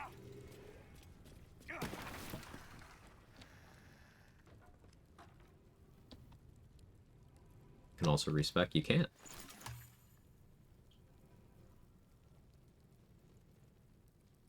Ranger Run actually feels a lot better. Yeah, it's because Ranger is a better class for absolutely everything in the game that matters. And Ranger, funny enough, is one of those classes that gets heavily downplayed because it's one of those, there's this mythos around Paladin where people are like, yeah, it's so good, it's playing the game on easy mode, you could do this, you could do this, you could do this, and it's just word of mouth shit they've heard that's not based on substance, it's not based on game mechanics at all. And in the exact same vein, but on the other side of the coin, people downplay Ranger because they heard that Ranger was bad in 2014 when 5e came out in tabletop. Those issues were overstated, and the class has changed a lot since then. Also, this isn't 5e, but also the things that were drawn from 5e and put in this game were post those revisions anyway. And this is why you saw, without Ranger receiving any changes to the class whatsoever, over the span of a year, it went from people mindlessly shitting on it at launch to talking about how OP Rangers are for Honor Mode. Nothing changed.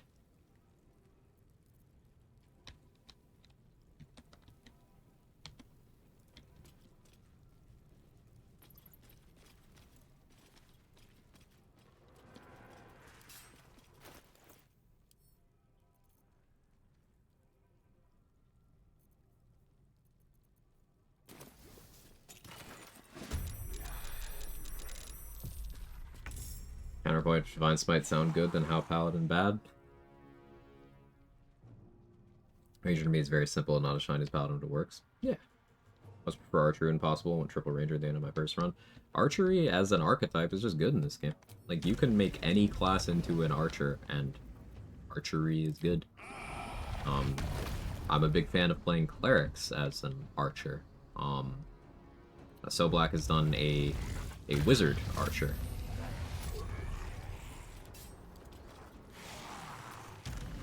And of course, Ranger has support for the archetype, so you can do that too.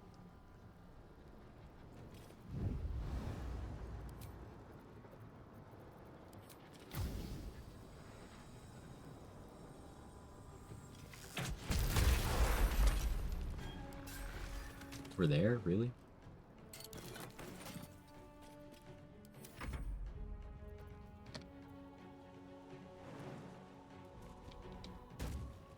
Archer. Yeah, that's a popular one. With good reason. Accidentally doing a Monk Stealth Archer because Monk passed so many stealth checks. Yeah, Monk Archer is good. Not being an Archer is a challenge run. True.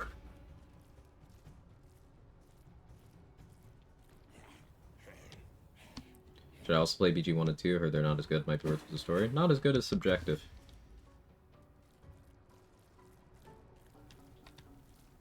The storytelling is quite fun. The games are old. They have not really aged very well. They don't play the same as this either. I wouldn't say that means they're not as good, but they are different.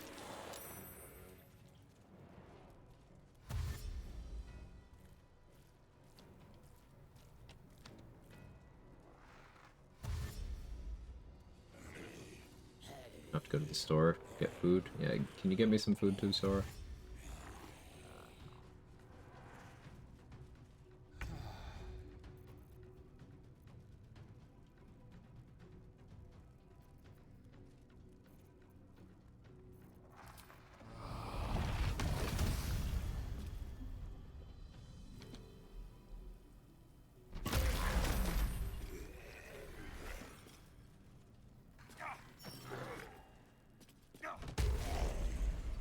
7 damage.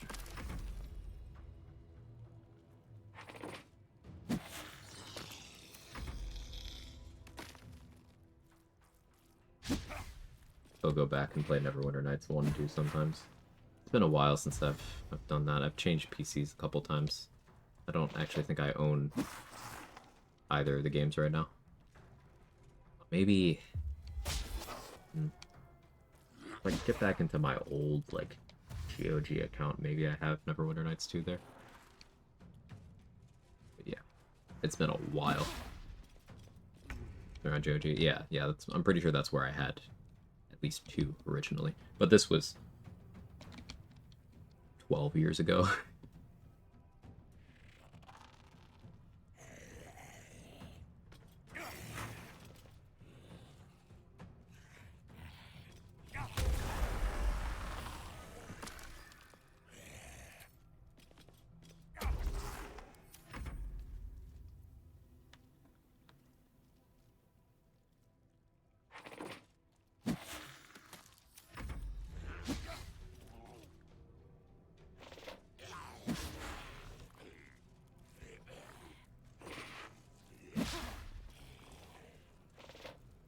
Feel about the Divination Wizard subclass? Really strong.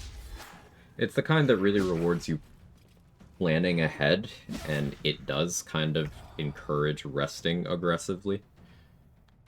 But it's the appeal of Divination is consistency. You can guarantee yourself an outcome a certain number of times per day. And that is very powerful. You can see the power of that. Kaylee is using it for her current attempt at no-hit wizard. And she's mostly using it for forcing enemies to fail their saving throws against her offensive spells so she can ensure that they die. Things like Wet Lightning Bolt, and then if anything would have succeeded the save, she'll use a Portent Die to force it to fail.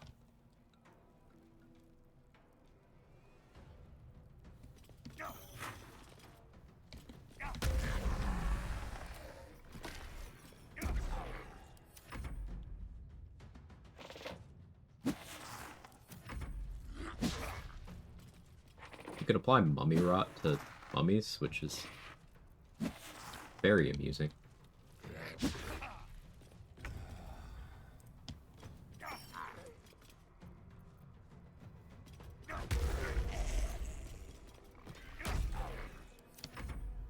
Her spell sniper is bugged. It's still true. Bugged in what way?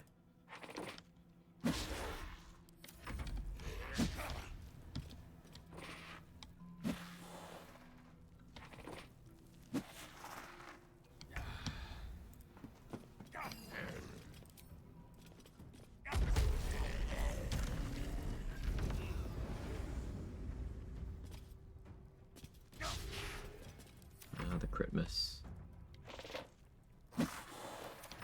It just doesn't work? Yeah, that's not true. I don't know if there ever was a time that that was true, but I know it's not true now.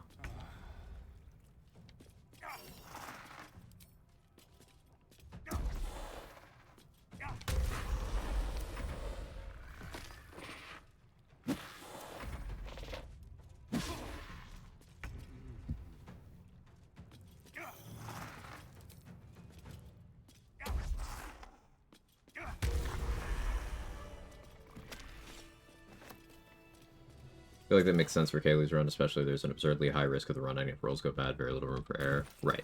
If she's ever going to leave anything up to rolls, it's going to be rolls that either she's fine if they don't go favorably, or she has influence over the outcome. This is why you'll see the combination of Arcane Acuity with use of Portent Die, with use of the Resonant Stone later on.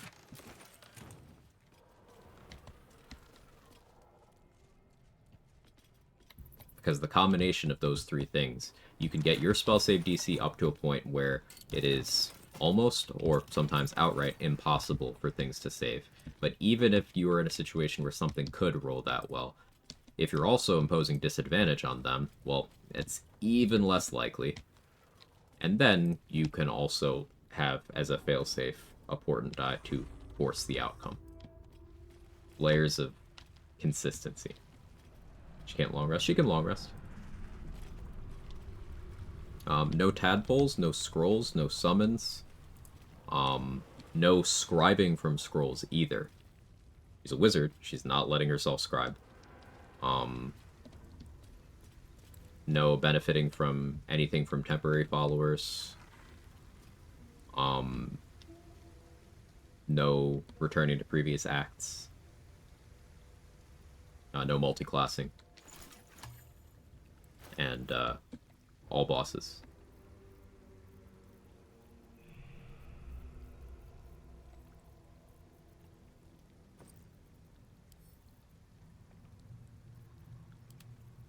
What a fucking Chad. Hell yeah.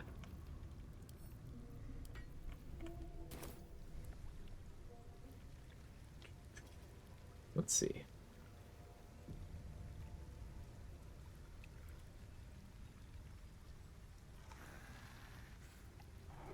I want to pick another fight. I didn't do any Flail of Ages stuff yet.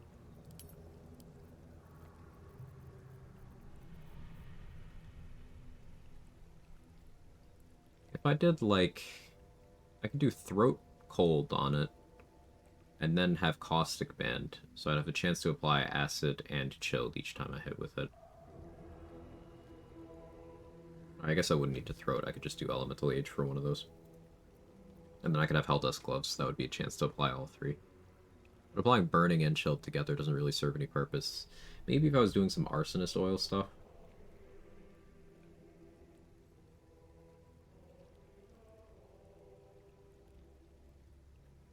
I need to test if Sentinel's Opportunity Attack will swing both your weapons if you're dual wielding. Yeah, Flail of Ages for another build. Chilled Arse Oil could be a thing. Yeah. I was thinking Chilled Arse Oil. Because, like, you could freeze someone to clear Chilled. And then that would cause the fire vuln to kick in. So something like you apply Chilled with the Flail of Ages, then you use Wave Mother's Cloak or a Water Bottle. Or, not Wave Mother's Cloak, excuse me. Trident of the Waves. Or a Water Bottle. You force the freeze. And then they have Fire Vuln.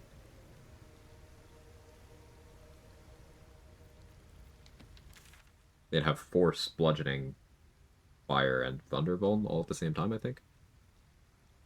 Or you're not Bludgeoning Vuln while you're frozen. It's just Force, Thunder. Is it also Bludgeoning? I always forget.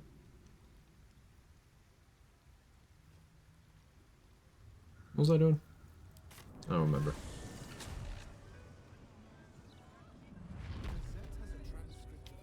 Oh, the person I was talking about, by the way.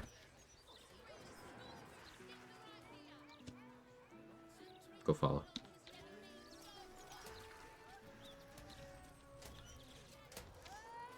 Picking a fight with someone? Yeah.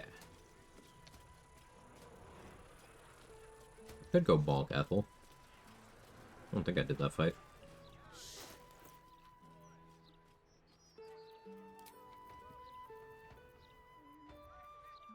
Yeah, sure. I don't really want the mummy around right now, so... Still at 15 turns of mummy out there. Alright, a rush.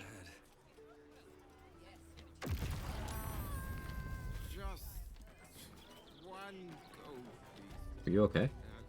Hot, hot, hot. I'm sorry. You see that? Incredible. Frozen does have bludgeoning. Well, there you go. Your blood, lucky. If you'd come inside, yes.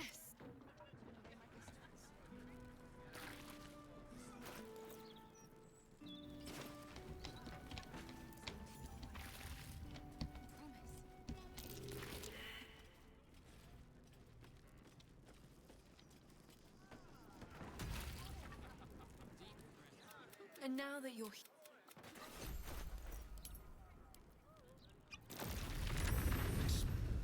this is incredible. All it needs. I'll only...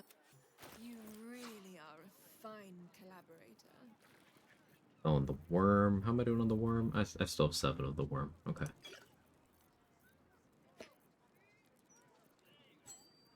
I may want to use Risky Ring at some point. Maybe. How am I doing on Invis? 9. I can always come back here and buy more. Bussy? Okay, I'm good on Bussy. Kevin. What are you Kevining about?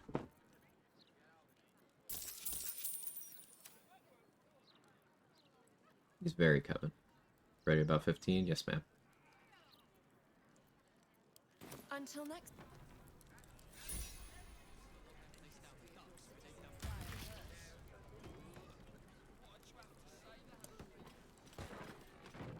The worm.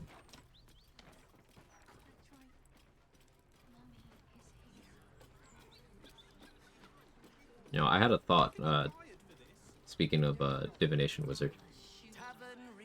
You could use Divination Wizard, get a low portent die, use that to force someone to fail the save on Poisoner's Ring. Applying Poison Ball to them. Then you could start hitting someone with the worm.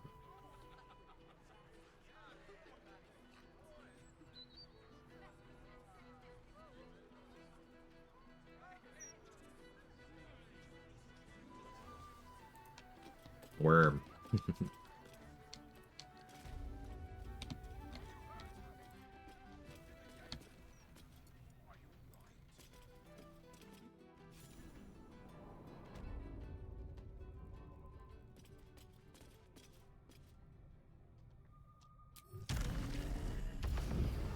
Someone with a worm, though? Technically, yeah. Should mind my step. No doubt about it. This is where the hag must be.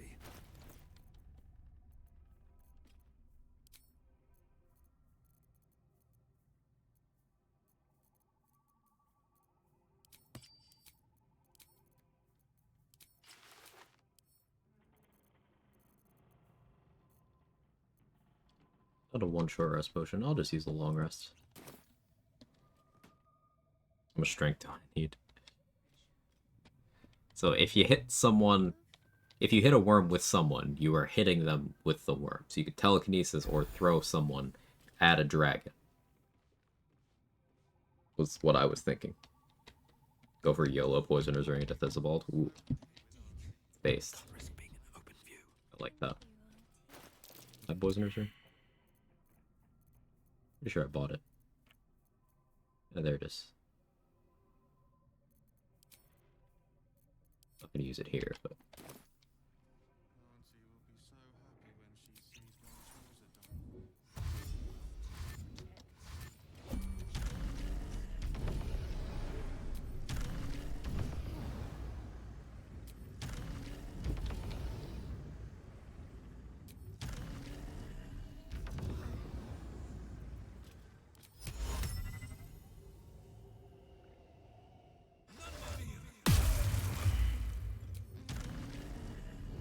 Got them all, so combat did not start.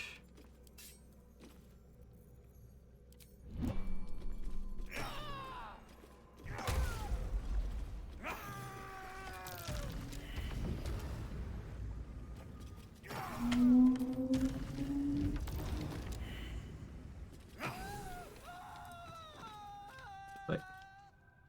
Let's look at the damage. 22 bludgeoning, 7 acid, 37 radiant, 21 force.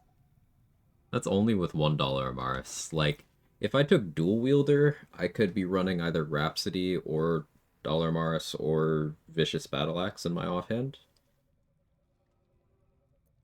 Like, another dollar would be 7 more there, 7 more there.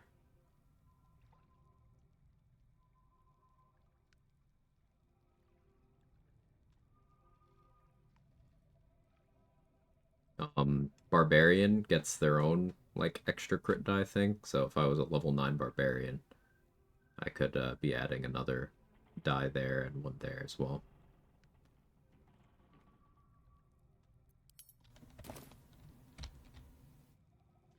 Don't waste a step.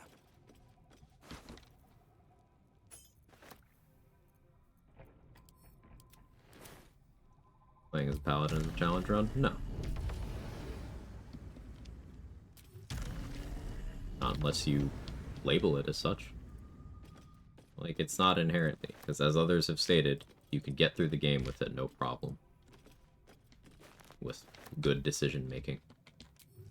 It is what you make of it. If you consider being weaker than every other class in the game in a majority of situations of the game to be the criteria for a challenge run, then sure, you can call it that. Me, I just call it not making a good class choice. But there are still circumstances where I'll entertain the idea of playing Paladin. Don't get me wrong.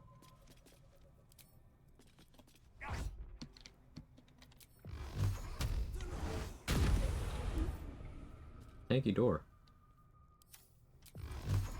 Did I low roll all those Elder quests? I did. And also beat the game with a short race. Do I want to do that? Yeah, like as myself and others have proven, you can beat the game at level 1. You can beat the game no hit. Like, being able to do something doesn't make that thing good. Not inherently.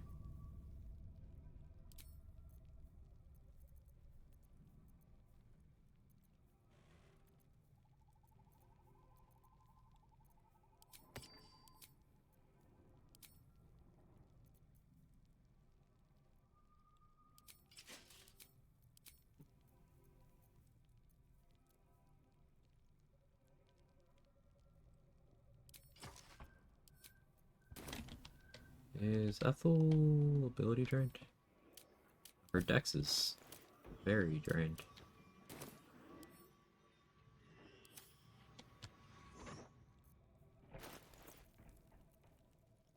Yeah, we'll go with this.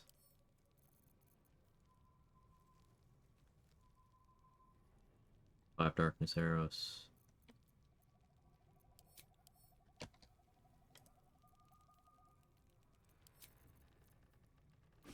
5 fire arrows.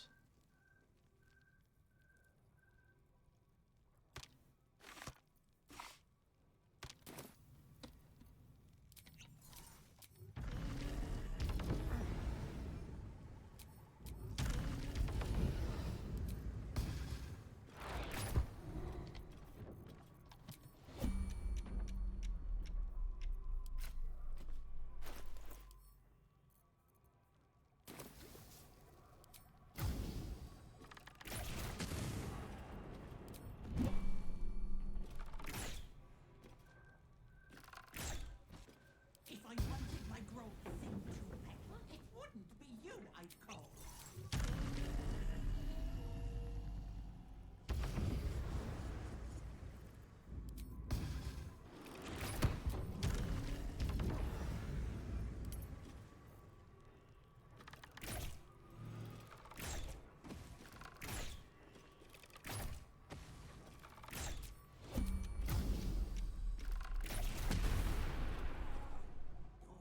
Fungi are worth 1,000 of you, you peasant. Be quiet. Move with care.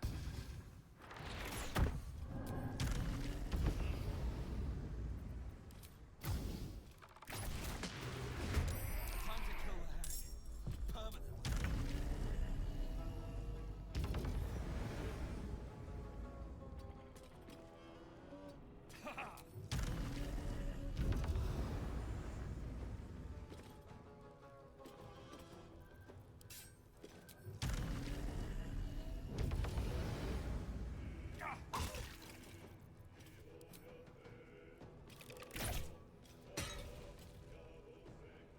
I was supposed to do more.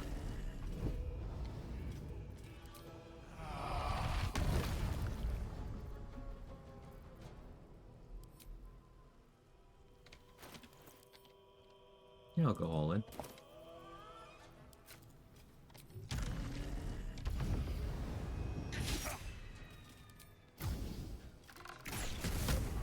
No, not my mushroom. Air magic. She's got magic resistance.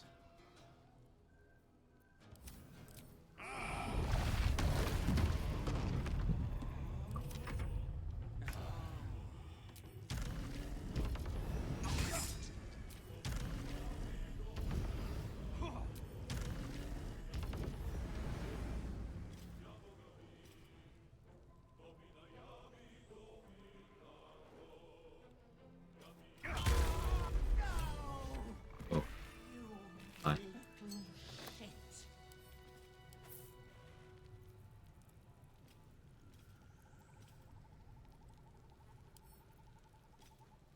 Close fight, yeah. He almost got to take a turn. These boots have seen everything. I forgot to kiss Auntie. Damn. I'm exhausted. You couldn't pay me enough to play a gnome or a halfling. Come soon. Yeah, Deep Gnome, I could be convinced. You know, Underdark race, plus gnome stuff. Sure, there's enough upsides there. I could be convinced. The others, no.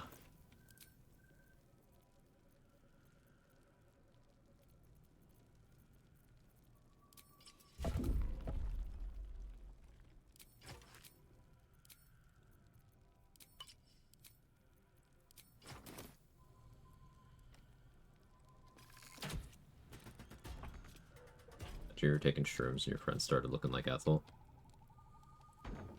Real hard to hang out with my friends with my blood flow affected like that in Nursery. I'll give it a shot.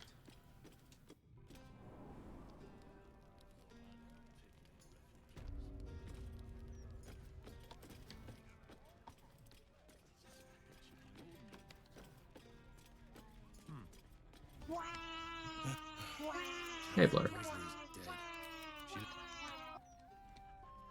Welcome back, man. Oi. Alright, resolving the quest, either saving or killing Grizzly, will cause this guy to, you'll get 50 attitude with him. And he is a water vendor. He is also a rotten food vendor.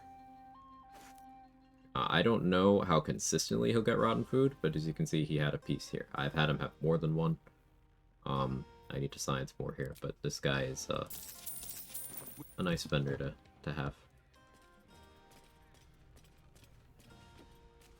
You need a Grove defense fight after killing Duraxlin. You have to leave him alive. You can do it after killing Duraxlin, but you have a very specific window in which you can kill Duraxlin for that to still work.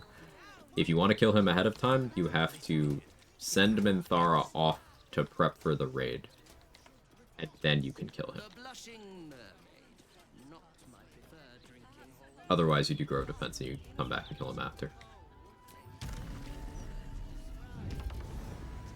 So Minty gets angry. She does if she sees it. So what I do if I want to do it that way, Jacqueline, is I send her off to do the raid.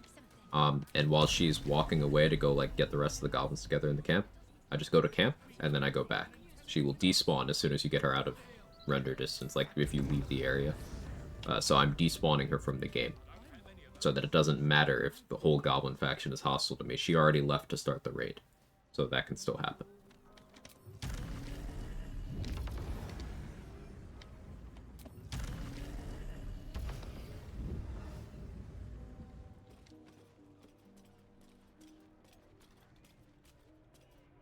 Do regular reg, stops the wrath. Makes sense. Absolute Wrath, such a good mod.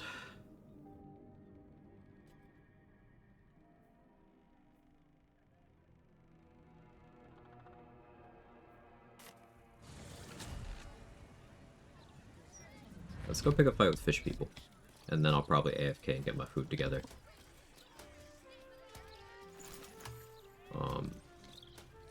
Touch base with Dade.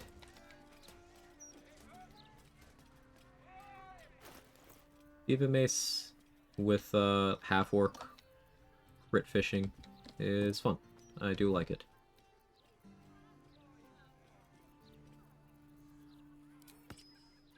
I'm not wearing the right gloves.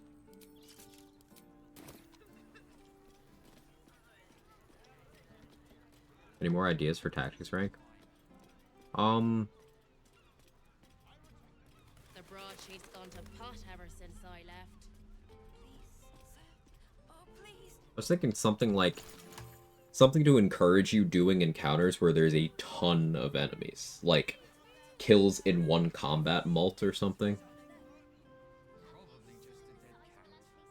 Like if you can get into a fight in each map, in each region, where you get minimum like this number of enemies active in the combat at a time, and then you win that combat, maybe that counts. So like that would promote you doing something like fighting the entire exterior of the goblin camp at once, maybe even fighting the entire interior of the goblin camp at once.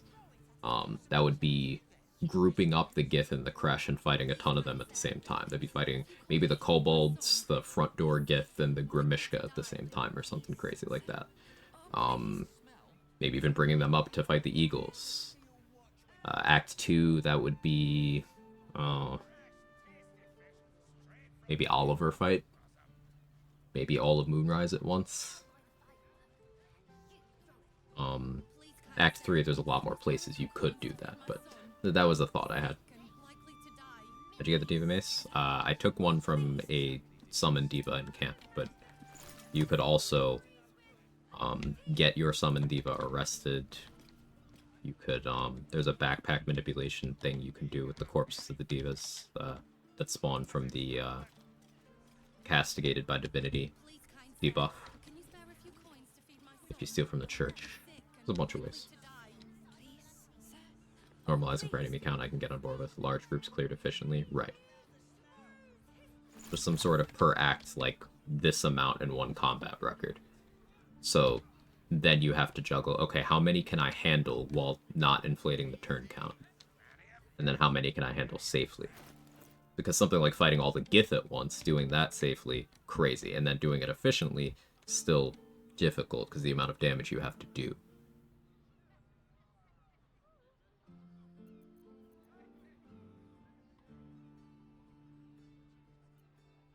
Some Boots of Persistence here.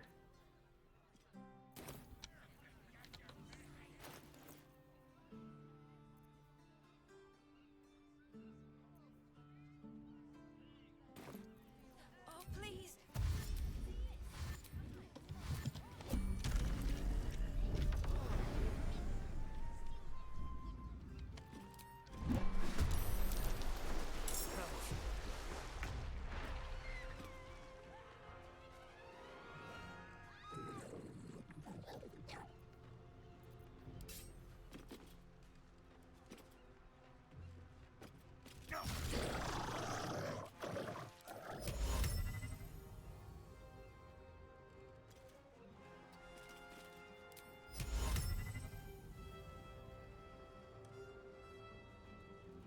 YOLO.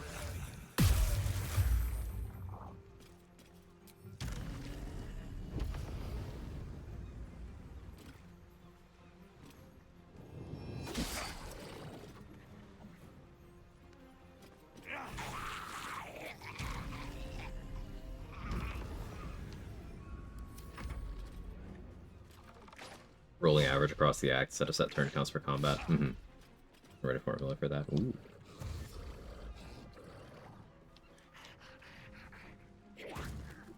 For larger combats, it's more lenient.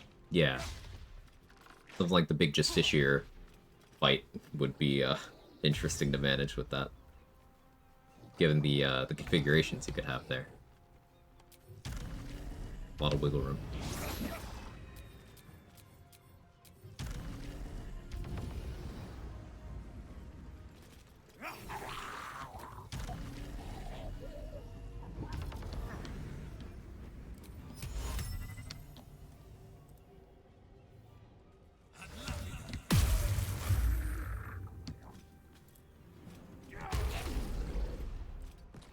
Big hit. That's just satisfying. If I was wearing adamantine, then I could do either Acuity Hat or, like, maybe even Helmet of Grit for the extra bonus action, so I could do 2 big hold persons like that. So, obviously spell slot bottlenecked. Like, right now, I'm on scroll time. Still a fan, though.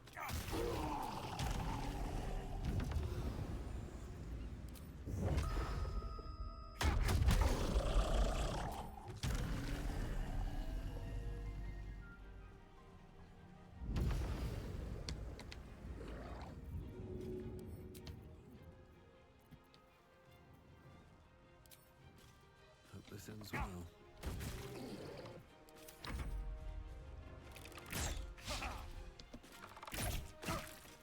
Are we? I do want to try a throwing thing.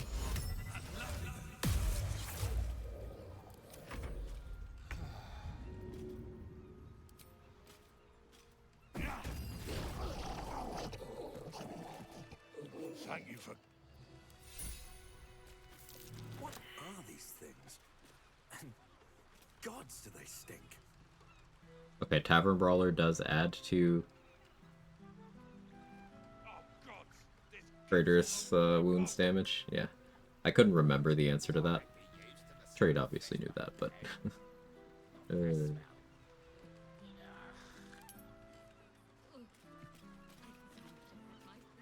I hate so much the Baldur's Giant Slayer, so did you listen to any of the things I've said about it when I talk about why I don't like it?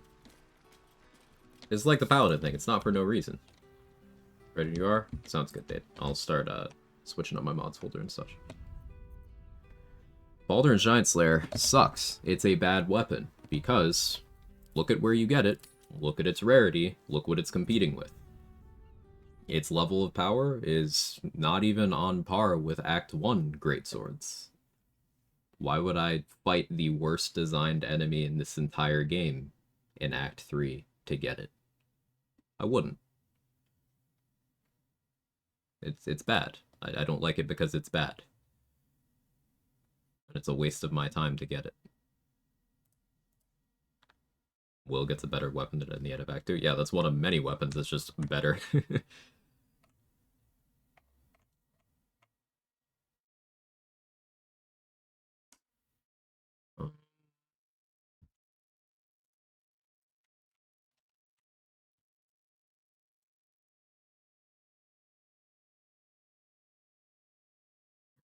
Launching.